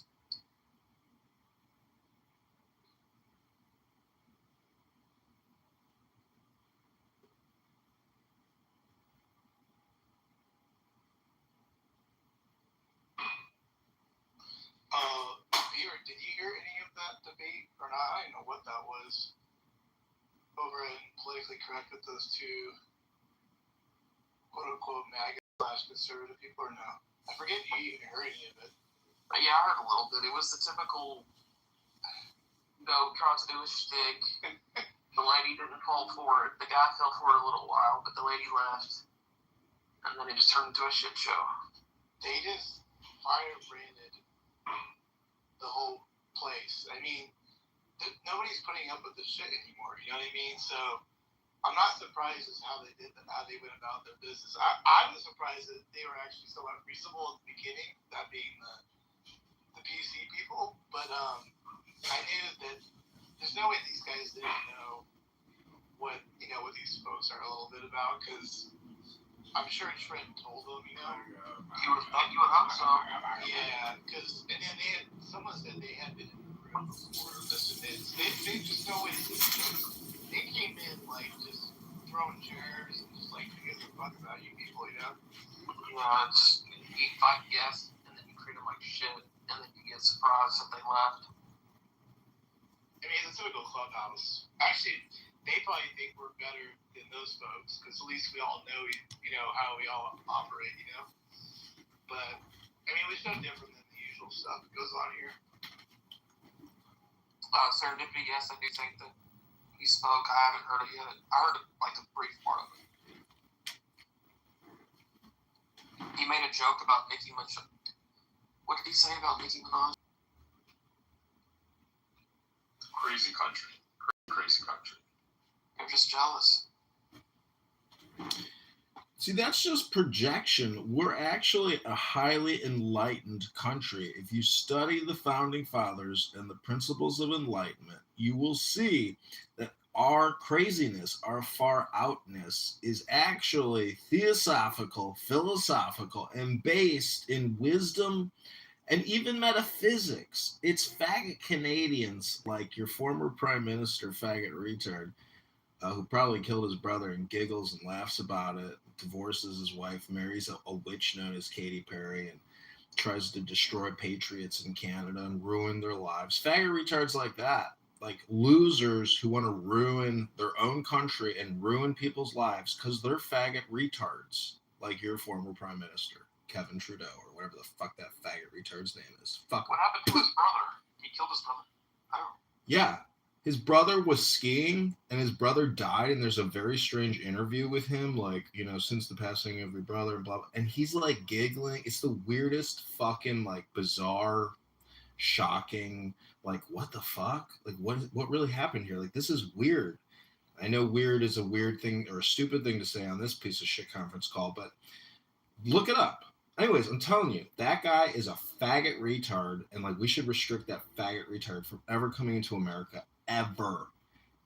He can never come here and visit that witch fucking piece of shit Katy Perry, who performed her witch rituals at the Joe Biden inauguration in DC in her little white witch outfit. I'm telling you, these people are Satanist ideologues. They utilize satanic, evil iconography in their communication to us as a nation. These are fucking pieces of shit faggot retards. I am complete. Yeah, I don't think Justin Trudeau, like, I don't think you need to worry about him. Like, I don't think he's like, he has no power anymore. He's like an irrelevant, like, I don't know why you're worried. He needs to pay for what he did. What did he do? Other than be like a terrible activist. Well, did he fuck over his truckers? Not really. No, they won in court. They got their pay. They got their settlements. Good for them. That's not enough. That's definitely not. But he needs to pay for that. As a Canadian, he needs to pay for other things because he has like other ethics issues that like he was like taking money off for a moment. So, do y'all remember when Jarl was running around on this app talking about how tourism, how nobody wants to visit America? He went on and carried on about this all last year. Do y'all remember this? Yeah. Was that people last year? So we actually have the numbers. So just to point out, 68.3 million international visitors visited America. Now this was down 5.5% from 2024. But I just want to break it down for you. 18 million from Mexico, 16 million from Canada, and 34.3 million from overseas. So this is what leftists like Jarl do, is they carry on and on about how, no one wants to visit America. He ran around on this app with this lie, and he gaslit, and he carried on, and in total, it was down 5%. But put that in comparison to how many international visitors visit Canada. 29.6 million non-resident visitors, according to Canada's statistics. Guess where the bulk of it comes from? 22.8 million from the United States alone. That's roughly 3/4 of all visitors in Canada come from America. We literally support your country. You feed off us like leeches. If it wasn't for America, y'all wouldn't even be able to survive. So, just to clarify though, you said that year over year, with FIFA, it's down 5%. No, this was 2025. Hello, we don't have statistics for 2026 yet. 2026 isn't over. I didn't say anything about FIFA. I specified 2025. See how quick they are to try and I make all these factual assertions, and Jarl has nothing to say. My factual assertions. I just asked the clarification. Tell him it's fine. I'm not doing nothing. You know what I'm asking. If you said it was down 5%, because that would prove my point. It's down 5%. Like I'm not comparing it to Canada. Just saying it's down. Listen, faggot retard. I want to nominate King Nav to the Donald Trump administration. King Nav, I think your insight and analysis is spot on. And wherever you get your gossip from, it's fantastic. And I want you to be at Stephen Miller's side, helping decide the future of America. I nominate King Nav for the presidential Trump administration. Thanks. No, but Joe, I wanted to say this. One of the biggest mistakes we made as a country was one in 1776, not pushing them further all the way up so that we could have just taken over and destroyed Canada. And then the second piece was War of 1812, not pushing further. And Canada still was loyal to the king and queen. I think they still are to this day. They still have a role. Had to wait and beg and say, please, please give me freedom, please. And then finally they wanted to beg and plead for it. They couldn't pick up a gun because they don't know how to. So it's not fair to compare, Joe. It's just not fair to them. I do think it's funny that you're talking about as if you're not losing a war that you said would last 5 days, 2 weeks. Losing? Can you give stats how we're losing? Oh, we went over this a while ago. You're not losing. America's You just said we're losing. You said we're losing a war. Oh my God, you guys are so But that's not what you said. So Beaver, I believe it was with Beaver and Matt. We had this discussion last time. What people say, what people mean when they say America is losing, is they're losing the public opinion, right? It looks really bad. They're losing in terms of image and reputation. People expected this to be over as fast as Venezuela. In that sense, it's a loss, right? But it doesn't mean America's losing the war. But it is a loss in that sense. So you were gaslighting, hoping we wouldn't call you out. Got it. Understood. So you believe we're losing the public perception? Repeating a discussion we've had previously. Right. So you do realize when you say to people America's losing, they don't immediately think losing the narrative. So you know what you're saying when you say it. This is what Joe was saying earlier with the games you play. You should say America is losing the public perception. That's what you should say. If that's what you believe, that's what you believe. But when you say you're losing the war, that means you're losing. And then when I ask you for stats, you then change. Oh, no, I didn't mean that. I meant it's the public perception. That's what it's meant. Well, you got to say that. Well, do you think that America has won the war? In Iran, of course. Okay, well, see, now, okay, I'll be fair. See, you just did this. You're saying America has won the war. It is won. It is won. It's over. Right? I never said it's over. I said they won. So you're telling me I shouldn't say I lost the war because that's not fair. It's not entirely true. But now you're saying, America won a war. So what is the definition of when a country militarily wins a war? When a country militarily wins a war, they've decimated the other side. Tell me how I can give you stats on how we've won. You can't give me stats on how we've lost. For example, we've decimated their ability to fight back. Oh man, John, you just lost again, man. So I can give you stats on how they won. Can you give me stats on how they're losing? Oh wait. Yeah, I'm sure I can find stats. Yeah. So tell me, who's lost more people in the war? Iran or the United States? Oh wait. Oh, okay. So usually who's the winner? Do the winners are the winners usually the ones that lose less? I'm just curious. King Nav, we've killed America. It's a yes no question. It's a yes no question. You're saying I'm asking you, it's a yes no question, and then we can go on to the next question. Well, you're just arguing America is I'm asking you a question. Do the winners usually? Why are you so scared to answer? Do the winners The winners are the ones that lose more The soldiers. answer doesn't matter. The answer Are the is wins? first. America killed more people. Go ahead. So again, I'm asking you a question. So in wars, is the country that loses more people, are they the winners? That's actually irrelevant to the winner of the war. I'm just asking you a question. So are they? Irrelevant to who's the winner. Yeah. So the country that can't fight back, that loses the most military equipment and the most people, are they the ones that usually win the war? Are they the ones that ever win the war? I'm not a historian, but I'm sure there are wars that have been won by the side who had the greater loss. I bet money on it. Okay. All right. So you believe that Iran is winning the war, then? Militarily? I don't know. I wouldn't say that. I prefer to say America, if you're going to correct me and be semantic, America is facing a loss in the sense of, like I said, that I'm not going to repeat it. Yeah. So you believe that America is losing the war in public perception, but you don't believe they're losing militarily. Correct? No, but I do think, like, if I can elaborate, it's a lot more expensive, a lot more drawn out, a lot more long than America had intended, and that is, in a sense, I don't want to say a loss. How do I word it? It's not a good thing. Period. There. Is that better? So do you believe that America lost the Iraq war?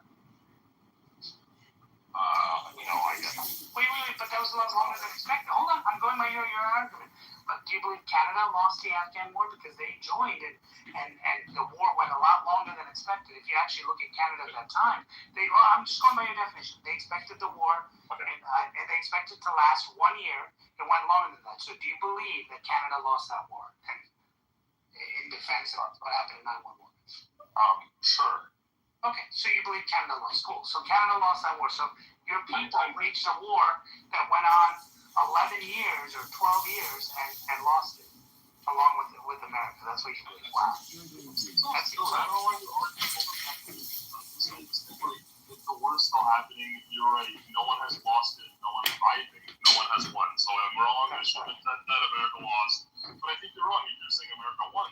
When there's literally a war happening right now, how could that make any sense? But Jarl, we literally took control of the country of Afghanistan. We literally toppled Saddam Hussein. Regime changed him. We literally won the war. Militarily, we won the war. You can say that the outcomes were not beneficial. That's a whole different point. But when it comes to the actual war, the military won. Even when it comes to Iran, I think it's annoying that people say oh, Iran is winning. No, they're winning. How? We've killed off their leadership. Our leadership's still intact. We've decimated their fucking navy. We've been able to touch them however we want, and they cannot do anything about it. Militarily, we are absolutely dominating them, and so we have shots. Yeah, and so I don't quite get why you're saying how deep into public perception. Pepe, his point of view is, well, I'm not saying that. Even though earlier in the war he was saying America was losing, but he's trying to say it's like you're factoring the entire oil for the whole world. Like there's a lot of factors at play there. So yeah, what you mean we're opening up the strait and preventing them from being able to control the world's oil, and we're doing the world a favor? That's great, including Canada. Amazing. Because you do realize, see, this is where you can tell a dumb journalist, right? If you don't do this, right? Iran, by the way, has had proxies doing this they're called Houthis. I'm sure Jarl will pretend like he's never heard of them, who were doing this to oil ships long before this war began. Like, well, and your country didn't defend those. Why didn't they defend them? Because your country's chicken shit to do anything. So I think it's important you understand that somebody has to do something, otherwise these people will try to control it. Now, you could be smart like America and say, hey, we want to be energy independent, we want to start drilling our own oil, and we want to start doing that kind of stuff, but you're run by radical leftists who don't want to do that stuff. But in this country they started doing that and started exporting oil and all that. So yeah, and then they're working on solutions to create a pipeline that goes around the Strait of Hormuz for the world. So there should be some appreciation. serious the war's still going on? It is, yeah. And you genuinely think one side has won, even though it's still happening? I do. So, hold on. Let me see this here. Wow. I'm just reading something here. Oh, man. 2020, I'm looking at this. 2024, under Donald Trump, Houthis launched an attack in the sea and destroyed Canadian ships. Under Donald Trump in 2024, man, your country really defends you guys. I mean, and by the way, they were oil ships. Holy shit, that affected your country. Oh, anyway, I'm sure Joel's okay with that because, hey, why defend your people? Let's see what this has to do with the current war at hand. Your exact words were, oh, you're affecting oil. Oh, you're doing all this stuff. Hey, let me ask you this. If in the end, one country's defending your ability to have free passage of oil, and that's not your country. So shouldn't there be some appreciation? I'm just asking that. I mean, your country didn't bother to defend when the Houthis came and destroyed and killed your own people. I'm saying it's always been happening, then why are the ships not crossing the strait now? It's not me you need to convince, it's the people who are not crossing the strait. It doesn't make any sense what you're saying. What are you talking about, the ships that are not crossing? So right now we have a blockade. We determine who goes in and out. Oh, that's a bad look. Everybody, like the whole world is seeing this. I know some people here agree. As America just doing a stupid plan because Netanyahu convinced them on a whim, and now it was supposed to be over in 2 days, like Venezuela. It's lasting way longer than expected. The American economy is drying out of oil, and just like the weapons, like a bunch of shit's running out of America. It just doesn't look good to the rest of the world. Disorganized. This is terrible. We don't look good to the rest of the world. Oh my God. No, he's right. No, Joe, I'm going to agree with you. You were right. You're making me feel like you're going to attack Canada, but you couldn't attack Canada right now. You're very busy with another war. Joe, I got a question for you again. Do you believe, I'm being honest with you, honest question, if before Donald Trump took office, Houthis attacked your people, do you say, holy shit, my country should defend my people? Would you say, it's okay, they died, big deal, and some oil got destroyed? What's your view? I've never thought about it. I've never looked into it. You don't care. And that's fair. That just tells you who you are. You don't care. I mean, the first thing I hear if somebody says an American died, I'd say, fuck them. Nobody has a right to destroy my people. But you, on the other hand, what amazing patriotism. Just credibility. Amazing. How many Canadians do you think that have been killed by the Houthis in like the last decade? Do you think it was over 100? I think one killing anyone of any other nation is horrible. And by the way, more Americans have died in the last, I would say, 10 years by Iran, just proxies killing Americans randomly, than we've killed them since this war began. I like how you mentioned proxies because you looked up the number. So you don't believe that? Wow, that's incredible. Holy moly. You have to specify proxies because it's not actually Iran. So you mean, so if somebody, what you're saying is that this, let's see, Joel has Canadian law. I'll ask Joe here. Joe here, are you there? I don't know if Joe here. Okay. So, hey Joe, I got a question for you, Joe. If I pay someone to kill someone, am I guilty of that crime, or am I just off because I didn't pull the trigger? Not according to Joel. Joel says because someone else killed them, it's not me that did it. Got it.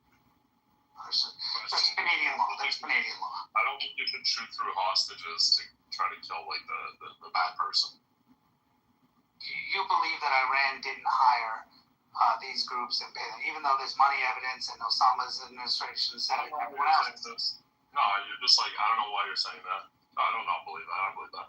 So then I just said, so Iran is directly responsible for the murder of Americans all across the world. More Americans they've killed.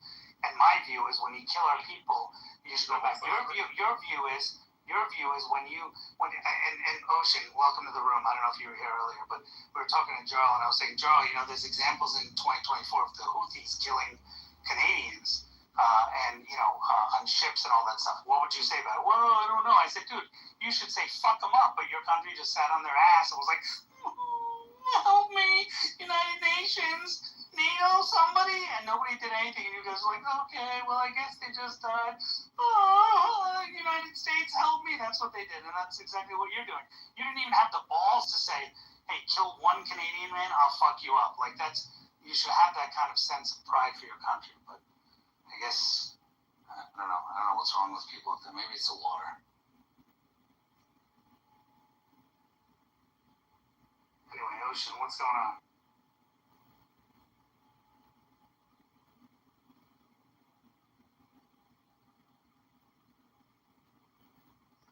I put a link in the chat. It's a World War II song titled "We've Done It Before and We Can Do It Again." We fought the tanker wars in the 1980s. Iraq and Iran were fighting each other, and then they started bombing ships in the Strait of Hormuz. And finally, the U.S. said enough of this, and they intervened, and it ended the Iraq-Iran war. That lasted for 7 years. So one can acknowledge and understand that people are upset, that it seemed like this would end quickly, and it didn't. But the fact that someone made a prediction and that prediction did come true in the realm of warfare is not shocking to realists. And the fact remains that the reasons why we went to war remain valid. And so we're fighting this war.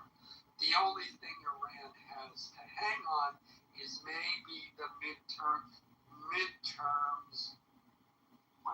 might change, if Congress flips or something, then maybe funding will dry up, but they just passed the bill that is giving, what is it, 70 billion or something. I just gotta read something to Joe. I don't want to see his reaction. Joe, what do you think about this? Flight PS752.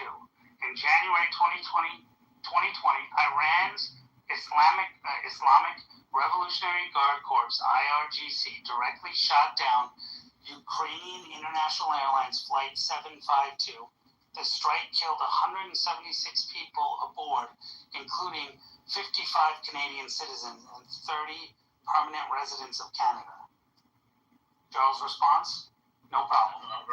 Many times. Particularly the first one to bring this up. I know you don't want to.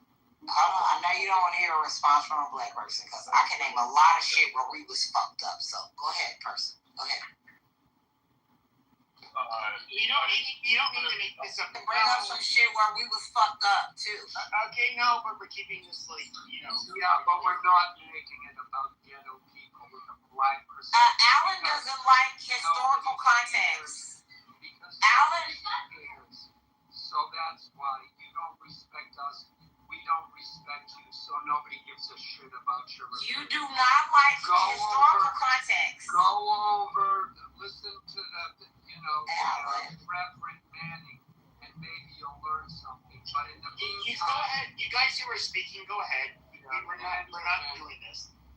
Yeah. In any event, I mean, you tell me that now, King, about the IRGC downing that plane, 55 Canadians were killed. I'm trying to understand why that's a bad thing.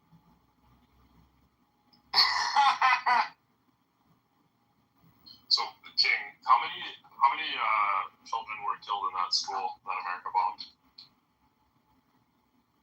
So you have. No, hold on. So, I asked you a question, and you respond with a question. When you answer mine, does it bother you that 55? You answer my question, I'll answer yours, Gladden. Does it bother you that 55 Canadians were killed through no fault of their own? There was no apology, and your country did not think about it. Does that bother you? Yeah, of course that bothers me, and I think my country did think about it. You're wrong with that. What did they do about it? We did travel, and we put out advisories, and I'm sure there was other stuff, but that's a good start. So I'm actually looking right now. There was no response from Canada. So there was no response from Canada, no sanctions put against the IRGC, and the IRGC claimed credit for it. No response from Canada. Your country did shit, and you brag about your country all the time. It's time to shit on your country and say 55 people died.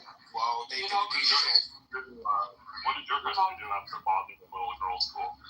Yeah. So American school? Because you kill our people, we'll decimate. You know what? You know what? You fucking Indian piece of shit. I'm really tired of you. If you're gonna admit, okay, so you're so insensitive. See, the thing is that I think Jarl is happy that those girls got killed and that America killed them. He gets more pleasure from the idea of America fucking up. But the fact remains that Canada did nothing. I mean, I joke and I say, well, white people will send a strongly worded letter to their congressman if they're upset about something. That's essentially what Canada did. Yeah, we killed those school kids. Yes, it's a tragedy. We didn't mean to do it. It was a mistake. But the IRGC has been killing Americans and other people throughout the world, and they're doing something about something. But Canada was not alone. Refuses to do, except they let. Yeah, but they weren't alone. Country, and they're probably Canadian girls. Hello, are you there? Canada was not alone in their You heard me speaking. You couldn't wait 2 seconds. Well, I'm just letting you know, Canada wasn't alone. So I just have to point out, we're gonna hold on. No, this is how this shit starts. We're gonna let Alan finish, then Adam can respond. Well, I'm done. Thank you. Thank God. You're a faggot ass fucking racist, Alan, and you know it. No, and you can suck my dick. I just don't. I don't give a fuck about none of this shit. You have to. Black people. That's all. I don't tolerate. I said Adam can. Alan, I said Adam can respond. I did not say your piece can respond. Go ahead, Adam. Listen, I'm not here to fucking go back and forth with people. Someone else can respond.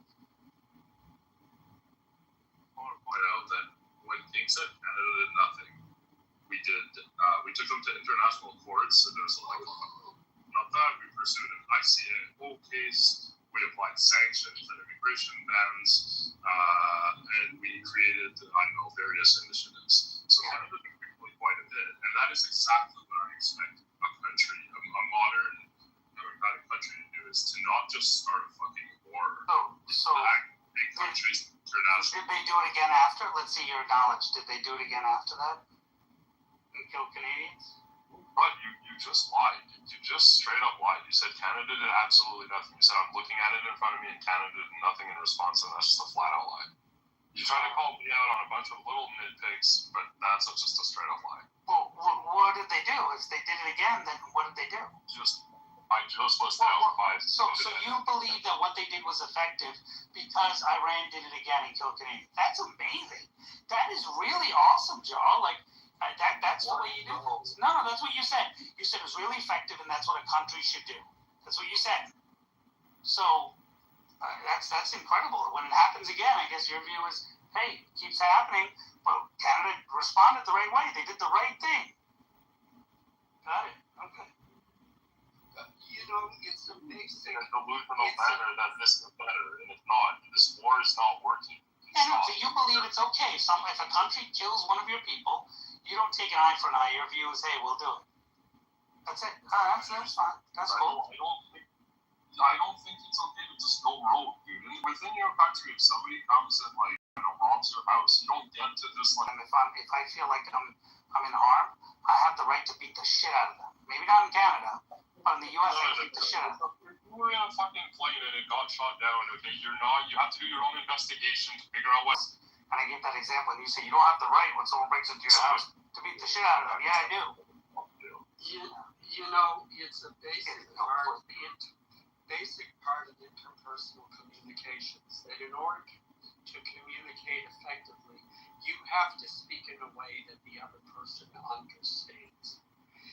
The IRGC does not understand, nor do they care, international sanctions, anything that the UN might do, anything that the World Heart might do. They just laugh. Those things you listed, they laugh.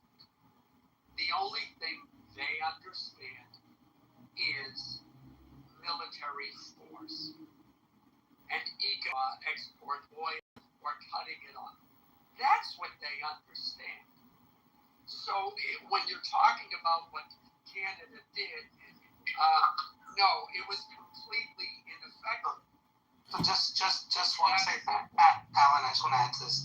So there was a protest that happened in January of this year, and the Canadian Foreign Affairs Minister, Anita Anand, talked about a Canadian being a Canadian citizen, and it was a major citizen, actually a member of government, that was killed at the hands of Iranian authorities, and it was basically their throat was slashed and everything. Wow, Canada's response was, we're not going to do shit.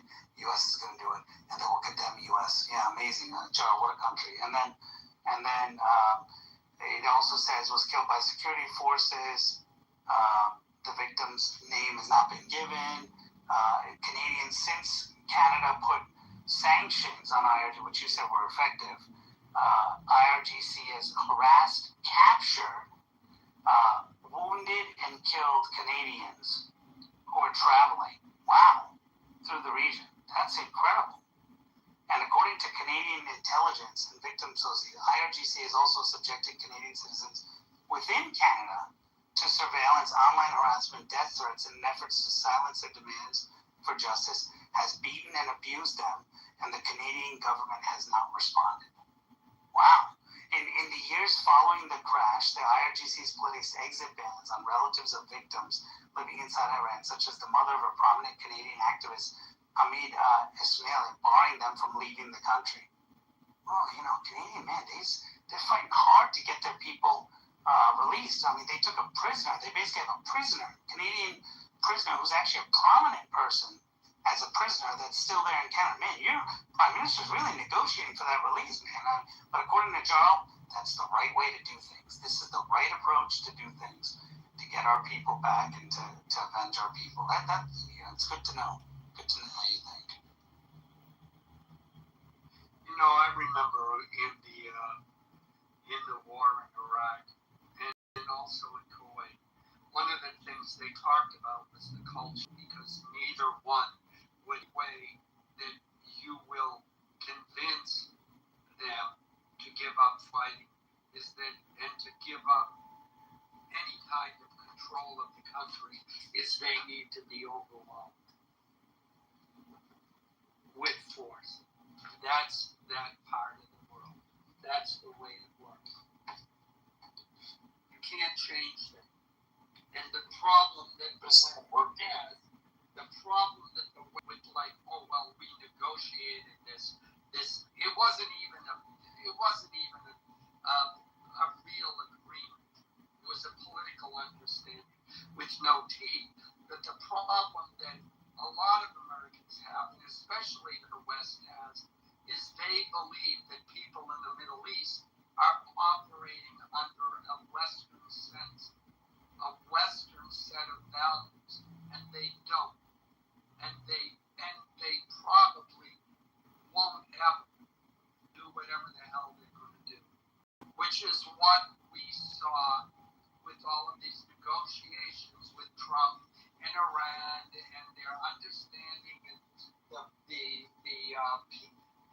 ceasefire agreements. We always knew they were going to break it. We always knew they were going to break it, but Trump has to let it play out so that the United States and the world can see, yeah, they keep breaking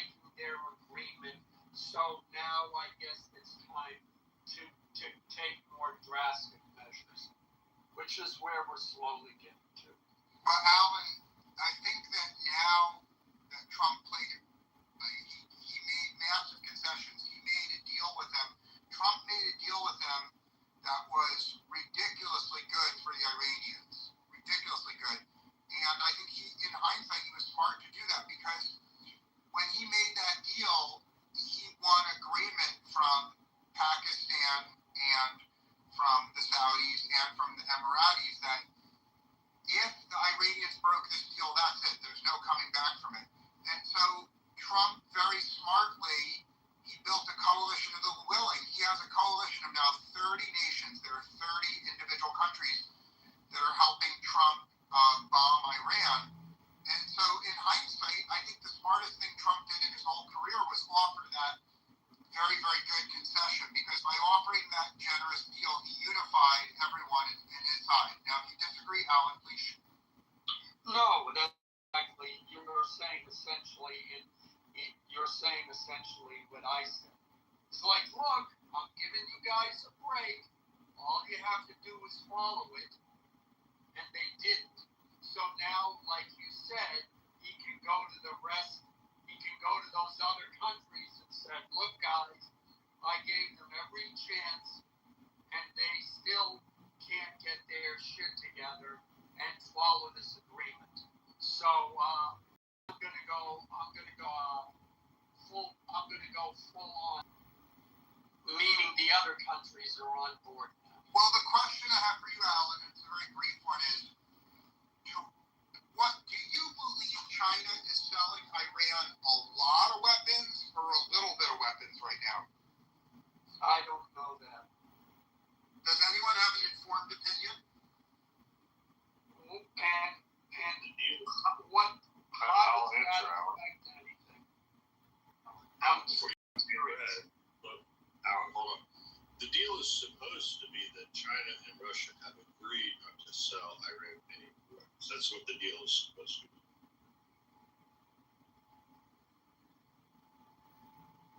I mean, look, I for fuck's sake,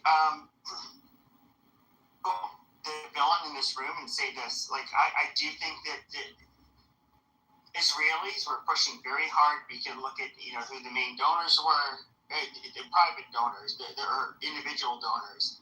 Paul Singer, Miriam Adelson. We can look at the pro-Israel lobby. They were obviously, they saw something in Trump, and they were absolutely correct in this evaluation, where they felt like he could be probably maybe not the last president, or the last president for who knows how long, who would end up doing what he did for the state of Israel. I just look, Iran is a pain in our ass. Yes, I get it. They call us the big Satan. They say all of this shit. They've killed U.S. troops. It's always been within the vicinity of the Middle East when they've done it.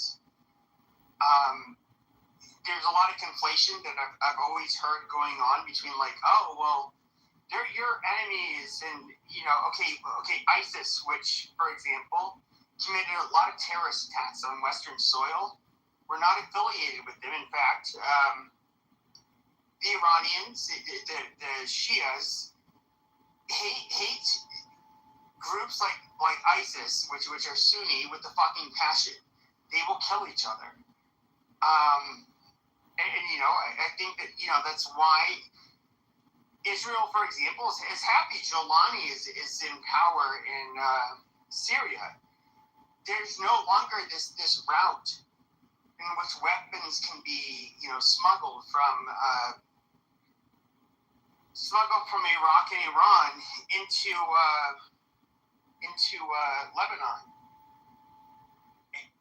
I just, like, at the end of the day, I feel like we are fighting.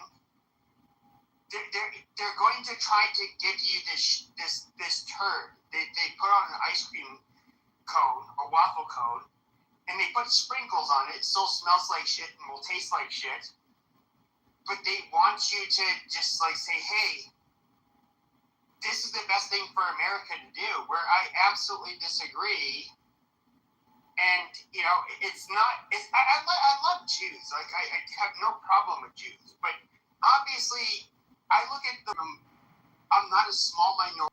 But at the end of the day, who's going to do anything to us? Nobody really can. But, you know, they're scared. Israel's always been, has always felt, or had to deal with, like, an existential threat. And so they've always kind of gone overboard in comparison to us, who we never really felt imperiled like they did. But, and I'm not saying this out of malice or because I dislike Israel, to basically, you know, as if it's in our best interest. But in reality, I think it was in the best interest of Israel, obviously. And I'm trying to, and you know, just because I actually care about Jews enough to say it's like this is going to backfire and people are going to fucking hate you on the left and the right. This is just like the worst route you can fucking go. Like this is where you want to push everyday Americans into a war. It's going to whether which class they're in, people are going to have to see their sons and daughters die. And they should be mad at Jews, or I should say Zionists, if this war ends up happening. This is like, I don't know, this is fucking, it's crazy.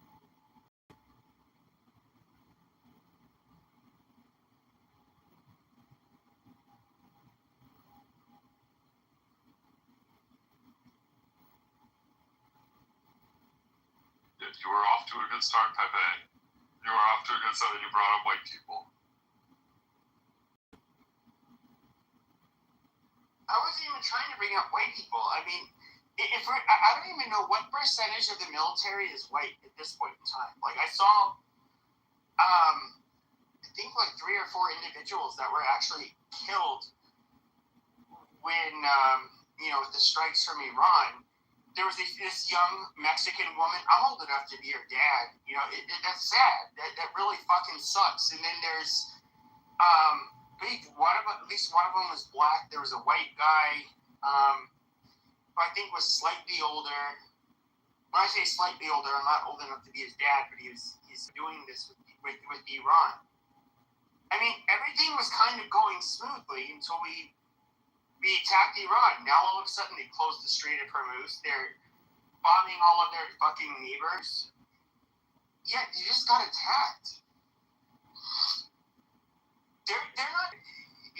Was actually the Saudi Arabia, our fucking responsibility to have to basically sacrifice our young in order to appease these fucking people. And a lot of people will say like, oh, well, look at the benefit to America. First of all, everything was running smoothly before this. The only thing that was not running smooth before we attacked Iran was, you know, the Hezbollah, Hamas. They were the number one, basically, supporters of the terrorists. Yes, they are bad people. We're not denying that. They hate Israel.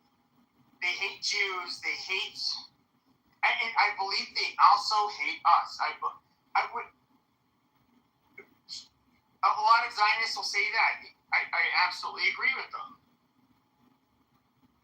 But at the end of the day, this is primarily a war trying to stay silent over something like this. Like, if we're very industrious and innovative, we help out in a lot of ways. But look, you guys are the 800-pound gorilla. We're the little, you know, 4-pound baby brother. Can you please protect us? See, I would actually listen to them a lot more so. But it's like the level of manipulation that we have to listen to. Where it's just like, no, you know what, fuck you guys. And then they take it a step further. It's just like, you guys are cowards. You are not fighting the fight that your children will have to fight. Or, I'm sorry, like, I feel like, and I'm gonna land here, I just feel like, just be fucking level with us. Like, the amount of bullshit we have to listen to. Look, I am somebody who's largely been on your guys' side, and you would call myself a Zionist. I think that your enemies are fucking animals too. I'm not on their side. Fuck Qatar, fuck Saudi, I won't say Saudi Arabia, but fuck Qatar, fuck, Hamas. Fuck the, no, you guys are fucking termites. You guys are disgusting. You guys are terroristic pieces of fucking shit. I don't care about you people either. And so, like, no, I'm not taking the Muslim sides. I'm not, none of it. But the amount of, like, manipulation I hear from the Zionists, literally, it's just like,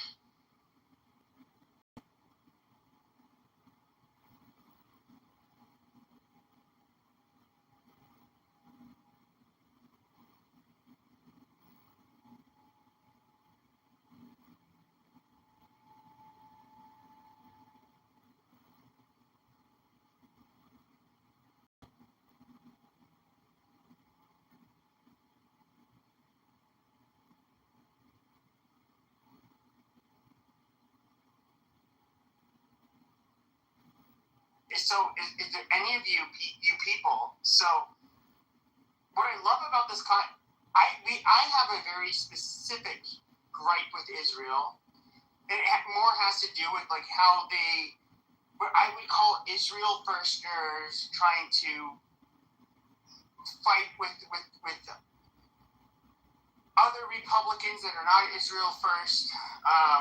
Them trying to talk us into conflicts, which I don't think are necessarily in our best interest.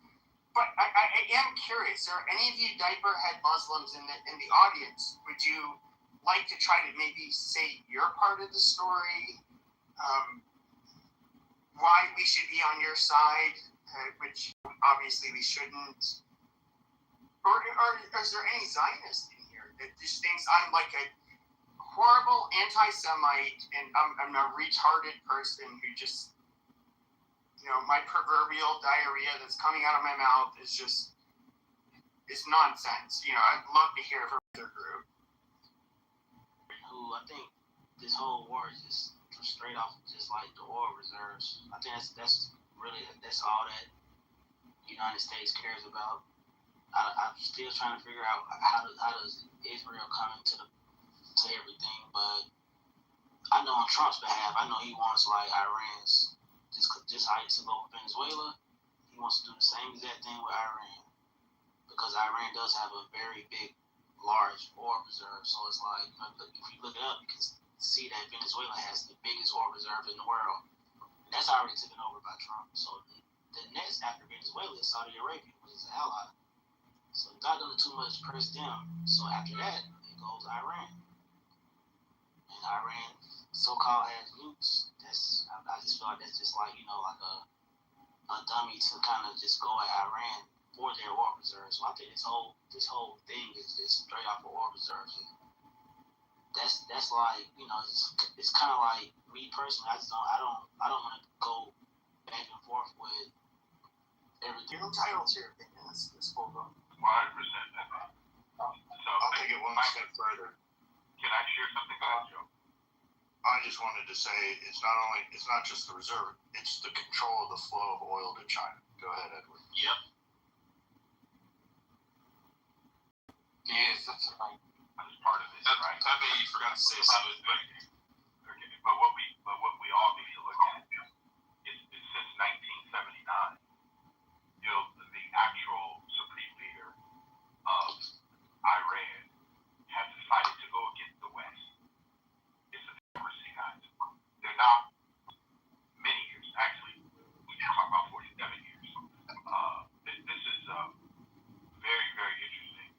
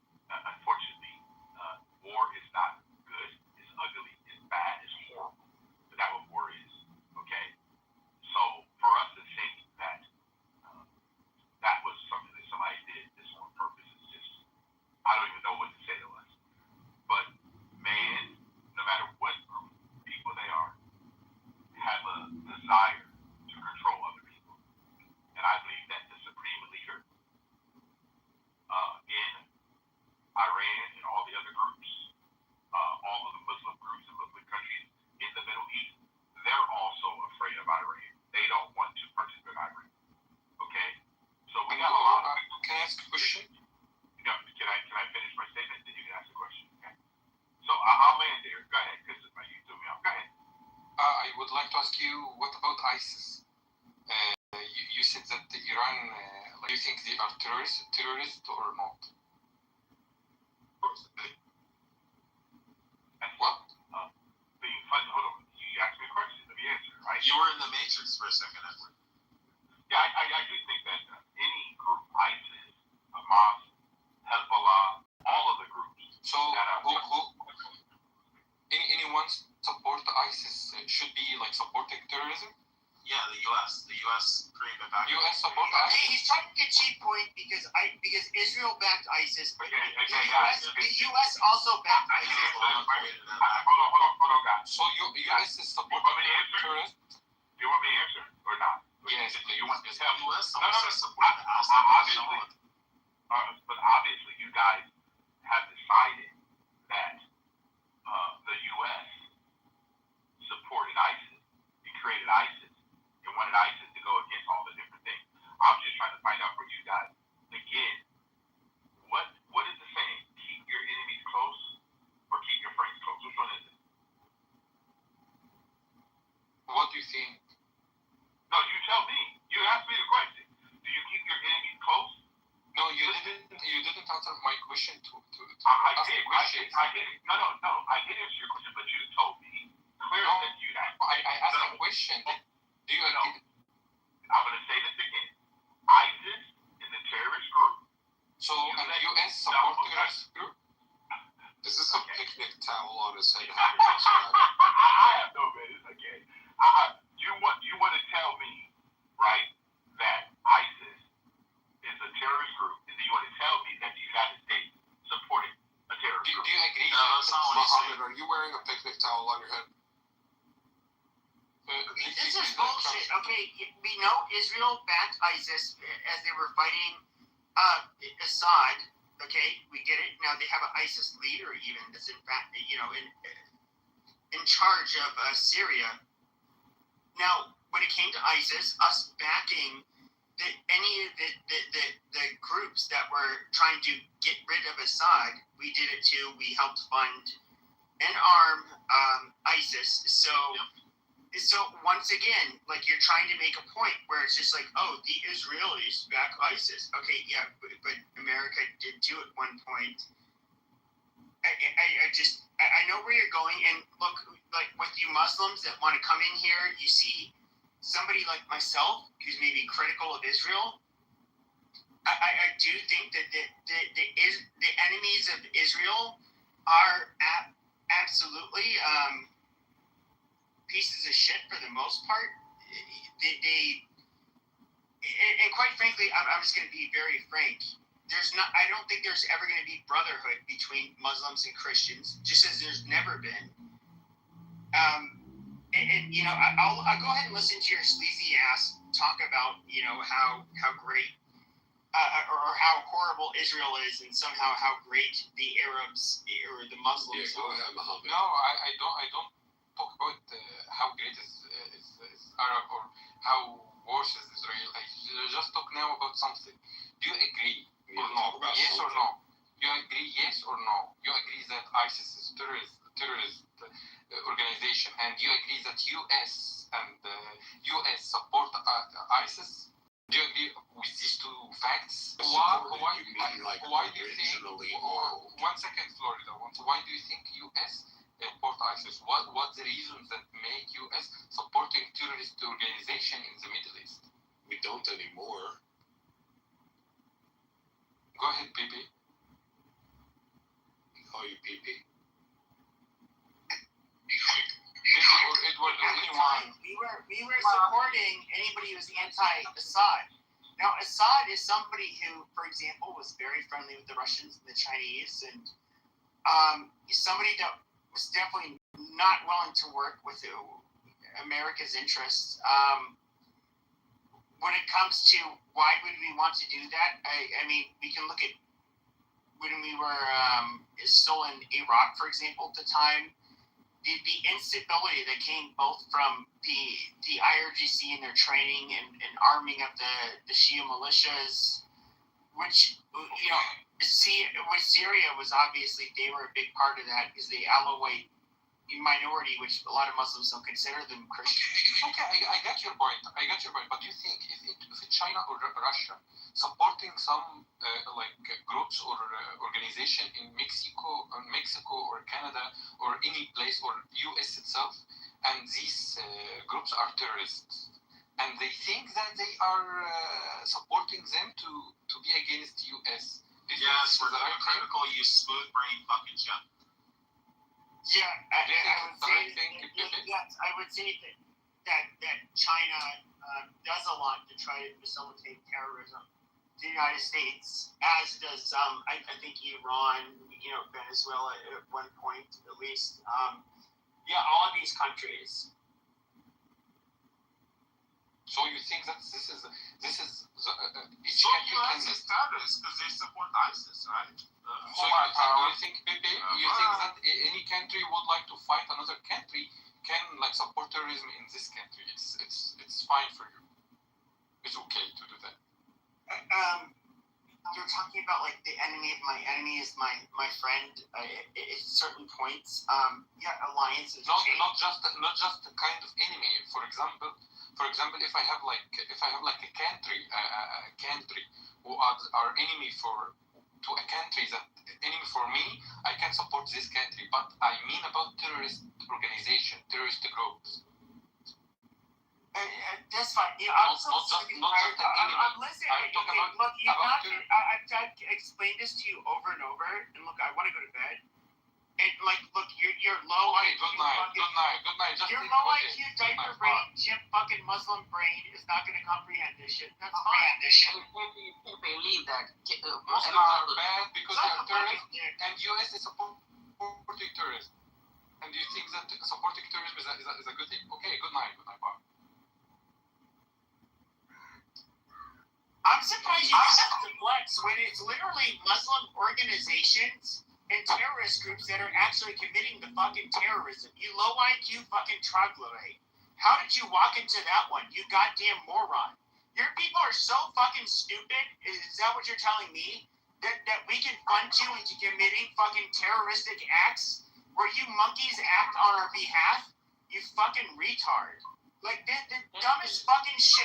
Once again, you know what's interesting? At least when I talk to Jews, they're rather intelligent. Listening to fucking low IQ fucking just suck a fucking dick, okay?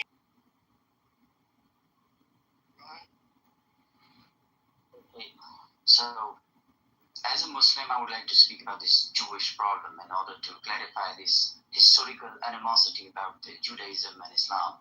See, there is a crystal clear verse in the Holy Scriptures how the children of Israel are the chosen people and how they were preferred over all other words. So there is no doubt about the fact that they are the chosen people. If a Muslim denies that fact, he's actually going against the Holy Scripture. But there is a condition. If you are the chosen one, then the conditions get different for you. So I believe it's written in the Bible, Leviticus chapter 26, verse 24, which says that if you go contrary to the message of God, your sins will be 7 times more than that of you will be punished 7 times more than that of a common or a non-Jewish person. So considering the fact that being chosen brings a lot of responsibility upon your shoulders. So if you are not true to the message of God, then you will have to face the consequences. And what we see right now in the world, it's up to you. I'll leave it to you in order to answer the question. The vast majority of Muslims did not look at them as the chosen people. Hey, one time I was jerking off to a girl who became a tranny, and I was. See, the vast majority of Christians did not look at Jews as being chosen. In fact, hold on. If you look throughout Christian history, okay, we literally we have a new covenant after Jesus in the New Testament. They like to call it replacement theology, which, yeah, obviously Christianity was a replacement theology. The vast majority of Christians, up until like a couple hundred years ago with the evangelicals, we did not look at them as the chosen people. The chosen people, first of all, does not mean that they're God's favorite. You know, the evangelicals are crazy. They'll believe one thing, but the chosenness means there's a new covenant, and that it can be fulfilled through the church if you become a practicing Christian. It's not this whole thing where we have to look at Jews as a chosen or special people. That is not something most Christians believe.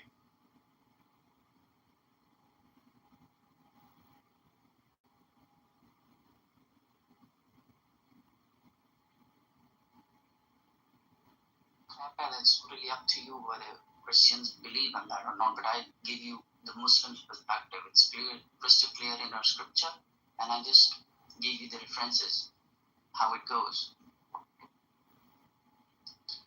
Well, to be quite frank, I'm not a Muslim, so your interpretation, just like the Jews and the different denominations of Christianity, I really don't give a fuck about what you guys believe. You guys believe what you believe. I don't have to believe it. And quite frankly, I'm going to say that it has no bearing in what I think should be just. I have one of this. Yeah, I was going to say something because I've been in and out, and people are talking about Israel, and it's the Middle East. I want to say my beliefs. By the way, Pepe, if it's your individual opinion, that's totally the Christian scripture not. All of this really doesn't make any difference.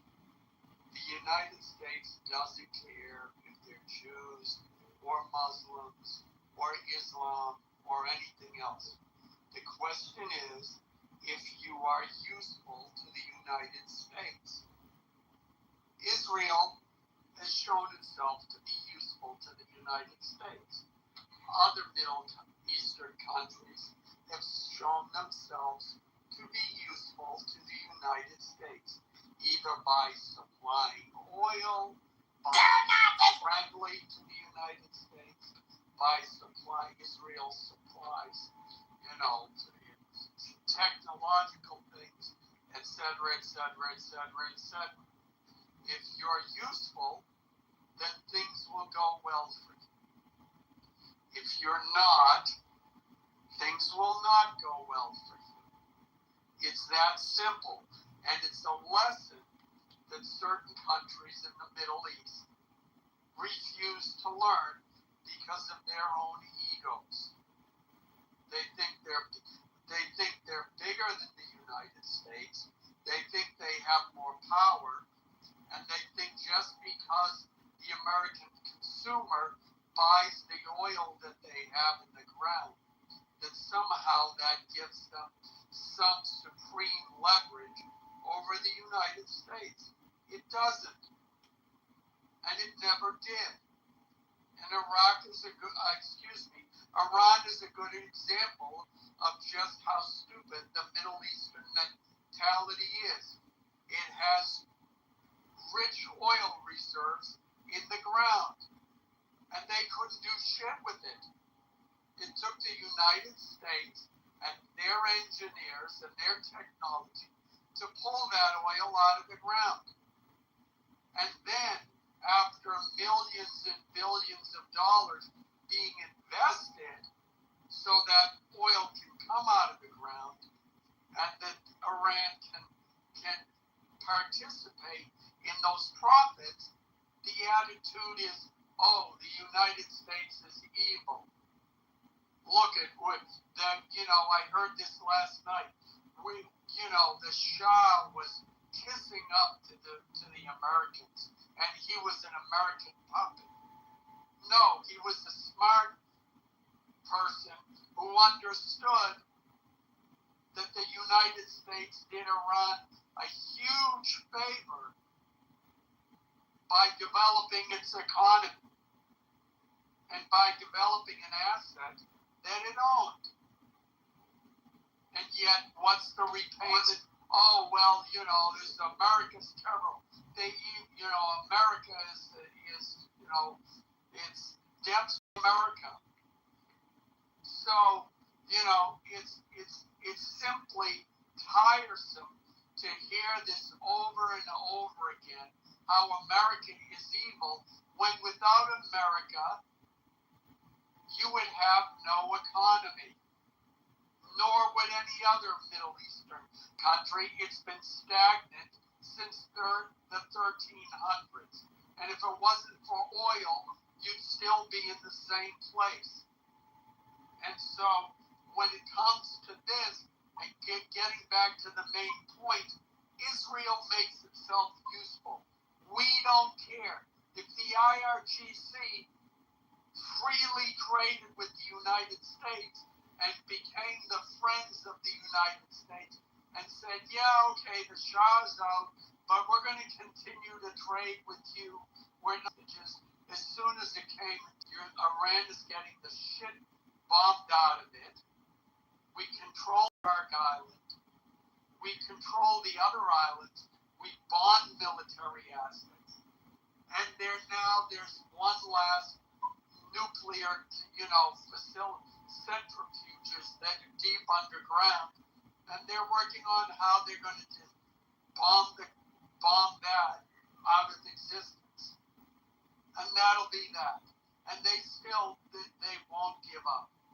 They simply won't give up until they're dead, and the United States will take care of that.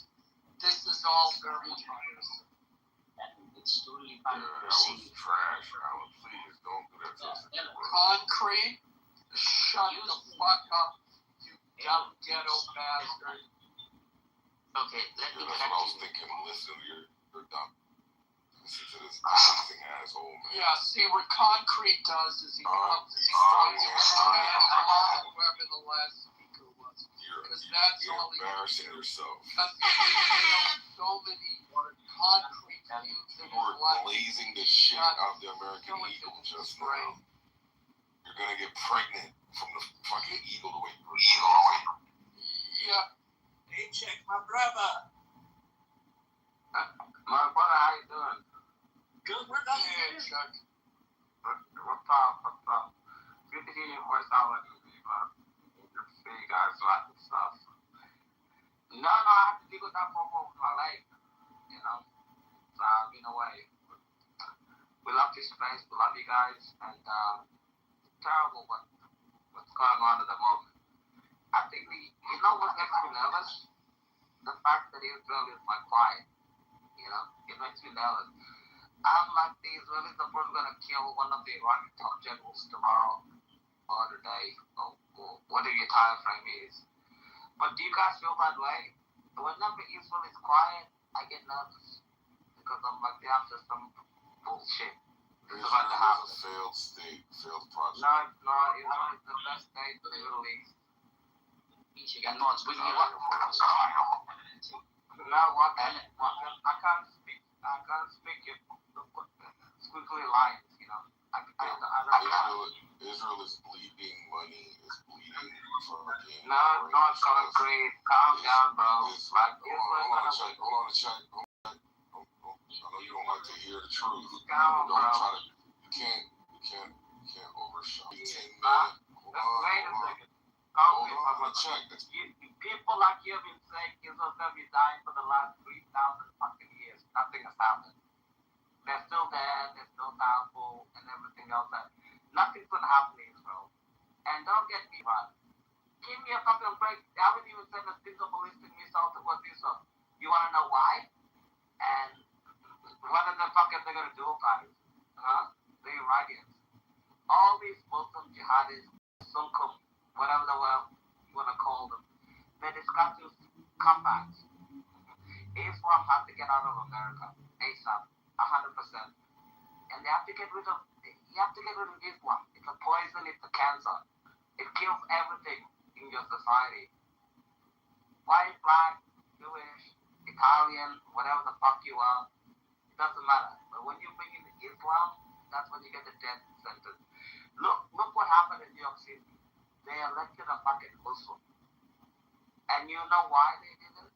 Because after 25 years, the good people in New York left, and they went to Florida. That's why Florida became a red state. Even Matt Bebe, tell me if I'm wrong. These people are sick people. This is a horrible thing that's happening. And you gotta get rid of it once and for all.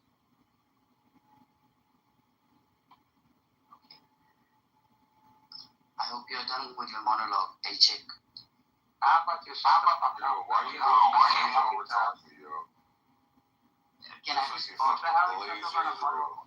Walkers, get the fuck out with your bullshit. You know? I don't It's a care. useful tool, bro. You and Alan are Concrete, calm down, my brother. Please don't My brother, calm down, Concrete.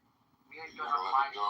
You're not gonna let me go, bro? Alright, go ahead and tell me why you feel so hard. So Israel is a failed project. Fucking 10 million people. So it's the richest Yo, state. you stop, bro. Go ahead, tell me why it's so failed. Can you stop? Thank you. Go ahead. Just be quiet. Just stay on fucking mute, bro. Yo, y'all niggas need a daddy. Y'all need to stop fucking using these countries as a project. My father Shut the fuck I already have up. a Shut up. father. Shut up. Shut up. I don't Shut up. Be quiet. Be quiet. Be quiet. Be quiet. Be quiet. Your father would be ashamed listening to you fucking. No, he wouldn't be ashamed to be proud of me. Oh. No, he wouldn't. Actually, I saw my father the other day. He was actually proud of Concrete.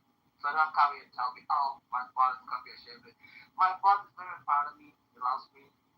And good things are happening. Don't come here and be like, oh, well, you know, your father's going to be ashamed of me. You can hate Israel all you want. You can hate the United States. The United States of America is the greatest country in the whole entire world. Don't come here with your anti-Israel fucking BS and bullshit. No. And in terms of my father's a great, great man. Great, great man. I talk to him every single fucking day. So don't come and say all the bullshit, you know? We don't want this anti-Israel bullshit. We don't want this anti-American bullshit. And you're like, oh, well, yeah, we have to leave Israel alone. Like, Israel's gonna die. You know, from 1940 until 1967, 68, the United States has an arms embargo on the state of Israel. The greatest ally in the entire Middle East. So, why do you come here and talk about your anti-Israel bullshit? It's a waste of time. Because, like, of course they're going to protect Jerusalem, the capital of the state of Israel. Of course they're going to protect Tel Aviv. What the fuck do you want them to do? Be like, yeah, you animals can come and rape my daughter, my sister, burn people alive like October 7th. Fuck off with that bullshit. No, I ain't confident. No, you're not gonna have a conversation. You're just a fucking bot. You're just a You think robot. I've been on here for so long, I'm a fucking bot? You retard anti-Israel people have been talking this bullshit for so fucking long. Because you spread jihadists. Where the fuck you come from? I don't even know. Focus on those arguments. What are you talking about, Marcus? You know? You're full with the North African fucking hellhole, you know? You know what? So you come here. Okay. So what's the question? Can I speak now? Go ahead, what's the question? You can't speak with a check. I'm not gonna shut up.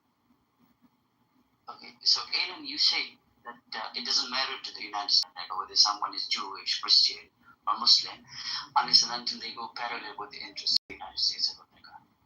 History doesn't speak that. We saw how many favors were bestowed upon the state of Israel by the United States of America. Yeah. Israel is a crook state. Israel is a terrible state. Yeah, Israel fucks up all the Arabs and everything else. You have 1 billion Arabs across surrounding Israel. Yo, y'all not gonna let nigga check shut the fuck up at some point in this fucking You're losing conversation? the 7 billion No. Jews. Like, you fuckers, right? You fucking wankers. Like, you're losing the 7 billion Jews. You scumbag. Shut the fuck up for 1 second. Hang on, bro. you're losing to literally 7 billion Jews in Israel and 15 million worldwide. You pathetic Arab goat shagging. You know what, Walkers? Why did you guys stop fucking your own damn cousins?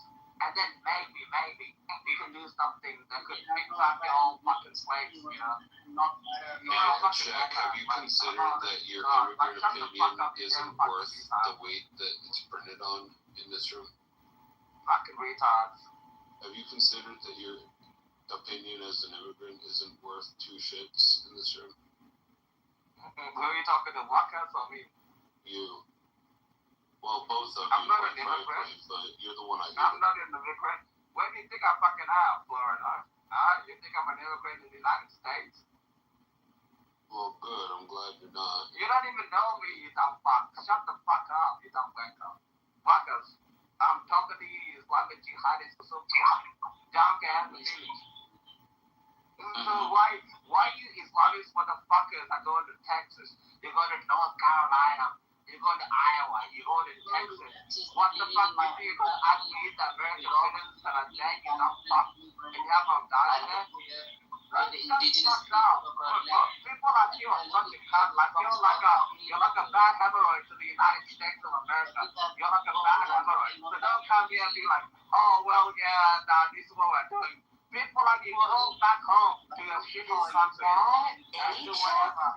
What's up? I'm good at these guy Walkers. He just comes and he talks a bunch of bullshit. There's 56 Muslim countries you can move to, Walkers. You know how you do. What's up, bro? How you doing? Doing Sony. Chilling, brother. Sure. It's good to hear your voice.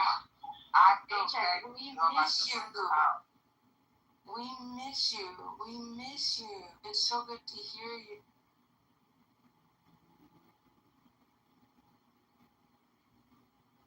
Yeah, we miss you too.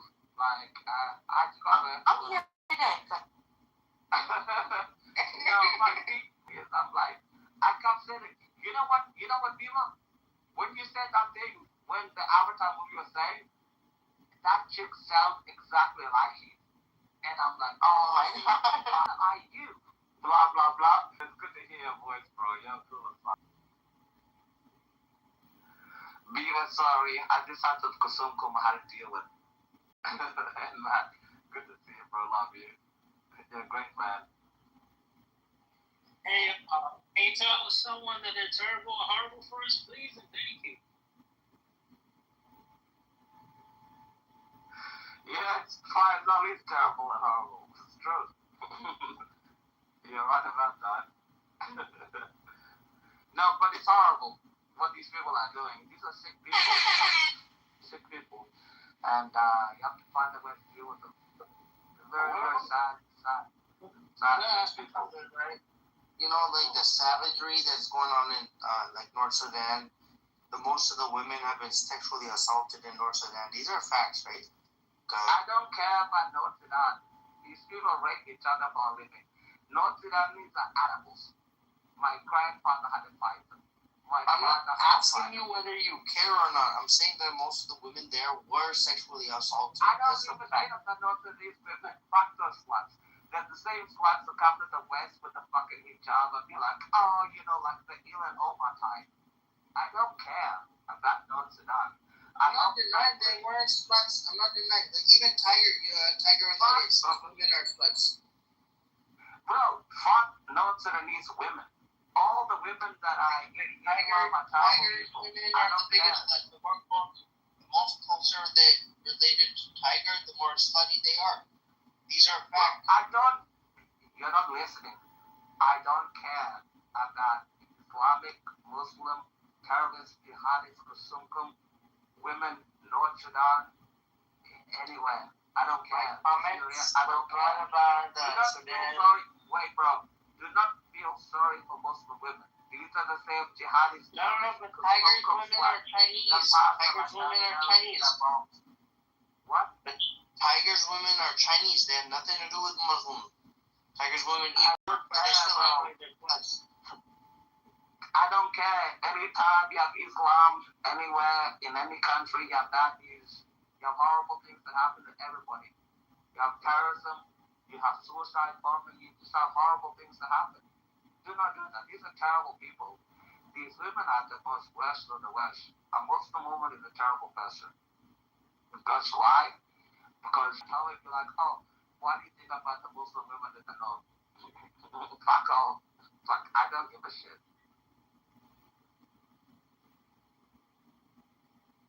You have a... Do you know what your problem is? I don't like any Muslim women. No one come here and tell me about Shut up at one point in the conversation, bro. You can't just keep talking over Okay, go ahead. You just shut up, bro. Just shut up. Okay, look, the black American is telling you shut up. The two Pakistanis in the room, the Pakistanis are telling you to shut up. I don't know why, but they all came in at the same time. Yeah, because I'm talking about Muslim women. Concrete, I think, once struck like a Somali woman, whatever his thing is. He's a good guy, great guy, amazing. Wakas, I have no idea. He's from Pakistani too. He rapes everything that moves. You know, terrible people. You should never let them in your country. And the other person is Faisal. I don't even know. Pakistan is a horrible country. I don't even know why anybody deals with Pakistan. Have you ever been to Pakistan? Hello?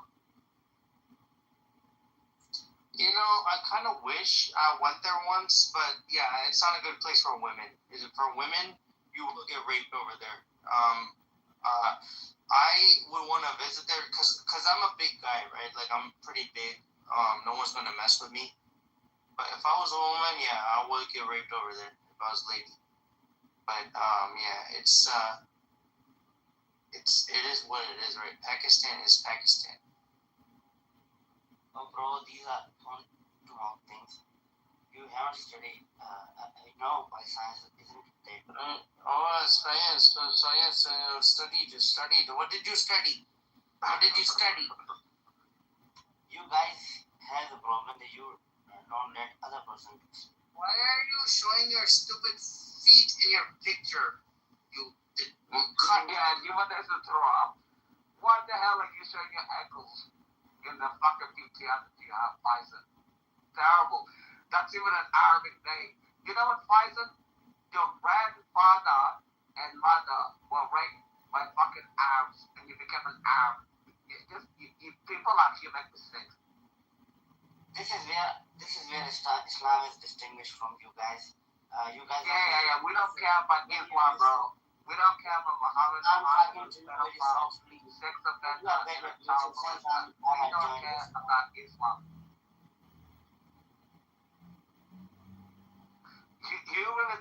You really think we care about Islam? Muhammad was a sex offender, pedophile, child molester, rapist. He was a terrible person. Don't come here and be like, oh, well, yeah, he was such a good person. Hey, Fuck dickhead. all the bullshit. Hey, dickhead, stop being disrespectful of religions. Don't fuck Muhammad, bro. You really think I care about Muhammad? What are you gonna do? Jihad and blow me up? Go ahead. Fuck your prophet. Fuck Muhammad. Fuck all you guys. Aging. You know how Pakistan people look like? They break them from the neck and suck all the blood from the whale on the beast. Yeah. Muslims are gonna do the fuck anymore, bro.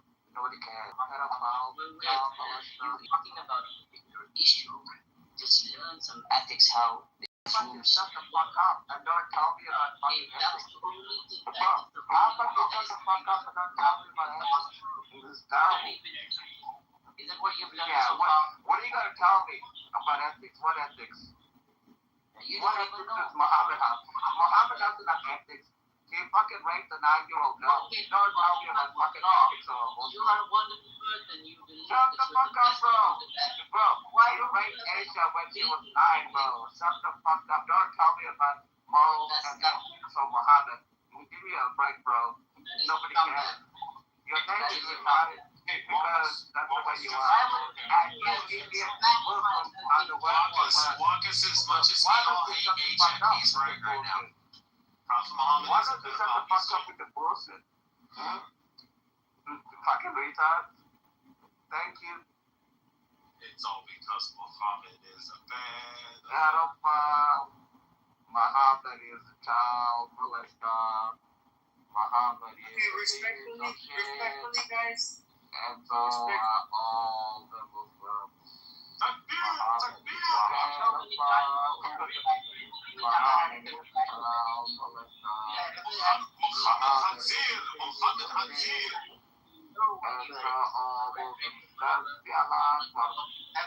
But this guy claimed he guys are fucking retarded. I don't want to hear about fucking Muhammad, bro. Nobody cares for Muhammad the pedophile and the child molester. Shut the fuck up and go ahead and repress all you want me to give you some background music? Come on. Yeah, we need a good one. Wait, H-check, you don't want to worship a pedophile? Fuck no, bro. Not happening. I mean, Muhammad is their God. Exactly. This guy fucking, I'm like, Muhammad is a pedophile, child molester, sex offender. He'd be like getting the fucking death penalty with the life today. Fuck off all you Muslims, bro. Just fuck off. You got bad nothing in society. You break the law of society. You kill everybody. You rape your women. You cut off clitorises. And then you go to Western societies and you rape white women. Hey, check, tell about Sudan. Fucking homes. Tell about the 730,000 people in Sudan. Bro, fuck Sudan. All the South Sudanese being captured by the Sudanese and sold on slave blocks. No South Sudanese are being captured, bro. We eliminate all the enemies in our nose. You know? These motherfuckers came to our border 1 million. They're like, oh, can I have some food and can I have some water? We're like, you know what? Go fuck yourself. We don't want our enemies. We don't feed our enemies. We're not Israel. We're not America. Fuck off, bro. Just stay in the north, stay in the Sudan, and go shoot your stuff and fucking dirty. You ain't your money. Oh, you want money. Yeah, every Just go single shoot the day. stuff with you and dirty terrorist money. Fuck off. Comes straight from the pocket of AJ, and I'm so grateful to you, AJ, for being so humble, so kind, providing food. I'm telling you to go fuck yourself and to go find your own food. But my dick is not that long to which I could fuck myself. Because you're a fucking It's alright, Walker's HX South Sudanese, he'll fuck you with his dick. That would make sense if you should come and unable to do that. Get pissed without pissing on your fucking zipper. The guy literally said he's Pakistani. Yo, 3X. The guy literally said he's Pakistani. 3X. Yeah, Pakistani and Indians are the same fucking shit. Okay. Rich, we take it off. We do not. Yeah, Walker's remember. So, H-check, what do you think about the World Cup? About what, the World Cup? Yeah. It was bullshit that America beat Australia, but you know what? I'll get over it. It's painful. You know, it's terrible. You know. What about your mom's little brother? Did you see your mom's little brother? I think it's like America has to beat Australia because you have to remember the U.S. troop presence in Australia can be called back immediately. Okay? It's all politics. Don't take it personally. No, but Australians are better in sports than Americans are. This is the fact. I was caught with cocaine in his system, and he was driving 45 miles over the range they're supposed to. So they don't come and be like, oh yeah, Australia's supposed to do this and all the bullshit. You really think we can, bro? Fuck no. No, like, look, most people in the world know that Australians are far more athletic than Americans. That's not true. No, that is true. Motherfucker, it is true. Motherfucker, that's definitely not true. It is true, bro. Yeah, bro, with 340 million? Bro, we don't breed like Indians that have like fucking 1.6 billion fucking people that fucking like fuck up the whole world. Yeah, you wanna bring in an anomaly. Wait. You wanna bring in an anomaly. Using the word suck. South Sudanese can be like 7 feet tall, but are they good at any sport? What sport is South Sudan good at? They're not good at any sport. Pakistan does better report than South Sudan. Does that mean South Sudan is a worse outfit than Pakistan? Earth to sun, Earth to sun, Earth to sun. Sun, are you in? Come in, sun. Earth to sun. Hey guys, first I want to apologize because my English is good, but I have to apologize about the PTR, if you don't mind. If you could change that, that would be great. But I would love to hear from you. Tell us, son. I just came here from a group that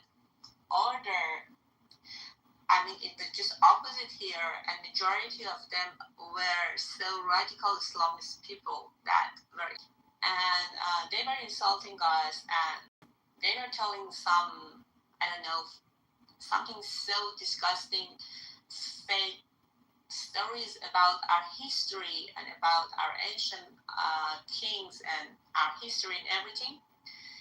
And I was so angry. And even one of them were here that he just went. The Ralph was here. I saw him. Maybe he saw that I'm here and he went. And he was a very, very rude man. And then I came here. And I'm atheist actually. I'm not believing in any religion. And, if you live and grow up in Iran, I think most of the new generation especially are atheists these days. Because of these happening in the world, I just see that you're speaking about, that exactly like here in another group, they're attacking another group. And I just wanted to say that why? You know why there is not any woman prophet in the history? Because never women are we're not gonna to be so serious about the life, because this is so too short, and we can just enjoy it. That religious is, in my opinion, I respect to all the religions and all the beliefs. I don't want to, disrespect anybody or any belief. Iran? Are you from Iran? Yeah, I am. So you don't represent any Muslim view at all, because you are atheist. Number one, you are atheist. Many new generation are atheists in Iran. I can't say any percentage because now Iran is closed, but I think that Generation Z and even before that, most of the people, except the IRGC, What? You were going back to past. But I didn't ask about past. I didn't ask about 1990 Iran. I didn't ask about 2004 Iran. I simply asked, are you atheist in the year 2026? I didn't ask you 2004 or 2008 or 2011. I didn't ask you that year. Yeah, she was trying to add context. So, talk about now, right here, right now. You just want a yes or no. You just want a yes or no simplistic answer. Answer me yes or no. Talk about right here. You can say anything you want. Talk about right here, right now. Hey, I was saying that I would. Oh, that's too good. So thank you for sharing that. I have a question for you. Would you say the group that you were speaking to, did they seem to be? They weren't American, were they? Where would you say they were? No, the name of the man that was in charge of that group is Amir, I think so. And I think he was from Pakistan. His accent, I say that from his accent. And he was totally saying some fake things I never heard about them, about the ancient Iran. And then he was just, using those words to give some credit to Islam. And then I said to him, hey, I don't put any hate about any religions because I believe that none of them works for human, never. And they were just, for something to control people. They are working for some people to control a group. And then after that, nowadays in modern lives, it's crazy that still people are fighting about it. And what's the result? What will happen after? Just pretend that all the people in the world have just one religion. So what will happen after that? This is my question always. But you know that Amir. So Amir. He's so rude, man. So rude and not educated. And I'm so sorry about him. Religion, we're gonna find, whether it's religion, whether it's some other group, I think humanity, until we get the emotional maturity, we're always gonna fall victim to that. It's by John Turner, psychologist. Basically, they say that people psychologically, first of all, identity is a very interesting thing, and then they develop So they develop their identity and then their self-esteem through groups that they belong to, and then they develop the in-group bias. And then the stronger that the in-group bias becomes, the out-group bias becomes stronger as well. So I think, that's my opinion. I think that it could change. But I have one other question for you. Do you think Americans suffer from xenophobia, or do you think that Americans are pretty well-rounded when it comes to Muslims in the world? First of all, huddle. No, but good. But do huddle. But yeah, I'm living in the USA now, but I lived in Europe, and before that Iran, and I saw different. Different points of view about the people, and I think that something that people follow nowadays is just if I wanted to say that who is the prophet of nowadays, it's just social media. The prophet of now is just social media, and people, all of the knowledge is something that they receive from social media. So I think that something happens that somebody in charge want to happen. It's not something that we decide about it. And if they are fighting so bad these days, because maybe they're supposed to fight it. Because it doesn't make sense that you fight in 21st century about religions, about some men that the last of them, for example, were died more than 1,000 years ago. It's something that I fight for you with my king 3,000 years ago that was in Iran. I fight for him now with you. So it makes sense just the same. If you believe or fight with others, it's something that a group wants that you do that. I don't believe that it's our willing to do that. So do you think it's more, let me ask you, so getting back to the Americans and xenophobia, do you think that possibly the religious that people look at different religions and they look at them as harmful? Do you think Islam could be considered harmful, or Christianity, or any of the religions? Do you think that they could threaten a peaceful person's way of life? Well, to tell you the truth, I don't have enough information about Christian and Jewish that I tell my opinion. About the Islam, it hurts our people in Iran because of our history, because it was something that first to us. But for example, that at the same time that the Iranian, many of us don't like Islam now, at the same time in Saudi Arabia, they love it. And it makes sense because this is their roots, and I respect them. Because this is something that belongs to them. This is their history. This is their beliefs. And I respect to them. But when they wanted to force it to us that we weren't like that, and they had a lot of, they did it with attack and killing or everything, I don't blame the religious. I blame, the people that did it in history. But in those times, all the nations did that.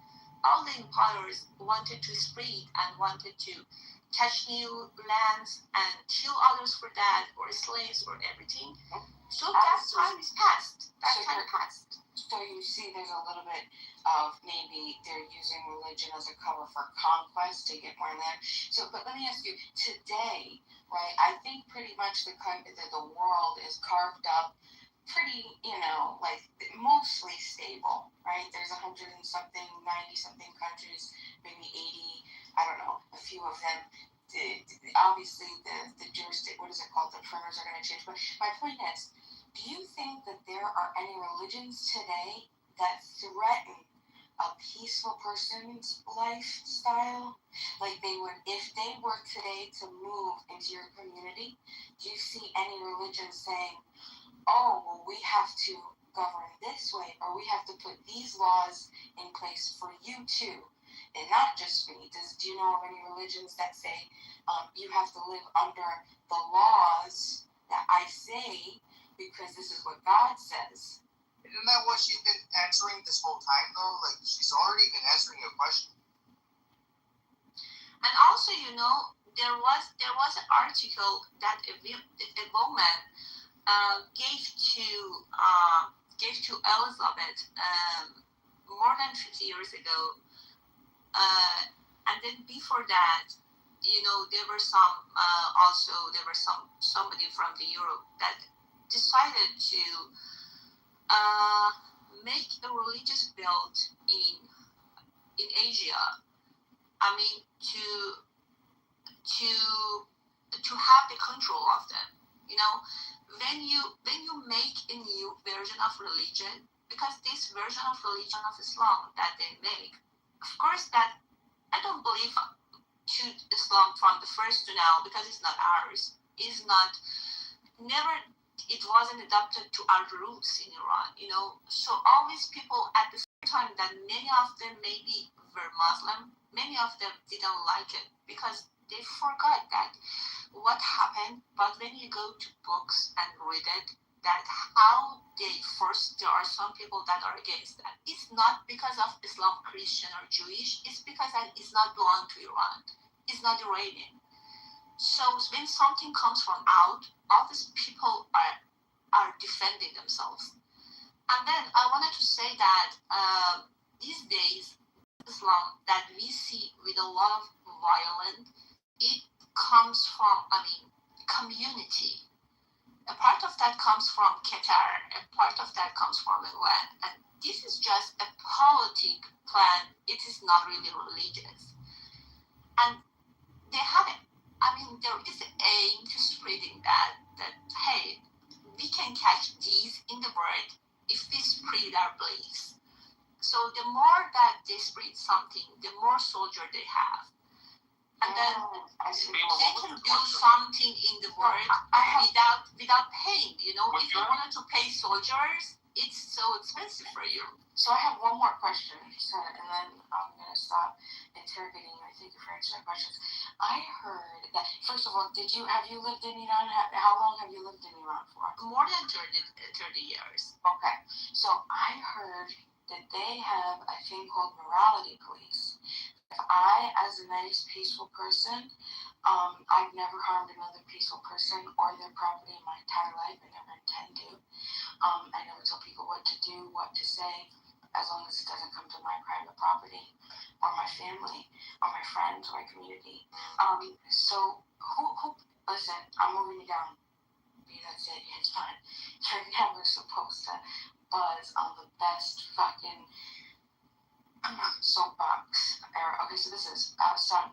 So I, as a peaceful person, I don't harm you, but I heard that there's these morality police, and if I'm just walking the street, I heard that that they would just, that these women could just drag me into vans and then haul me off to these warehouses and beat me whenever I'll be into jail for my hair or something, like if I don't have my hair covered. Is that something that's like how bad is that? And if you ever get lashed.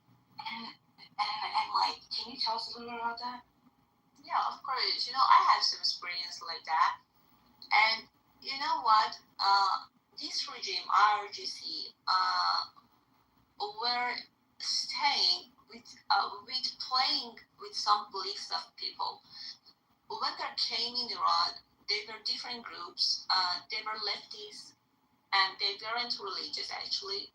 They were Islamist, and they were a group. I don't know how to call it in English. IMK, or something like that. MIK.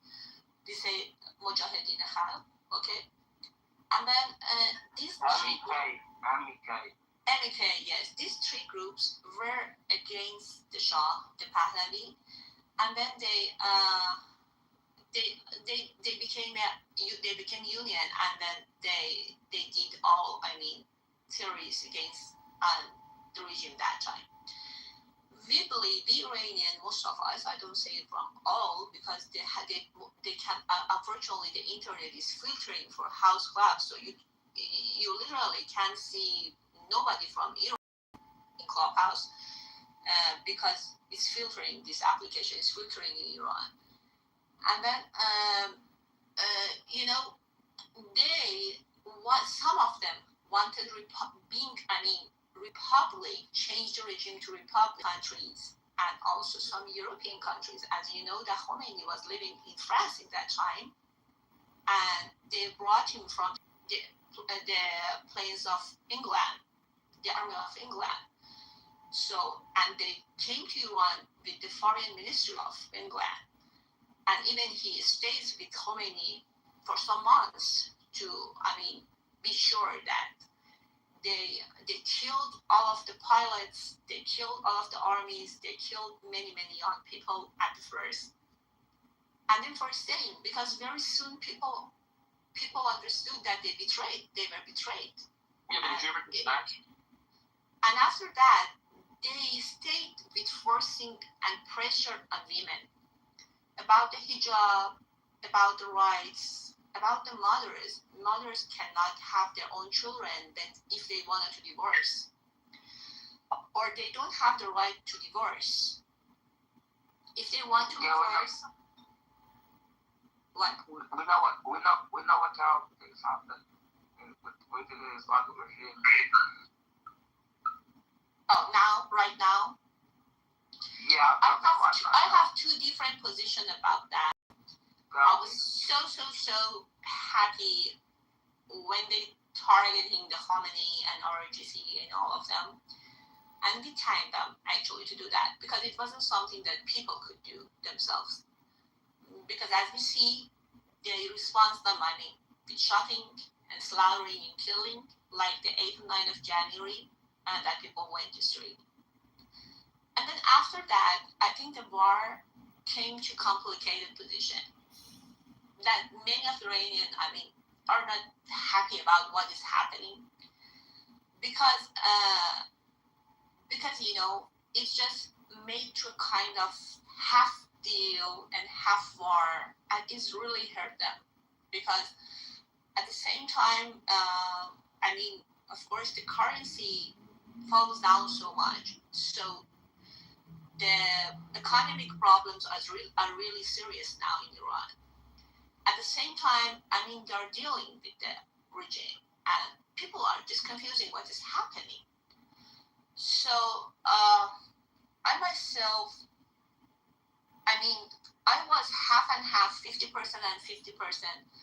I don't like if Pahlavi came back, or if a group from inside of Iran, not from the regime, wanted to get the power of, get the power and just regime change has happened. But in some steps, we saw that this war is not leading to regime change, and it's the point that really disappointing for people in Iran.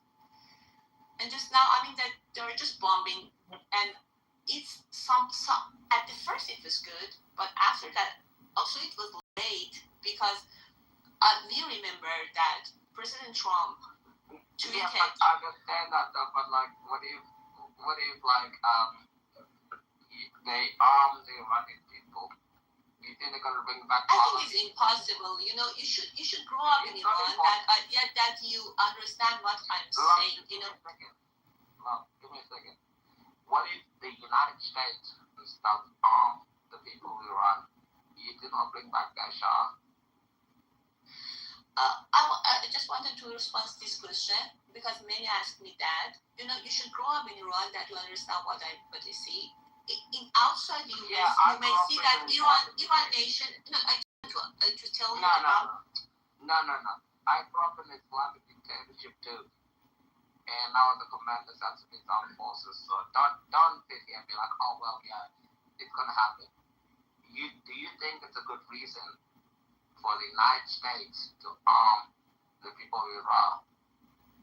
Like, where's the problem with these people? Not these are scumbags. What do you think? Do you think are you gonna be a supporter of the Shah, or well, you're gonna be like, oh no, like terrible, you know?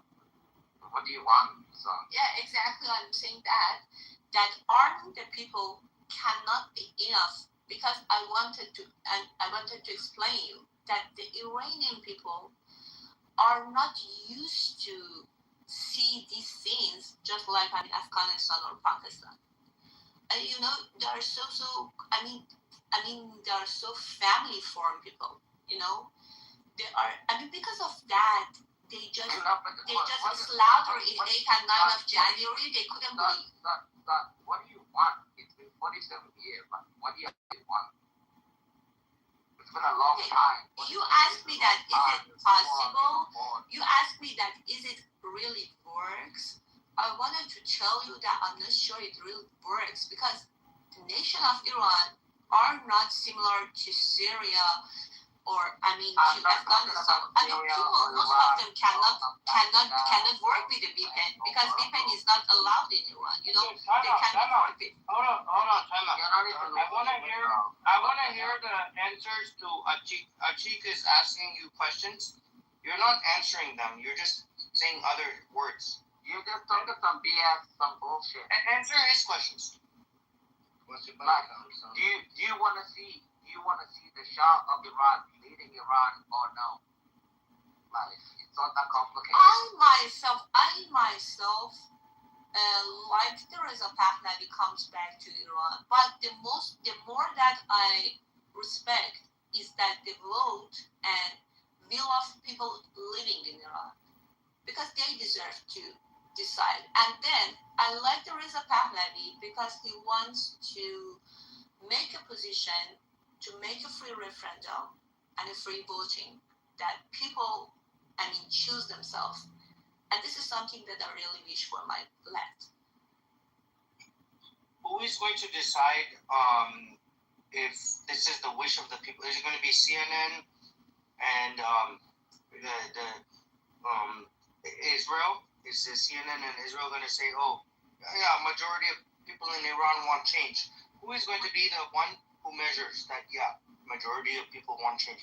Who will measure this? Because, you know, the same statistics we're being fed is the same sources, right?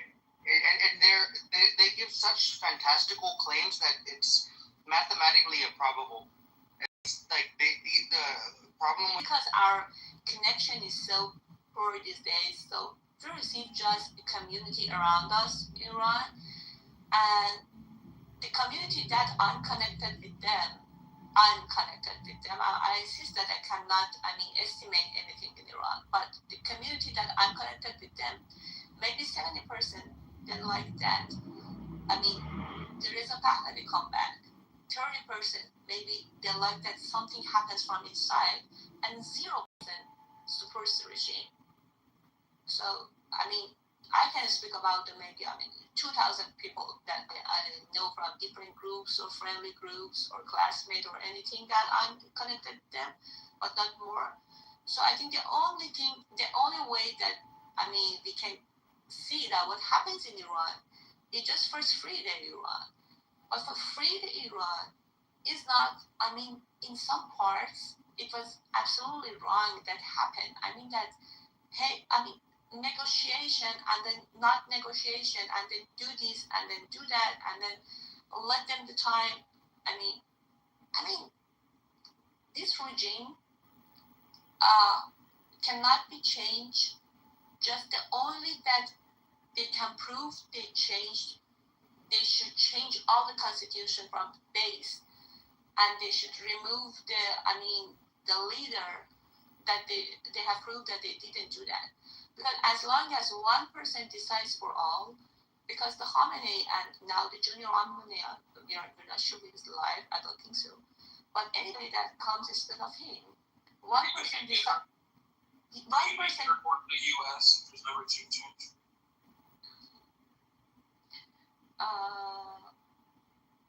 For USA, you mean it's better for USA if the regime change hasn't happened? You mean that? Yeah, it ends up no regime. I think that USA hasn't shown that they really want regime change in Iran. I don't know why, but in 1979, they helped Khomeini come in Iran, and we know all the Carter helped. Shame on you! Don't say that. Shame on you. There was there are. I mean that the Carter helped. Yeah, no, wait a second. Shame on you! Don't say that. There was 9.5 million Iranians on the street saying Khomeini, Khomeini, Pasha, Khomeini. You really think we're gonna forget that history? There was 9.5 million Iranians that were saying Khomeini's name. You really think like those people were like Japanese or Mexicans or Moroccans? Son? Huh? Don't do that. You think that this demonstration? So you think that this demonstration? There was a 9.5 million Iranians in Tehran wanting Khomeini. Don't say that. That's a horrible thing to do. And you're wrong too. So, okay. I think that you haven't read the history of revolution in 1979. Don't tell me I've not read the fucking history. An American forced 9.5 million Iranians to protest in fucking Tehran in 1979. I want the mullahs gone. I want Tehran to be dismantled and everything else like that. And I want your Shah to come back home. But don't tell me in 1979. Have you seen that famous photo of that chick? One of them was the left. She got executed by Khomeini. And the one on the right had fucking like asylum in Sweden. What are you talking about? Like, honestly. You ain't gonna sit here and tell us that in 1979 no Iranians were responsible for the monarchy? Son, like give me don't come here and tell us that was a bullshit. No, it's not a bullshit. If you wanted to know, I can send you video from the Carter. About the history. No, from the Carter himself, not from ourselves. I mean that it was something that they thought, you know what, it happened. It was some mistaking in politics that Muammar Reza Shah did, unfortunately. And then after that, in funeral of Muammar Reza Shah in Egypt, they understood that it was absolutely false. That it was absolutely false. I can send you the videos. It's not something that secret. It's something that USA spreaded the documents for that. No. You're wrong. The United States did not force Iranian people to get rid of that Shah. You're lying. I know you're lying because it's wrong. Jimmy Carter. I don't have any reason to lie because that's my country. No, the Iranian people. You had 9.5 million people protesting to get rid of the Shah in 1979. Your parents are responsible for this. Take some accountability. You know, my parents never wanted Shah to go. My parents supported the Shah. So, I mean that. No, bro. You guys were hating the Shah in 1979, 1978.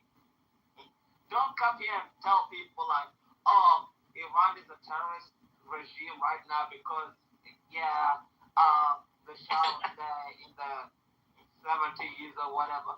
No, actually, just wait a minute. If I can find the video, I'll send it here. Okay? Just wait a minute. What's the name of it? You missed this? Fucked up. Fucking hell. Bima. Yeah. Haven't you missed Asia? I have missed Asia. Obviously, guys, do. Don't come here and say like, oh well, yeah, in the 1970s it was just Jimmy Carter is the reason why we have the Ayatollah Khomeini. If you have a dictatorship for 47 fucking years and the United States comes there to get rid of them, shouldn't you be more grateful than that to be like, oh well, yeah, especially with all the people that serve. Iran have been blowing off the legs of American soldiers from like 1979. They blew the Beirut bombing 1982, 1996, 1995, 1996, 1997, 2002. It's your fucking government. Like, this has nothing to do with the Americans. The Americans are trying to get their troops killed. So I think I found it. Sorry, Chick. I think I found it. Just a minute. I think I found it. So, can you check it, please? Yeah, definitely. So please just listen to that. Then I mean, you can understand what I'm saying, where I'm coming from. You really want me to look at this political argument? Is that what you're supposed to?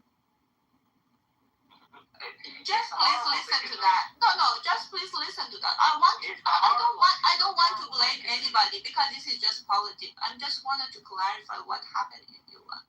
I just wanted to say why a majority group of Iranian couldn't be here, because even the voting that happened at the first of 1979, that was a fake voting.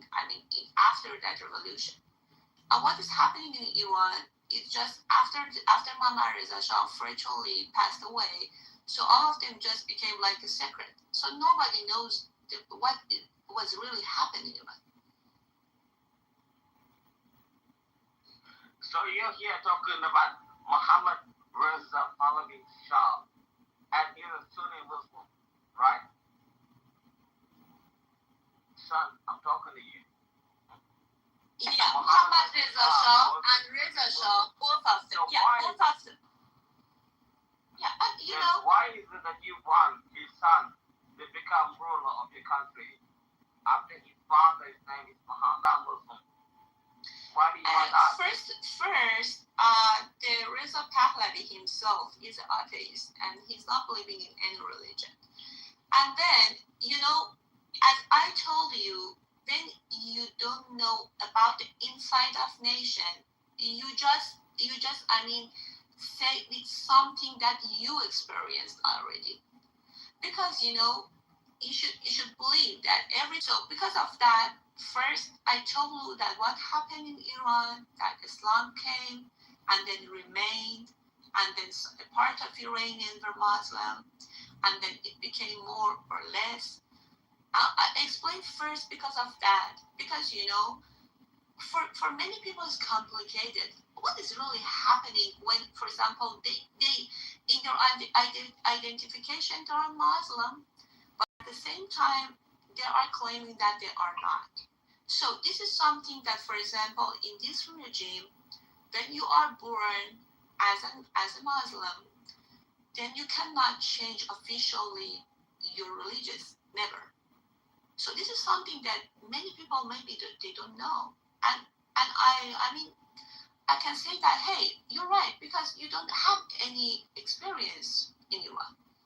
But on the other hand, many things about that happens in Iran, about the violence or anything, is so exaggerated, because again, there is not any real information from Iran, because they compare it with the neighbors. But of course, it's not the same. What is different than the way they live, and I respect them, of course, but we are different, just different. So I have a question. I have another question too. Just real quick. Remember the morality police thing that we were talking about? Yeah, exactly. So I have a question. Do you know? I just want you to get.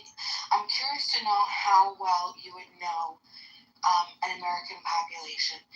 Do you know what would happen to a person who tried to kidnap me on the streets and throw me in a van, being a woman, and let's say they clearly were, it was a religious, do you have any idea what would happen in that exact moment? I'm not talking about legally, I'm talking about, how do you think something like, when you imagine it, how would you imagine? It happened for many women in Iran. It happened for many women. No. My question is, what do you think would happen if that same situation happened to an American woman in America. Same of situation. course, all of the American, I mean, I always say that for the American, they tell us, and they say that, hey, we have some code dressing too. I tell them, what the F you're saying? Because they are not the same, not at all. And you know, but you know my question? Do you know my question is? I'm curious. The question is, I'm walking down the street. I'm American. I'm walking down the street, and somebody, a woman, wearing hijabs, they kidnap me, and they put me in a van. And my question is, but this is what I want to know what your answer is. What do you think I would, the warehouse, and, you know, and you don't know what will happen to you after that, as Mahsa Amini was killed. But what do you think would happen to me? Well, let's use me. What do you think happened to me today? What do you think I would do? In Iran or here? Here in America. Oh, I think this is, the worst criminal that may happen in America. I'd shoot them in the face. I would shoot them. I have a gun, and I would shoot them because if I didn't have a gun, I would gouge out their eyes and slice their throats. I mean, it would be really bad. It would be really bad. There wouldn't be like a destination to go to. It would just be I hope a lot of women in America, I mean, I would say that, I mean, some women are weak, but they would probably go along with it. But I mean, I don't think, because of that, I think that it's good that you can carry a gun here, but it's something that happened in the right time, so people know how and when use it and how they defend themselves. But I mean, it could be a knife. I think the difference is like in the state, in 1974, and after maybe 2 or 3 years, they were just fell.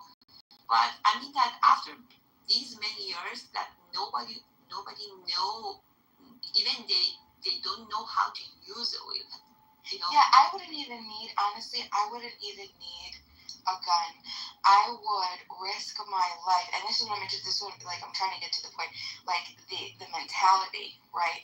For women in America, I think I can't speak for all women. I think the majority of women would be, we're going to do whatever we need to do. Like, this isn't right, and this isn't something that we're going to, you know, typically just allow to then happen over and over and over. Like, these women would become targets, and I mean, like, they would risk their lives. Like, I would do egregious things without, I mean, like, even if I didn't have a gun, you know what I mean? Like, I would choke them out. I'd take off a piece of my clothing, rip it, choke them, kill them. I mean, like, they would die. They would definitely die. Mm-hmm. But I wonder why people in Iran don't do that. Why don't women in Iran do that? So it's their brainwashed to think that the RGC is untouchable and stuff. Because the morality police aren't the IRGC. They're just regular citizens, right? That's what I hear. No, they are not regular citizens. I hear that those people are not regular civilians. No, those they're Sharia police. They're Sharia police. Yeah, they are. They don't have guns like the United States. They don't have 300 million guns in the country. There's no Second Amendment. But that's not BIMA's. Well, they've got, right? There's a different mentality in the United States. If a woman were to be kidnapped by some people in a van, she would do everything. She would keep a knife on herself if she knew there's people running around. A knife? How's a knife going to go against an AR-15? I don't know.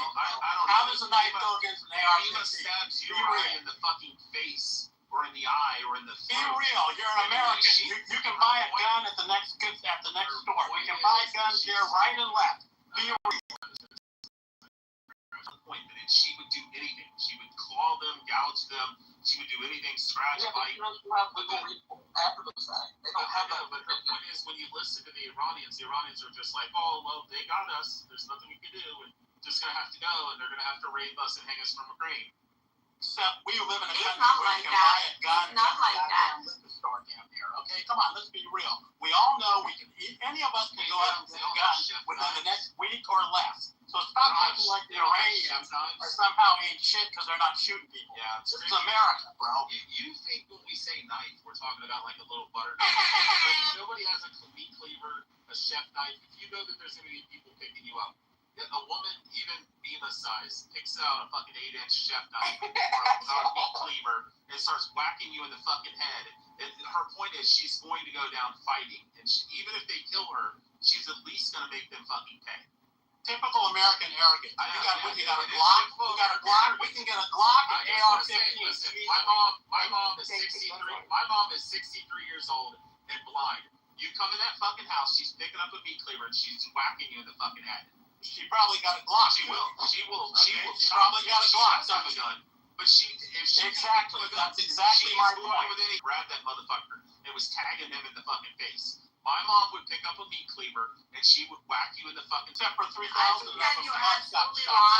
I think that you're absolutely wrong. If it was like that, so those women and men that are killed and slaughtered in the street, but just because of one woman that was killed, her name was Mahsa Amini.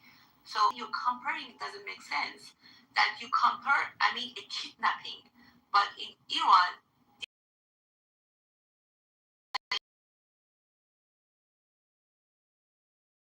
that leaves you about 75 to 80 million people. And put some cloth on the lighter. Do you guys not have butcher knives? Do you guys have not have chef knives that your wives used in their houses? Like every Iranian could get fucking knives, put them in their pockets, go out in the street, and when the RGC fucking starts shooting people, instead of running away screaming, oh shit, they're shooting at us, everybody just bum rush them. Go at the fucking 1,000 soldiers with meat cleavers and chop them up in the middle of the fucking street. And if you guys did this, the shit would be over in one day. We have it in, South America. We have it in fucking Africa. We have it all over the entire fucking world where people go and get butcher knives and fucking meat cleavers and they chop up the entire 400,000. Our tests aren't even the ones out fucking shooting you. You guys have 80 million people versus 190,000 that are controlling you. And it's because they brainwashed you into believing you can't do it. I wanted to tell you something, sorry, if you're done. You're done? Can I answer you? Yeah. So I wanted to tell you something that is really happening. This guy's a Jew, okay? So he hates Iran. Nobody cares that I'm a Jew. So I wanted to tell you something. No, I just wanted to answer your question. Doesn't matter if what you believe or what. I respect that. But I just wanted to tell you there's something that happened in 8 and 9 of January. In the cities that I know exactly the information about them, about the second city of Iran, the Mashhad, and the cities around them, and also about the Rasht and the Babol. And that some cities I have the exact information that I'm telling you. They didn't went out with the phones because they were threatened that if we get your phones, we will kill all of your families. So the youth that came out, they came out without phones. So the videos comes out. There are just maybe one of million of happening that really happened. But we saw in Neshabur, a city around the Mashhad, the nuclear weapons. Can you? The poisons, weapons, and the video comes out. And again, I can send it for you if you want. And then also, for example, in Mashhad, they had the weapon, the machine. The machine gun, and it wasn't just like that. just targeting and shooting one by one. It was, killed at the minute a lot of people. And then I explain you. I think that you didn't get my word. That people in Iran are not used to that. That you see from our neighbors. Syria, Afghanistan, or Pakistan. That you see people. We agree with you. Just trust on me because, for example, I don't know everybody can shoot with a gun around me. In all of my family or friends, none of them never tried it even. So it's absolutely different culture. So it's too hard to push them to that part. But about the numbers that came out in 9 and 8 of January, there were millions and millions. Just trust on me because And the videos, even you see the millions. Millions of what? I mean, millions of people came out to protesters. Really, millions. They're in thousands. 8 million populace and 16 million in the metro area. Our point where we're trying to make, we understand you guys are brainwashed. Bro, stop pulling numbers out of your ass. Son will deliver the numbers. You guys think you can't fight against No, he's from Iran. Why are you pulling numbers out? The point we're trying to make here is, if you guys, if 9.8 million people who hate the IRGC and hate the fucking government were to go and get their kitchen knives, their 8-inch knives that you cut vegetables with, and you guys were to go out there, and when they start shooting, instead of running away, you just ran at them and started stabbing them, you guys would win the war in fucking 1 week. Every time they come out and attack you, and the reality is, I know you're going to say that, oh, we don't know who the IRGC is. You guys don't live in a fucking country where you don't know somebody's fucking cousin who's in the IRGC and he lives down the street. The reality is, 10 men can go, or 20 men, could get their knives and their meat cleavers, and they chop the lamb or the fucking chicken, and they could go and kick in the fucking front door of that IRGC guy, and they could go in the middle of the night while he's sleeping and just start chopping him up in his bed. And if you guys did that, they would fucking surrender. Nobody wants to get fucking chopped up. But you guys don't have the fight in you, like Mimo said. They would get slaughtered if they did that. 190,000 people versus 80 million people with butcher knives. You're gonna get all the rest of those people coordinated to do 10 at a time at these different houses and have it all planned out. No, just fucking doing it every night. If they sprint messages to find the IRGC people, which they already know where they live, it's not that hard to figure out. Like everybody here can figure out where fucking government officials work. Toyota pickup trucks and shit. They're not driving around in fucking armored cars. You know, pull a fucking donkey car out in the middle of the fucking street and then bum rush their fucking car and just fucking bash their fucking brains in. Like, you could just target them nonstop until eventually they would fucking surrender. I mean, this is why the United States won against the wars in the woods, and we stole the fucking fighting tactics of the indigenous Americans. We hid out in the fucking woods and started sniping these motherfuckers. And we started going for all their fucking top brass until eventually they fucking surrendered. I mean, that's what you're going to have to do. You're going to have to fight guerrilla fucking barbaric, archaic fucking warfare, and you're going to have to start dragging these motherfuckers out just like they did in, where was it? With the fucking, the guy, come on, Beaver, help me out. The guy that was the government official where they drug his body out in the middle of the street. And, I mean, they did it to Gaddafi. They did it to the U.S. Embassy guy where they dragged his body out in the middle of the street. You start doing that to all their fucking guys, they'll give the fuck up. Ain't nobody that's making fucking peanut bullshit fucking pay gonna continue this fucking war, no matter if they think they're gonna go to Jannah or not, or they're bringing on the fucking 12th Caliph. If they start getting drug out in the middle of the streets, people start going at them like fucking West Africans and chopping them up into fucking pieces, this shit will end real quick. Did you ever ask this about, like, the concentration camps? I mean, there was a lot of fucking Jews that did that type of shit. There was Jews that fought back and stuff. And, I mean, there's literally stories of Jews going through and killing the fucking guards and getting all the fucking people out of the concentration camps. I mean, it's a little different when you're in a fucking prison, you know, chained in with fucking, you know, guys with machine guns and fucking, there's only 1,000 fucking, you know, military soldiers, but there's only 10,000 people in the camp. But it's a little different when you have 80 million people who are pretty much, for the most part, free to roam around their fucking city and shit, who can get fucking, you know, butcher knives, and they have all this shit in their kitchen. You know, you go get beer bottles, you go get some gasoline, you fill them up, you put some cloth in it, you light them up, you fucking throw them at them, and you fucking firebomb the fucking shit up. If you just do this relentlessly, but the problem is they're not willing to lay down their lives. We literally had an Iranian woman that said, oh, if Trump pulls out, we're going to go out in the middle of the street and kill ourselves. I'm like, why would you kill yourself? Why wouldn't you at least take out a couple of these motherfuckers? Like, shit, just do anything.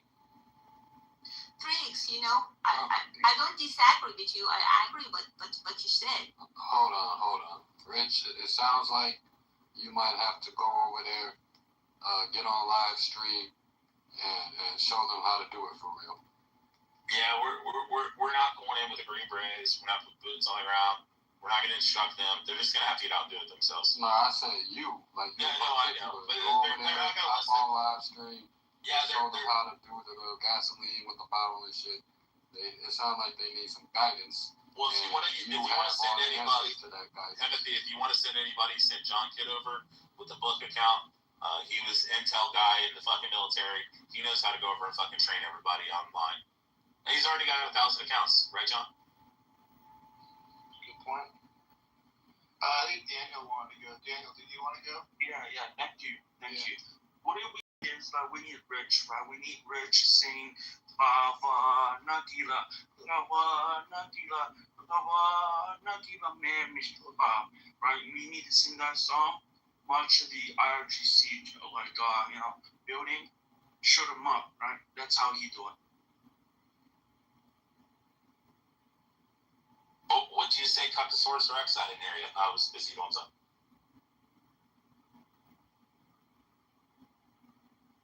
Would you fight like that? Would you take your meat cleaver and charge? Fuck yeah, she would. She already said she would. Hell yeah. I don't think so. Two of you motherfuckers in the head before. But unfortunately, these Iranians have just been brainwashed like a bunch of North Koreans. And they think the big bad boogeyman's undefeatable. Unless America or Israel comes in and does it for them. Or, their biggest argument is, we need to send in the military. We need to put all the ground forces there. We need to march all the way to fucking Tehran. And then we need to bring in Green Berets to fucking train everybody and teach them how to use fucking M4 carbines and M16A1s. And we need to teach them all how to do that for the next couple years. And then fund them with fucking billions of dollars of fucking guns and munitions. And then eventually, maybe they can actually fucking go and fight the IRGC on their own. But, Kurdistan's not going to do it. U.S. and Israel's not going to do it. They need to step up and fucking do this shit. But that's not what's going to happen. So, just real fast before I jump off here,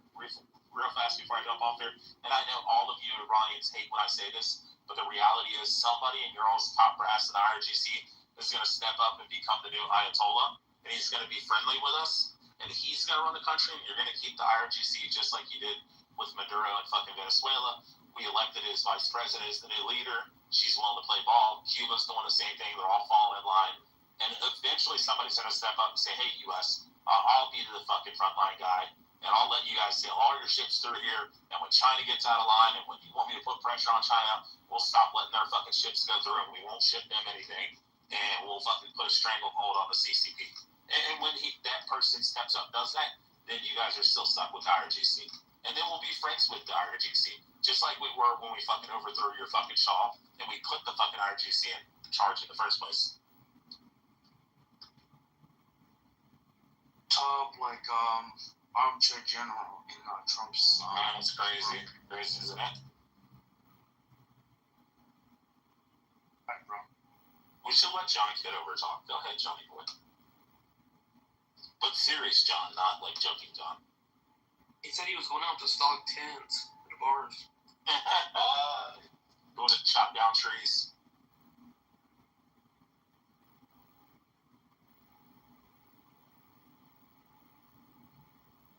In Daniel's case, it would be going out to find dudes to get fucked by.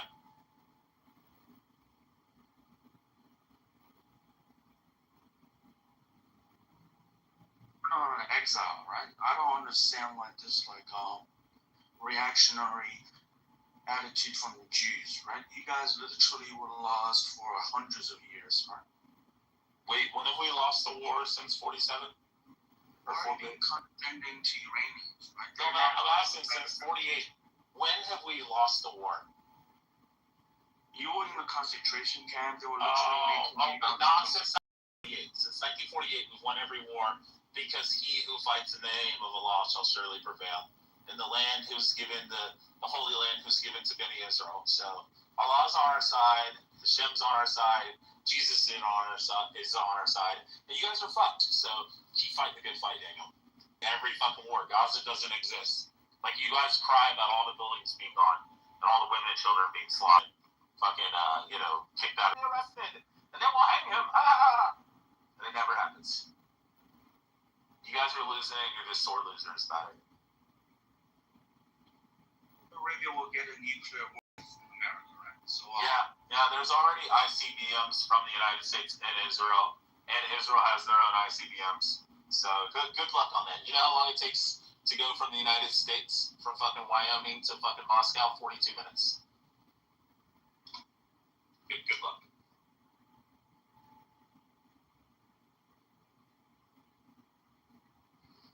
Alright, new title.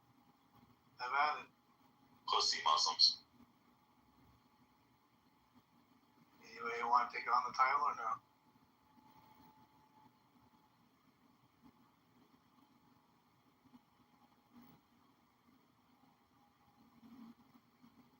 Don't be scared now.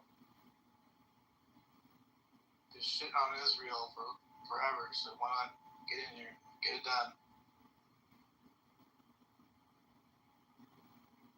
Jews. It's not about Israel. I don't give a shit about Israel. I just don't want Jews. Why? Why not? Jews. That's retarded. See, other people, they have a problem with the Israel, but not Jews. They don't care. Like, why would you have a problem with a group of people? Like why? I don't understand. People get evicted from 1 to 7 countries. You ask yourself, is it those countries' fault or that group's fault? I don't know, man. Where's AJ? EJ. I have a question, but it's slightly off topic. I'm here. You wanna respond, DJ? Who said that? I didn't even see. Daniel. Let me see here. Okay, yeah, so I'm a Jew. I'm one of the few Jews who's been chosen to live forever. What else do you want to know? Well, at least they make him tall and handsome and smart, right? You're so cute. Let's make out tonight. Oh my god.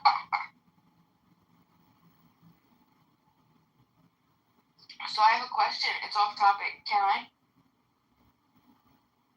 Why not? It's been like that all night. Go ahead. Oh, I know. I'm staying with this topic. That was just... I can't. I have to stay with this topic. Yes, I think that Bibi should be arrested. Why? I'll tell you why. I don't think that you can do what you do to another population. I think there is enough evidence in these multiple reports, like 100 pages of reports about what they do. I don't have any problem with Israel defending itself from people that are harming them. What I have a problem with, that is no, UN. The UN. And what did we learn about the UN on these reports? Did we learn that the UN had their own employees part of the... The ones that I'm referring to are actually pre-October 7th. So these are reports that I've read. And who was on these committees? Was it Iran and Syria? And let's look at who are on why does Israel come up at the UN more than any other country? Do you think that there's problems around the world and there's countries that are acting in bad faith around the world, but they don't seem to come up at the UN? Only Israel? What does that seem? That's actually an interesting point. Why is Israel mentioned more than the I'll tell you why why they're mentioned more.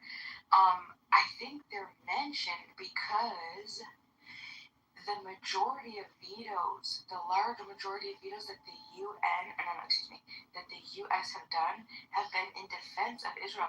And I feel like even if it's just why does it come up more than like why do they not talk about the Uyghurs or what's happening with in Sudan or like in other countries where there's killings and like why does Israel come up? I don't have the statistics, but it's like an inordinate amount of time for only little size of That's the argument I always hear is like, why isn't other genocides like brought up or whatever? What do you think about that? I would say it's because of what I was just saying. It's the U.S. backing. The U.S. has not backed. Let me just say what I had said again. I'll just repeat it. The U.S. has used almost half of every veto that it's ever in the U.S. to defend Israel. There is no other country that the U.S. uses it to defend, to stop where other countries are saying, trying to make motions, whatever else, okay? So I think that just a fact. The defense is justifying the offense? Abby, I just want you to just pull this apart for a second, okay? Because I know it's Israel, and so there's a sentimentality here, but just looking at it factually, like if we were to say country A, country B, we know that country A, okay, is part of, we're going to say country, here, how can we do this? We're going to say country 1, okay? Country 1 through country 5, those are going to be the big 5, okay? Now, the rest of the countries are going to be letters. So if country 1 of 1 through 5, the big 5, is using half of its veto to constantly protect just country I, it brings attention to it. And it's just like, why? So, I mean, like, it's causation versus correlation. I mean, I don't know the answer to that. No, it doesn't work. It doesn't work that way. It doesn't work that way. It has to do with who's bringing the charges, and look at who the countries are, and look at the Arab nations and the countries that have done this over and over. And, of course, the U.S. is sending an ally. And the U.S., by the way, defends its allies. However, I do want to comment on the topic, and I'll put the stuff in the chat, but have we talked about the U.S. Code at all? Both the two sections that make it absolutely impossible for the U.S. to have anything to do with the ICC, or what the actions are of the mayor of New York and how they are actually, he's already broken federal law. Has anyone talked about that? The mayor of New York? Yeah. Has anyone talked about the two U.S. Code sections? Beaver brought that up? Matt? No. Pepe? No?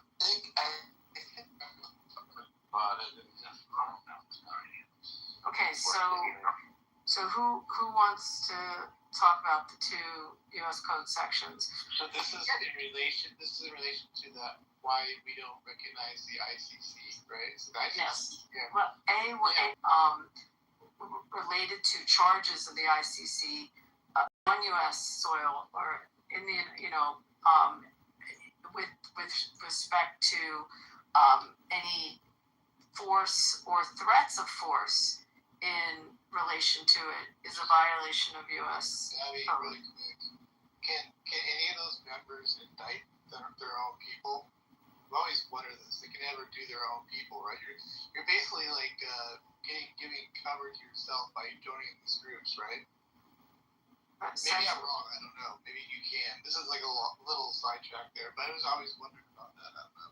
But yeah, and we have under the Servicemen's Act. Let me try to put the specific to. One is 18 USC. The other, I think, is 20 USC. That's my initial reaction why we don't recognize it, because those folks can conceal themselves inside this group. They can't indict themselves, their own leaders, for criminal charges. That's why we want to recognize it. That's my guess. Well, we're not party to the Rome Agreement. Hold on, let me get the actual law so I don't sound like I don't know what I'm talking about. So, and I put this a little bit ago, Matt. I don't know if you read it. I had put this. There's a actual YouTube of it. You can play it if you'd like. It was on Fox. Hold on. I'll put the YouTube in the chat, and you can play it. It's Mark Thierson was explaining. How long is it? So it's 22 U.S. Code 7423, which is the American Service Members Protection Act. Oh, it's like it's a minute. Yeah. It's a minute. I could try it on my thing here. I don't know if it's working right now, but let me know when you want me to play it too. Yeah. I mean, if you can. Okay, let me try it. Hold on. Let me go. Let's see. Let's do music mode. Let's see here. Music. But this should answer the question for anyone. Okay, hold on. I'm going to try it. Just thumbs up if you can hear it or not. 1 second. Look, if Ghani tries this, he's the one who's going to be going to jail, not Benjamin Netanyahu. I looked up the law, okay? There are 2 laws involved here. The first one is the government may cooperate with the International Criminal Court in response to a request for cooperation by the International Criminal Court pursuant to the Rome Statute. That's the American Service Members Protection Act. It applies to allies. Second law, 18 U.S. Code 112. Protection of foreign officials, official guests, and internationally protected persons, which Netanyahu would be all 3 of those. Whoever assaults, strikes, wounds, imprisons, or offers violence to a foreign official in prison for not more than 3 years or both, and whoever does it with a deadly or dangerous weapon will be imprisoned or fined or imprisoned for up to 10 years. And not only that, there's another 6 months for threatening or intimidating a foreign official, which Mamdani has already done. So right now, under the law, Mamdani is facing 6 months in prison for intimidating Netanyahu. If he tries to go ahead with it, and he sends the New York police armed with weapons, he could face up to 10 years in prison under this law. And I would tell President Trump, you should have the Attorney General announce that if he tries it, he will be prosecuted, he will be arrested and thrown in jail and prosecuted to the full extent of the law. That is fabulous, Martis. That is fabulous. That's just use the criminal code. That's absolutely terrific. It's the law. Yeah, it is. It is the law. That is exactly right. Why? I just love that. Were you thinking about were you talking about the United States should arrest him, or a third party should arrest him outside, not the United States? I think it's difficult because it's just like war. So why would we arrest him? I mean, he's no, not the U.S., but it would have to be like a joint world thing. Like, don't you live in the United States, and aren't you a citizen here, and the laws of the United States are what govern you and govern, and that's the jurisdiction you're subject to, so follow those laws, Bima?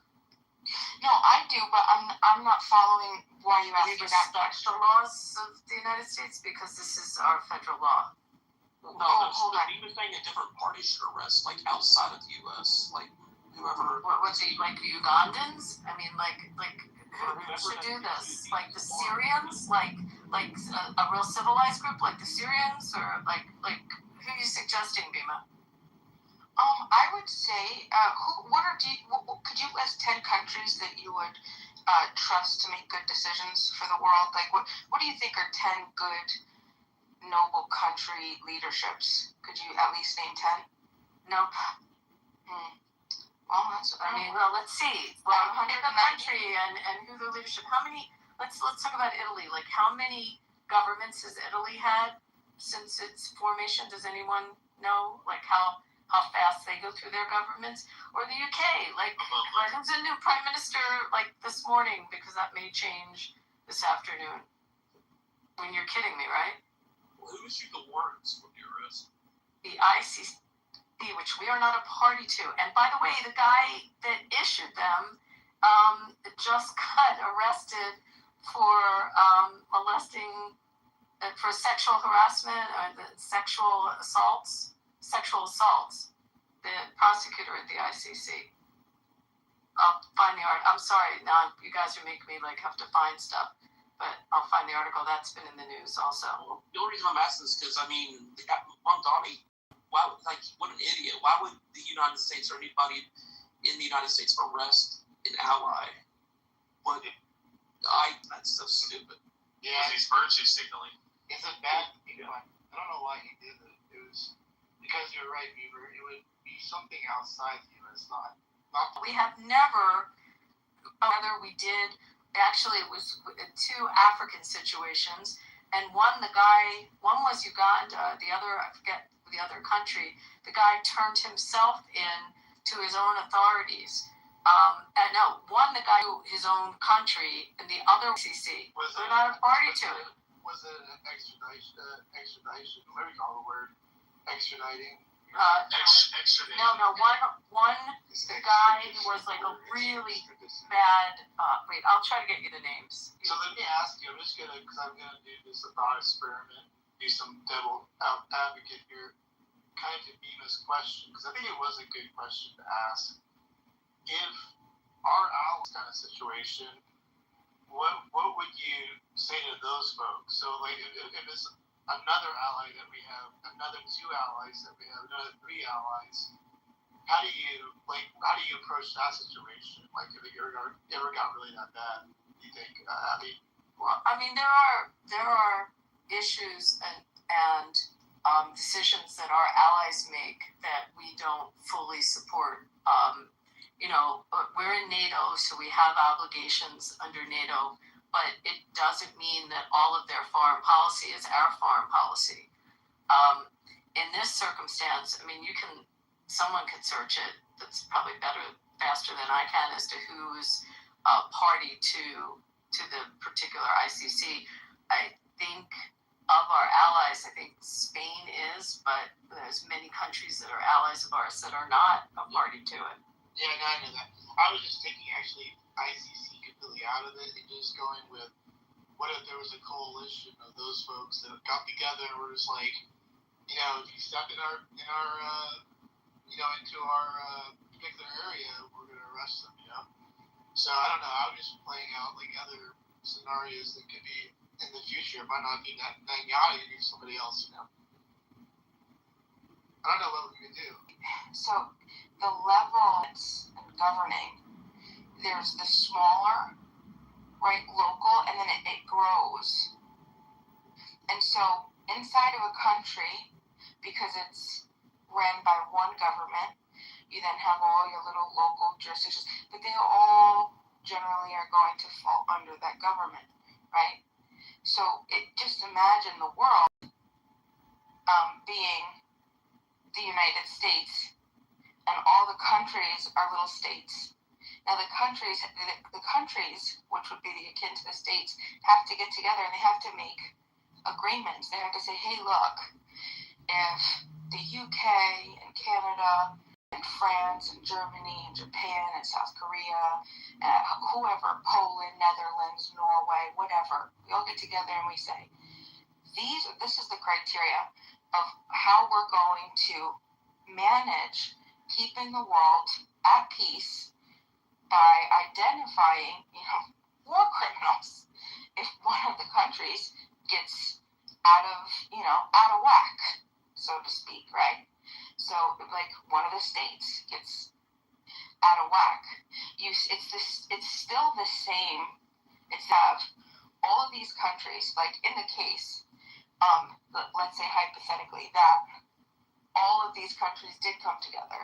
Canada, France, all the Norway, Denmark, Italy, they came together and they said, hey, look, Australia, the U.S. was to get in the way of that. And we have a general, I think there should be a trial. Again, you can look at the history of the UN. It's been, I mean, you have councils, the Human Rights Council in the UN, and look at the countries that are members of it, and look at the atrocities committed by those countries. I mentioned some of them. I mean, you have countries that have been serving on this, that like China and what they do with the Uyghurs, and Syria and Iran. I mean, it's just a fraud. And with respect to the U.S., we have our own foreign policy. I put in the other chat, because I don't know how to, someone can Google this and find it, the statement issued by the U.S. Attorney General with respect to the ICC and how we have not consented to it, and it's a legal opinion by by Todd Blanche of how we have it has no jurisdiction whatsoever in the United States. And not only does it have no jurisdiction, it's so important that it has no jurisdiction that we have federal law that you just heard in that interview that protects and you know, it penalizes if anyone tries to do anything in furtherance of it. That's how much we don't agree with it in our foreign policy. Yes, so, and that passed through Congress. That's federal law.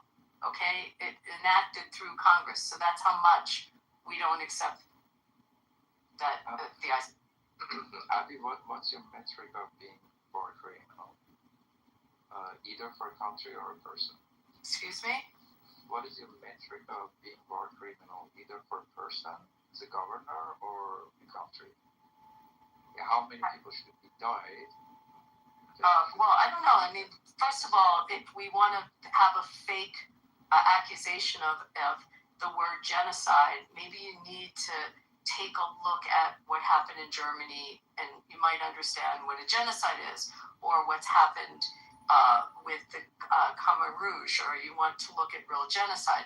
Whatever the number is, and you could take the Hamas Health Ministry's number, and this room is not about getting this argument, but if you want to, you could take a look at their number of 60, 70,000, and I would argue that if it's 70,000, take the higher number, 50,000 were combatants.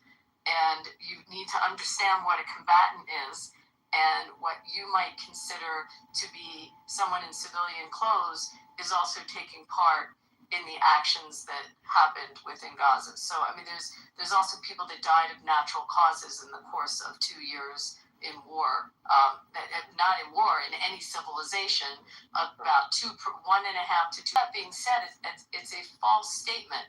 So, with respect to this particular, I mean, I can get into the argument, and so can other people. That's not what this room is about.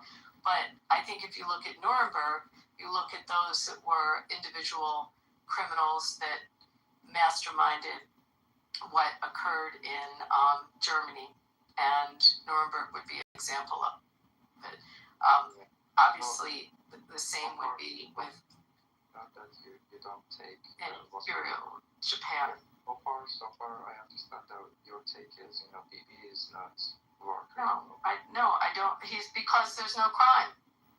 Yeah, Well, right. to you, maybe to those that want to find fault with Israel, they're going to blame him. But there's no crime. They were at war. They were attacked.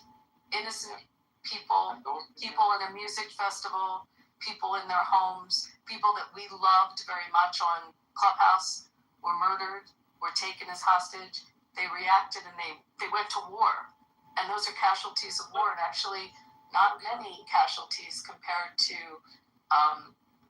other war scenarios. But all that being said, if we're going back to the U.S. and whether the U.S., and we are, those of us that live in the U.S., I don't know where you live, and are subject to the jurisdiction thereof, it's federal crime. You didn't even talk about how they put babies in the oven, though. Like how they put babies in the oven, how mothers are raped in front of their families. You didn't even talk about that stuff, and which many of that happened on that day. We can go on and on. I wish we could get. I don't know if I can send a text to Shlomi if we can get him to come in the room and talk to us. Ali, maybe you'd like to hear from someone who was held hostage. Would you like to hear that? Who was held by a journalist and a doctor. Yeah, yes. So they're considered civilians who were killed, when they rescued him. Yeah, they were killed when they rescued him. By the way, and then another one actually was killed. I told you the story, Rich, when I was over there. He got the news there. They tracked down the one that was also holding him hostage. But they would be considered civilians to you, and part of the civilian deaths. And these are the people that held this man as a hostage in their home. Two of the people that we were friends with on Clubhouse before October 7th. One of them died. The other was captured for over a year. Right? They made him shit in a bucket. They kept moving around. The two people who held him captive, which were civilians, was a doctor and a journalist. Okay, my only question is, why do some of these Muslims, some of these Middle Easterners, Muslim, Pakistanis, etc., why do they have so much inbuilt hatred towards the Jews? It's just total disregard for humanity. Or the Quran tells them so.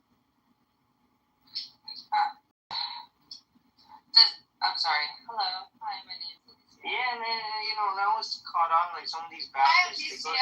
Nice. Hi, Alicia. Sorry about that. Hey, Alicia. How you doing?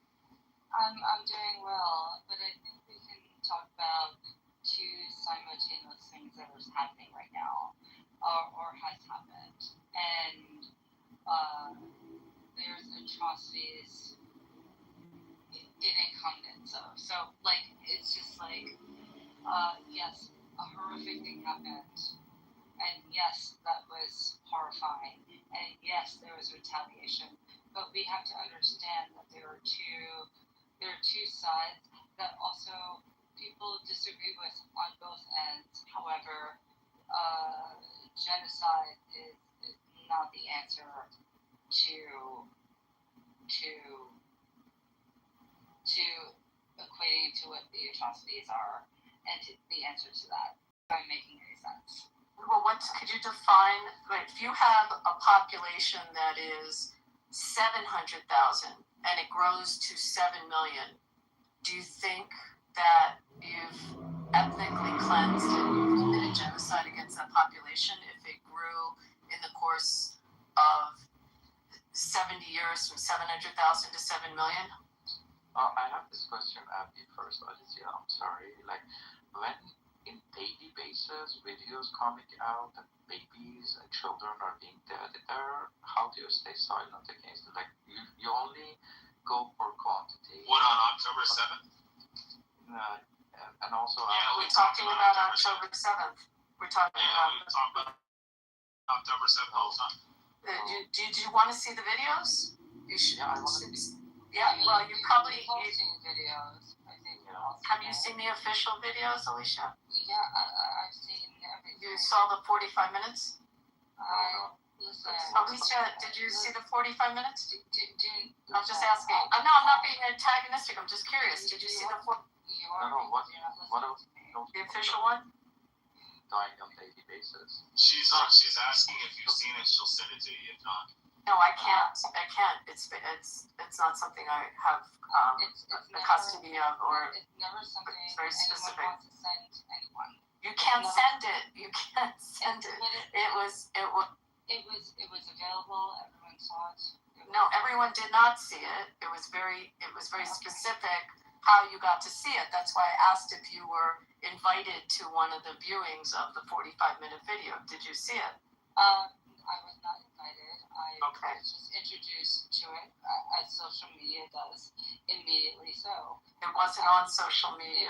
It was. The 45 minutes. Absolutely was. No. It was held. It was actually specifically not. I mean, there are pieces of it that you can see that were released, but the actual 45 minutes was not. It's never been released out of the private viewings of it. I'm not doing tit for tat. I'm not doing. It's not. That's why I asked you if you saw it. No, Abby. Daily basis. Hold on. I just want to let y'all know. I'm a sniper today, so I'm not gonna be coming off the mic too much. I'm gonna just be sniping. So if you find yourself in the audience, Timothy sniped you. Thank you. He's a silent sniper, guys. Be careful. It's a little worse. Timothy, did you deal with LeBron yet and that subject, by the way? Yeah. So here's my just one question. Like, on a daily basis, videos coming out that Israel is killing people in Palestine, like also the babies, children. So this is why, most people, as you see the result of the vote, they see it as a war crime. So now you can just fight it and just focus on the other things. Even journalists cannot get into Palestine right now. So what's Palestine? Like, where are you defining Palestine? Because that's what do you mean? Yeah, so I think it means the territory of Israel. Yeah. Are you talking about when you say Palestine? Where are you talking about specifically? But everybody knows what Palestine. No, they don't. So I asked you, where's Palestine? At least it's a war that reminds people of. But you said journalists can't get into Palestine. So please, where in the West Bank can't journalists go? Well, yeah, and also... Where in the West Bank can't journalists go? Yeah, just let me finish. No, you made a statement. Questions. Also, they could not get into, like, also Europeans cannot get in, journalists all over the world cannot get into the region, and in daily basis, videos coming out, the children being dead there. So, what's your take about that? This is my, very objective question. I would like you to answer this. So, first of all, the West Bank, if you're talking about Judea and Samaria, there are areas A, B, and C. And in the area that is controlled in the West Bank, which you're calling Palestine, is controlled by the Palestinian journalists. There was just a U.S. member of Congress there. Anyone can go into the area that is controlled by the Palestinian Authority. So I think that's why I asked you to be very specific when you choose your words. So in talking about areas A, B, or C, which is in the area that you call the West Bank, I would call Judea and Samaria, that there's no problem for journalists to go into the area controlled by the Palestinian Authority. So are you talking about Gaza, that area specifically, when it's at war and it wasn't safe and there was issues of safety, then that was the reason that they were keeping people out of a war zone. Again, Israel had, in 2005, Israel left that area. There's not a Jewish person that lives in Gaza, by the way. There's not a kosher market or a synagogue, there's no Jews that live there. So they left in 2005. With respect to a war zone, and it's not safe, then they made that determination.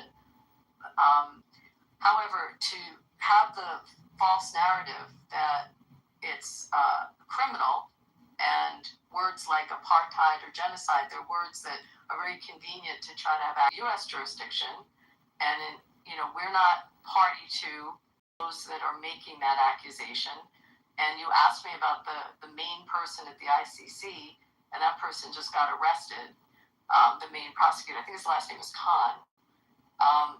But I did want to, if you don't mind, please, Timothy, you moved me down. I was trying to talk about the U.S. and whether the arrest can happen in the United States. And I don't know if I was finished with that. Or I moved it down because he couldn't finish his dialogue without you interrupting. So I'm not in a chances move today. Like, nothing against you. You're a good person. Again, I'm sniping y'all tonight. So I'm on that tonight. Thank you. Can I just do one victory lap about LeBron, though, with you? Abby, you're talking too much that the others also your occupation rate is there only for 80 years. Okay, 80 years is not that much. So we can easily go back in history and just investigate by ourselves. I'm talking about the perspective of the people in the world, everywhere, in Europe, Asia, based on some facts, based on videos that are coming out in daily basis. They're like killing children also, like every day. Like I also know Israelis, coming out and say that there's a genocide going there. Like right now, so denying it is simple and requires you to be a missioner of one specific side to come and deny it and just occupy the room, but not letting people talk about it.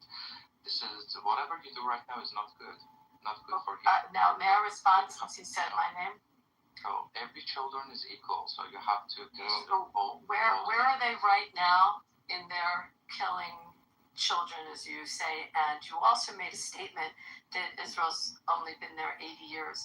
The Jews have been living in that land for a lot longer than 80 years, and it is the homeland. It is our ancestral homeland. It has been our ancestral homeland for a shit ton of time, a lot longer than your family can claim their homeland. I'll guarantee you that.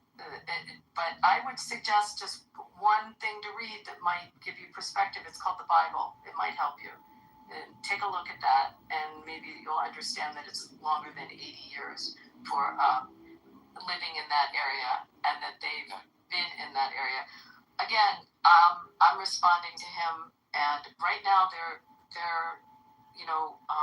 defending on the northern border, and probably about to take missile attacks from Iran. So, but you'll probably think that that's a good thing. Otherwise, can I finish up on, are we done on the U.S. law, Matt, what I put in, and were there any other questions on it? Here is the thing, Abby. Ali, I don't really need to engage anymore. Timothy, do you mind if you finish on the other subject? No, do it. No. She does not want to engage with you, Ali. And I just want to know, just you personally, Ali, when your mic get muted, that doesn't mean you unmuted. I just want to let you know. Like, when you get muted, you go right off of unmute. So I've been sparing you. But I just want to let you know, when you get muted, that means stay on mute, brother, until they're done talking. And then you can gladly unmute your mic. It's not that hard, brother. Thank you. Sure, brother. Just one more thing. Like, Jewish people also living inside of Iran for 2,000 years. So Jewish people, I do agree that they are very old in the region, especially in West Asia, but it's not like that they'll take the Iran as the whole country. For 3 Muslim countries in the world. So do you think they should all disappear too because a country shouldn't have one religion? Is that your premise? No. Here is the thing. For example, Iran. Thank you, Abby, for this. Yeah. For example. It's, again, this is kind of. Hold on, guys, please. Can I finish with Matt for a second? Did you see the letter I put in that Todd Blanche just issued? And are we done with the argument with respect to the arrest in the United States? I mean, it was an original argument between you. I never thought they recognized that. That's never been my opinion. I would just put hypotheticals out. But go ahead, yeah.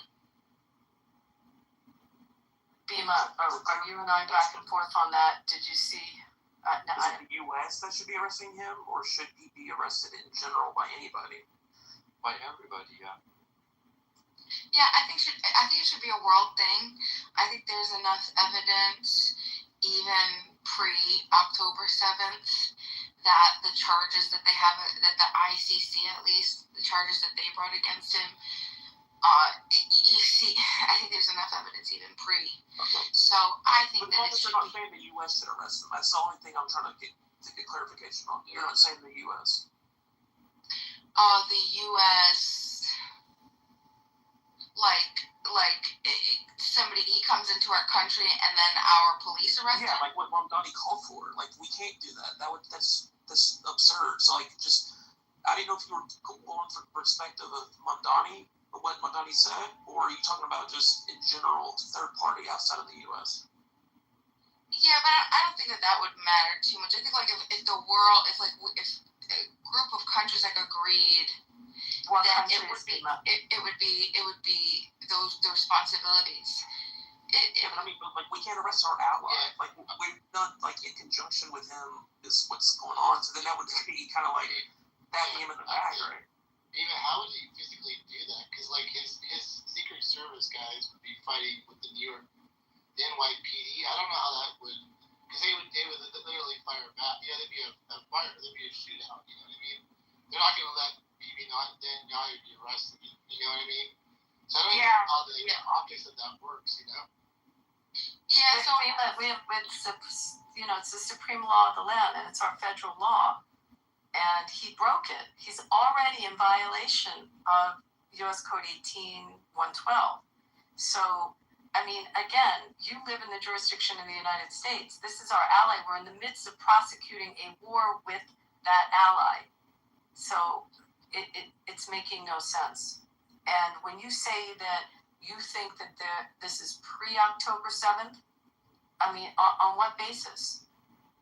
Do you know, do you have any idea what attacks have been like when you're in Israel and you are subject to missiles coming in from the Houthis or the constant Kedusha rockets that would come in from Hezbollah in the north, or rockets that have been shot at them from Hamas in the south?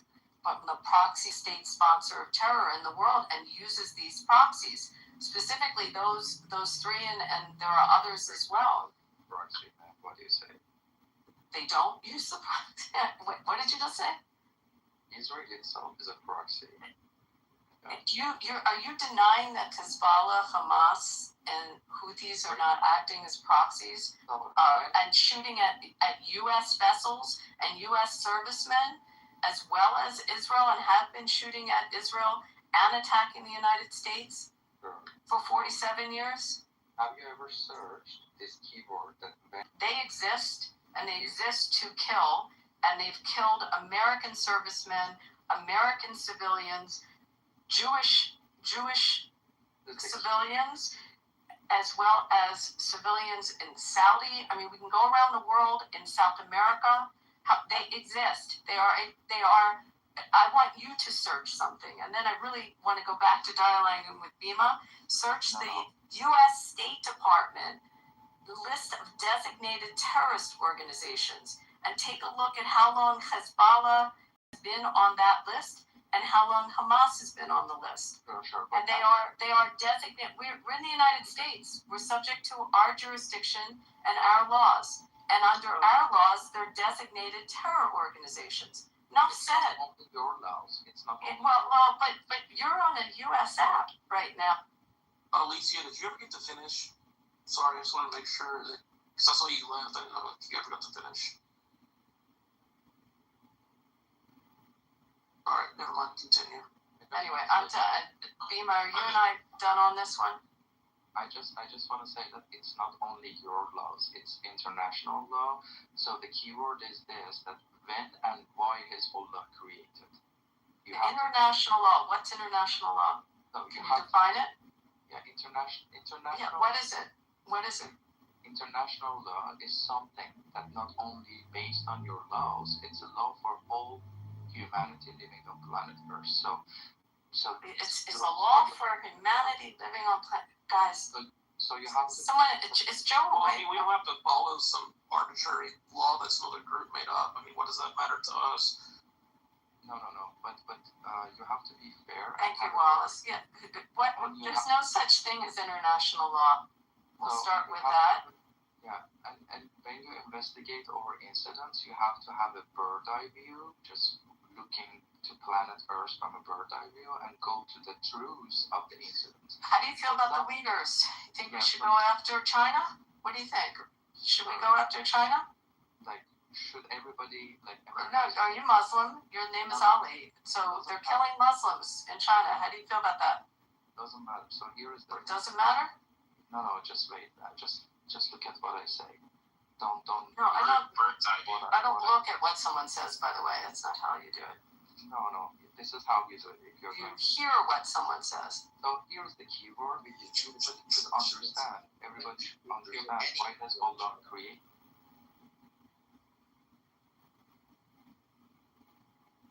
Okay. I think this is a U.S.-based stage, and we don't recognize any international laws, just to let you know.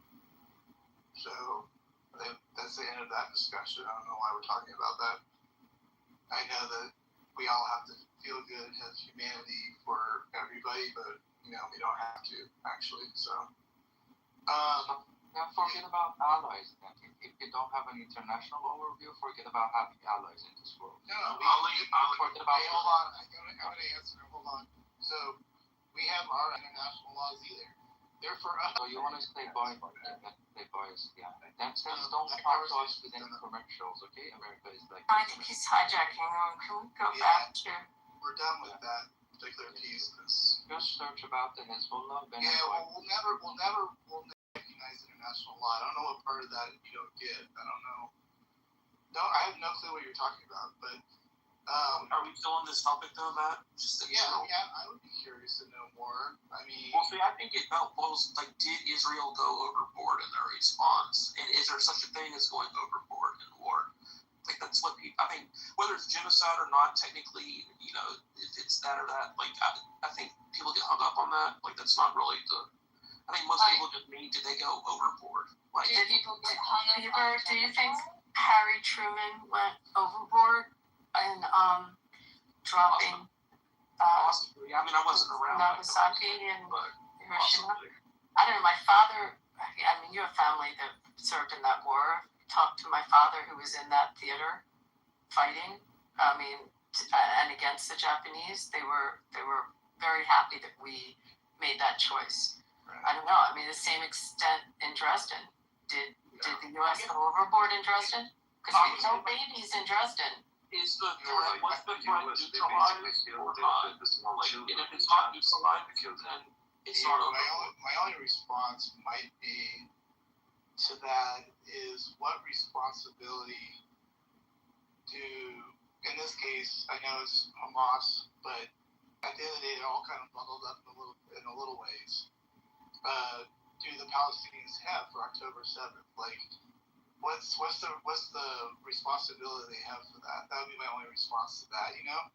And then I mean, I think it's an unanswerable question. It can't be overblown, but go ahead, respond to that. Yeah, like, I mean, at what point, like, then can Israel just go and decimate every single living being in that area after, I guess there is no, like, what's the saying about love and war? Like, all is fair.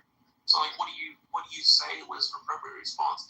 I don't know. I just think people that are observing it from, that don't really have any skin in the game are like, damn, they've gone overboard. So Beaver, I think the question I think the proper question to ask Abby in this context is, Abby, what would you consider, or what do you think they would consider is an actual war crime if Israel were to do? I mean, to me, that's good. Look, if they wanted to decimate, they could have gone in with very stronger weapons. Let's say they possibly possess, and have taken out, the entire society if they wanted to. Of how many million people? 2 million people. So no, of how many A, B, or C? You're talking about Gaza. There's A, B, or C. It's Palestine. So no, it's not Gaza. Alicia, I think you're a little inebriated, but I think happy for this context we're talking about that. Let's not go down that rabbit hole. Let's stick to this one focal point. I'll answer Beaver. So, Abby, I mean, the Beaver's question is, what constitutes a, I guess, quote unquote, war crime or genocide, I guess, for you? Or more so the war crime. Is that what you're asking me, or I don't know? Yeah, so the systematic is like a Shoah. to build, if you build a Shoah, if you create a Shoah, and you systematically exterminate, I mean, what we dealt with, and I welcome everyone on the stage and the audience to take a visit to Germany or Poland and go see it with your own eyes. Well, with respect to going in and putting leaflets before they dropped bombs to surgically go into an urban area to try to find your enemy, when your enemy says, we're coming and we're going through our tunnels across your borders, which they uncovered, 35 tragically, and the Uyghurs will classify as a war crime, right? 3x. Yes, I think Karmaruk. I mean, that's, to me, this is combatant to civilian ratio is something I think you have to look at. But when you see it visually, Abby, because I'm just taking it from what I see in pictures. I don't know much more than that. The place looks level. So how do you reconcile that? It's not level. I mean, there are many areas that are not leveled. But again, I'd look at combatant to civilian. Remember, you had bigger than, you've got the Uyghur killer there. You had more mileage than the New York subway system. If you think about, if you've ever taken the subways in New York and how extensive that is, underground as terror tunnels, that you had to go in, and that's where you had your citizens there. They were holding hundreds of their citizens, Thai nationals, American citizens, British citizens, I mean, citizens really from all over the world. That's a war crime, right? That's a war crime. Okay. Hey, Matt, can I say something? With all respect. Who's that? Lipton? I'm Lipton. Yeah. The soup? No, hold on. Please, don't disturb. No, it's my turn. So It's kind of quiet, it's just like, a little bit, but for me. No, I wanted to say something because Matt was saying your microphone's quiet. Shut up, Rick. Well, these for me. So basically, I was just going to say, like, all this war is like Squid Game in Israel and Palestine. So basically, they're playing like Squid Game with the Palestinians. It's like crazy. So, Squid Games, like, so they would all, like, move forward. You talk about the Palestinians would all move forward a little bit, and then, like, whoever's around gets bombed, and then they got, but, okay. And the combatant to civilian ratio, I think if you look at the numbers out of World War II, and you look at other wars that our country has been involved in, it's a terror organization's number. But even assuming that, and the amount that were actual combatants, the amount that I said add in natural cause deaths, you have a very low civilian to combatant ratio there in the course of the 2 years. So what 2.5 years. So the grower or the shower? Are you following me, Matt, on my answer to that? Yeah, I hear you on that. Yeah. And what was it in World War II? The combatant civilian. You want me to look it up? Yeah, Rich usually knows this. Tiger, go ahead. You've been trying to get on for a minute. Right. First off, these Jews have been spewing lies about China. It's not the main topic, but if you guys are so concerned about China and Xinjiang and Uyghurs, just go on YouTube and search for whatever video you can find on the place. And compare that with whatever the Jews have done to Gaza. And just keep a note that the Jews call Uyghur situation in Xinjiang a genocide. And they deny whatever is happening in Gaza a genocide. Just think about that. And just notice what Abby says, right? When it comes to, the Gaza situation, when people are pressing her about, how we should reconcile with the fact that a lot of civilian buildings are being leveled, a lot of babies are being killed. Her answer is that there are many areas that have not been leveled in Gaza. Just think about that for a moment. It's interesting that he said Jews, by the way, Beaver. For me, what it boils down to, though, is if the threat has been neutralized, and, like, if the people, like, Gaza, if they're no longer, like, if no Israelis are at any danger at that point, and they keep going and going and going, and if that happens, then yeah, I think that is wrong. But I'm not saying that happened. I'm just saying that a lot of people probably have that speculation in their mind, like if these people are neutralized and they're no longer a threat, and the battle, you have the upper hand now, like if you keep going and going and leveling everything, then I think most people objectively would think that yeah, that's too much. But they're not doing that. They're not. Yeah, I'm not saying they are. Yeah, they're in a ceasefire. They're not doing that. And by the way, did you notice he said Jews? Let me remind our friend from China that the Israeli IDF has Druze, D-R-U-Z, very, very high ranking within the IEF. Muslims, very high ranking in the IEF, in the IDF, and Christians and Baha'is. So it's the Israeli society, which 2 million of the people that live there are Muslim. It is not just Jews. So if you want to look at, so we need to. But it's interesting that you talk about a religion as opposed to a country that's defended on October 7th and held hostage. We're not going to go through those numbers. Maybe Rich, my statistician, can give you those numbers. But So my response is this. Yeah, and the Uyghurs, we don't have to just look at videos. We listen to our U.S. government on what's happening with the Uyghurs.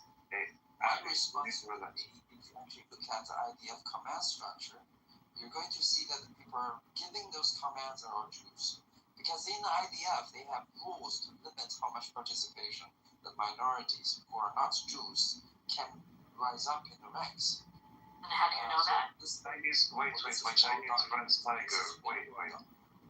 Hold on, my Chinese friends, wait. So basically, even when Jews join, I said my Chinese friend, can you wait 1 second, please? So I said basically, I'm speaking like you're speaking. I was speaking. I was minorities, Christians, they are forced to join. If they don't force, they're gonna get killed by the Syrian. Of course, many people, they surrender, they join with the dark power, aka Israel, and those team to survive.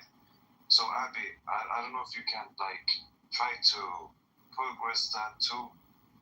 Maybe you just... Y'all need to stop mentioning Abby. Submission. And stop mentioning each other. Abby's Israeli. I'm not Israeli. Yes, I was going to bring up another but I'm going to answer Lipton. Lipton, they are being attacked, the Druze. It's very sad. How many kids were killed on this? Do not cut me off. Y'all not about to talk over each other. I'm going to go because that was my Chinese guys speak. I want to mention something. Nah, none of y'all finna go. I'm tired of hearing from both of y'all. I want to hear from somebody new. I want to bring up another point. You can go after Zach. So the point is, appreciate it. So what I was saying was, I don't know why we're talking about October 7 when this didn't start in October 7. This actually started in 1948 when they stole land from the Palestinians. I know exactly what I'm talking about. What happened was, October 7th was a setup by the Israeli government. It didn't come from Gaza. It came from the Israeli government. It was a plan. It's not. Let me finish, please. Let me finish. And what I'm saying here is, Israel started this war, and I don't call it a war. Why? Because Israel has things that the Palestinians don't. Okay? They have all these kind of weapons when the Palestinians don't. So how can you call it war when there's one side that has weapons and one side that doesn't have weapons? That's not a war, it's a genocide. Okay? And every empire falls. So one day they'll fall, and the Palestinians will get their land back. You guys all agree? Maybe in 1,000 years. Yeah, maybe in 1,000 years. And how many Arab armies attacked in 1948? Was it 6? They all lost it. They wouldn't have been. 67? Wait, 6 days, right? Y'all have to stop with this theory that, man, niggas is at war right now, bro. Last time I checked, there's no rules in war. If you don't have shit, if you're lacking ammunition or whatever, got nothing to do with me. I understand that, but if that's the case, so don't call it no genocide because your ass don't got no fucking gun. That's your fault, nigga. That don't got nothing to do with me. Understood that. Listen, I'm American. I was born and raised in America, man. I'm saying I'm part of America. I'm actually Italian. Yeah, no, I'm just speaking to your point. Like, you say, oh, it's not a war, it's a genocide because they don't got no weapons, XYZ. That's your fault, nigga. I'm still at war with you. Yeah, I just said I accept that. Nigga. I do it. So I have a question for you, brother. What did he say? So you're telling me it's okay to kill Billy babies? Wait a minute, what did he just say? He said something. I let it slide because I just let it slide, bro. But to answer that question, Free Israel, nigga. Do I think it's okay to kill babies? Absolutely not. But at the same time, I stand on what I stand on. If I'm going at war with you, I believe there's no rules in war, man. Just like if we're in the street and we fighting, or you fighting, there's no rules in fighting, bro. I can't tell you, hey, you can't pick up a stick or you can't pick up a rock. Like, bro, it's no rules, bro. So take that same thought and put it into war, bro. Like, it's sad that motherfuckers go after kids, they go after people's family and shit. But, bro, there's no rules in war game. That's what you sign up for. Okay, but I'm going to say one thing, though. The same people I like how Zach said they don't have weapons there. They shoot rockets in Israel every day. And how big was the Egyptian Air Force in 67? Oh, it's huge. They decimated. Yeah, they What were you saying, Zach? I was saying was, the same people that the Palestinians are at war with, or the same people that don't like nobody because we're all goyams. If you're not Jewish, you're a goyam. You know what that means? No, Nation. It means a nation. No, goyam means that if you're not Jewish, that means you're basically an animal. You're a nobody to them. Okay? And they believe Goy means nation. Goyim means nation. Stop cutting them off, Rich. Thank you so much. He asked the question. No. Anyways, let me continue. So, if you're not Jewish, that means they consider you a goyim. And they believe that you're not God's cattle people. Cattle. I don't believe in that because the same God that created you is the same God that created me, regardless of what religion you are. You know what I'm saying? You're free Israel, nigga. At the same time, fuck Israel. You know what I'm saying? I don't think that they think we're cattle. I'm sorry. I'm going, I guess, right? But I don't think. I love you, Bieber. I don't think you're You're fucking goy. Don't deserve to live in this world, man. You little brother, you're a goyim. You know what I'm saying? So listen, I have Jewish friends, and they're not Zionists though. This is why some of y'all don't need to be in a fighting, or some of y'all don't need to go to war, because you'll be on one side trying to tell the nigga that's going at war with you what they can and can't do. Like, they gonna give a fuck, bro. Some of y'all just need to sit in the house, be on some simp shit, because that's what y'all sound like, some fucking simps and bitches.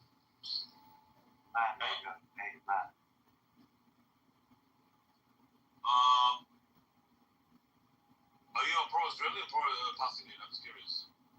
Honestly, I could care less about either one. I'm pro-American. We're all pro-American here. I'm actually a pro-American myself because I was born and raised there. I love it. I go by what's wrong and right. I have Jewish friends. I have friends from different kind of religions. But my Jewish friends, they're actually against their own people of Israel because they know they're doing. How I'm finna go at it more, bro. Of course. Yeah, so you was. American Italian or Italian American, whatever you want to call it. How do you feel about Little Italy being ignored by your mayor? I mean, whatever's going on, that's totally temporary. But anyways, let me finish. I have a question for you, Hamidi. If I was to come to your house and I tell you to get the F out of your house, this is my house, would you accept that? Absolutely not. That's exactly what the Israelis are doing to the Palestinians, man. Trust me.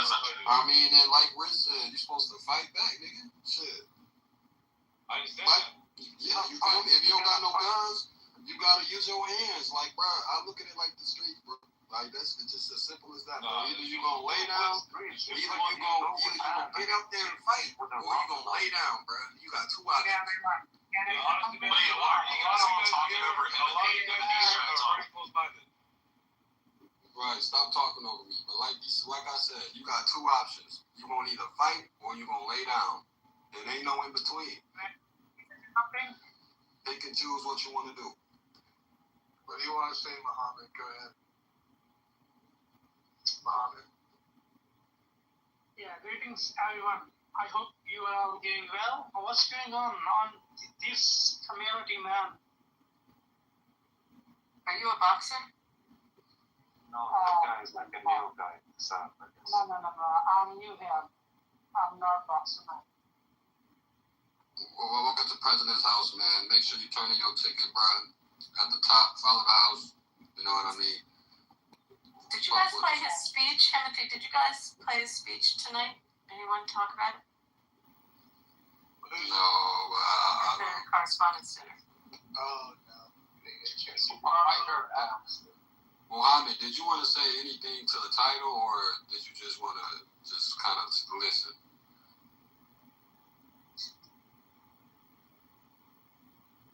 Guys, don't. I guess he just wants to listen. All right, man. He just wants to listen, man. So. Let me tell you, where you from exactly? Where's America you from? Well, I'm not gonna sit on myself, you know what I mean? But I'm from Chicago, bro. I'm living in Cleveland right now, bro. 6-0 Crip, you know what I mean? Shout out to my Crip. You feel me? So I mean, I grew up in a violent environment, bro. So when niggas be talking about this war shit, I mean, it's not like the streets, but I try to think of it like the streets, bro. You know what I mean? Like, so basically, you're telling me you're in the game. Absolutely, I'm in the game. Yeah, absolutely. Peter's the same. So I have a question. If I was to walk in your block with the red bandana, would you come up to me? In today's society, nah, bro. Like, it ain't like that, bro. Just because you were on the opposite. I got friends that's Bloods, all types of different gangs, bro. Like, nah, not at all. Okay, no, I was just curious, bro. Listen, I'm not gang affiliated. I'm not none of that, bro. I'm saying, like, I don't believe in those kind of stuff, you know? Yeah, that's cool, bro. That's understandable, brother. I mean, that's alright, but like I said, but I ain't trying to center myself for real, man. I mean, let's speak to the title for real. Of course, man. Listen, I believe in peace, and I believe in all humans, and I believe we should all stick together as one, you know? As long as it's not the Jews, right, Zach? I never said that. Like I said, I have Jewish friends, and I respect them. They respect me, but they're actually against it, the Zionism. Zionism and Judaism is two different things. What's Zionism, you mean? You don't know. Zionism is basically poison. Zionism is an entity, and it's a political movement. Yeah, but what does it mean when you hear the word Zionist? Well, Richie is stupid. He doesn't know. Basically, what you I know. That's not true. Yeah, that's what Zionism means. Connie, you don't get to define it, bro. Like, so we can define it for ourselves. Like, you said that we think people are cattle. You just said before that we think everyone's cattle. Like, you said a very disparaging thing. That was pretty bad what you said, don't you think? And by the way, you're Italian. How do you feel about Mondani ignoring Little Italy? Think that was cool? Listen, and doesn't matter. Listen, every mayor that's out there is controlled by people we don't even know that they exist. Okay. That's why it's called television. We don't even know it. So Zach, I have a clarifying question. Y'all talking over each other. Take a deep breath. Serene, you said you had a question, sir? Yeah. Do you know Jonathan Pollard? I don't care, brother. Who wants to pick up the mic and talk on the we stage? I don't care about that shit. But that guy was a traitor. Listen, I want to ask the question that the lady asked me. I forgot her name. No disrespect, though. But go ahead. Okay, so I'm gonna ask a question about. She asked me about Mamdani. Okay, and I'm gonna repeat what I just said. So basically, every mayor that was out and existed in life, they're all controlled and they're all told what to say and what to be said. So I don't believe in no mayor. I don't believe in anything because they're told by people that we don't know that exist. Basically, the only puppets. Does the same thing apply for presidents? The same thing with presidents. So Zach, I have a clarifying question, Zach. So if every Jew on earth describes himself as a Zionist and they give the definition that it means the right of the people to exist in their indigenous homeland, and it's defining a group of people, which the definition matters, and if the people who it's describing are the ones who coined the word, would that not mean that that's what Zionism means, and would you accept that? Like I said before, I have plenty of Jewish friends, and each one of them told me the same meaning. And those meanings were a different meaning than what you're telling me. So, by it being said by a Jewish person, I would rather believe it from a Jewish person than a person like you. You know what I'm saying? Yeah, I'm Jewish. Well, he's Jewish too.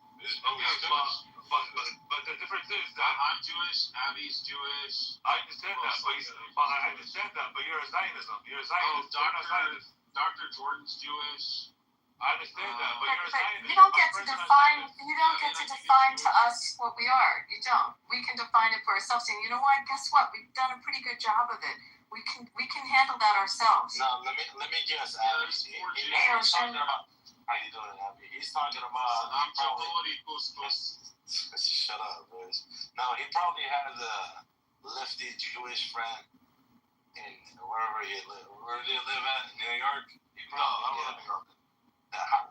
When you say plenty of Jewish friends, how many Jewish friends exactly do you have?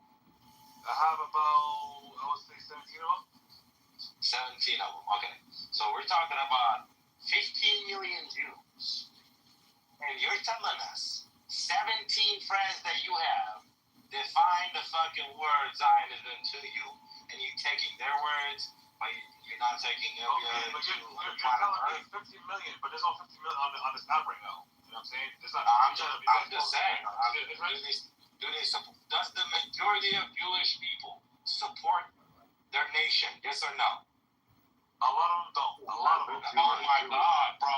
Vast majority of Jews. Do they support it? Yes or no? To answer your question, Ocean, These people are stupid. Yes. Why do you sound like a Jew, Ocean?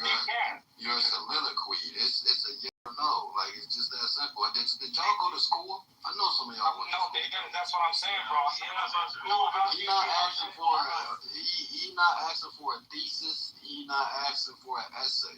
He's asking for a yes or no. 90%, Ocean. No, Rich, here's the thing, bro. I don't know how some of these people live life. I swear to everything in my motherfucking life. I don't know how you guys are alive. Some of you are so stupid. I don't know how you guys are alive. Like, this life is hard. This life is... So how are you guys going to survive it? With this fucking capacity of the fucking brain that you have? Ocean, you mind if I ask you a question? Can I talk to you, Ocean? So... last time I looked it up, it's between 85 and 90% of Jews globally identify as Zionists. That sounds like a majority of me. Yeah, and the definition that we all know is the right of our people to exist in our indigenous homeland. That's it. Kitover Herzl had a different definition. Well, let's go with the founder of the Soren, I want you to exist in Iran. I understand that Kitover Herzl, the founder of the Zionism, found a different definition. It wasn't the founder of Zionism. Zionism existed for way before Herzl was born. You talk a lot, Debbie. The political Zionism, which was we talking about, it was actually founded by Kitover Herzl. And I want this group to look it up in the internet. What is Kitover Herzl? First thing first, who is Kitover Herzl? Look him up and let's find out what's the definition you come up with. It's a settlement colonial project. That's what it is. It's got nothing to do with this new definition of Zionism you guys come up with to fit your narrative. It's a settlement colonial project. Was the U.S. a settler colonial project? Was the U.S. a settler colonial project, Soren? Hang on. It was the settlement colonial project defined by the Kitover Herzl. So if you have any, it was that, bring it to Kitover Herzl. So is the U.S. a settler colonial project to you, Soren? Oh, I got Tiger and Soren in the same room, guys. What do you think? Ocean, what do you think of this? The response, no, I have to. Alright, I see there's some new faces in the room, so let me go ahead and give y'all a room reset. You're in the President Trump room, you know what I mean? I see some pink tickets. I see a bunch of pink tickets. Y'all go to the top, cast those pink tickets in. Hello? My name is Henry, and I'm the sniper. So if y'all want to, you keep interrupting each other, you know, I'm going to snipe you to the audience. I'll gladly bring you back up after that person is done speaking. So I'm not giving no warnings. So we're trying to have a good conversation. If you want to speak to the title, go at it. But I'm not letting y'all, you know, 3 people talk at one time. That's just slow. Timothy, this is booked. I'd like to be put in the queue. Like this nigga right here. You see the book nigga? He in the group. He's showing him an example right now. That was just an example. So just everybody please be on y'all best behavior, man. You know what I mean? I don't want to be on no bully shit, but... Say one thing before I go. I got a question for you. Hang on, actually. I got a question for you. Hold on. Abby, you know most of the people that voted for Mamdani were Jews. Hold on. Just chill out. Hold on. Sorry. A long time, no? No. Yes, hold on. Yes, correct. Yes. Correct. He's right. So, can they find this and still be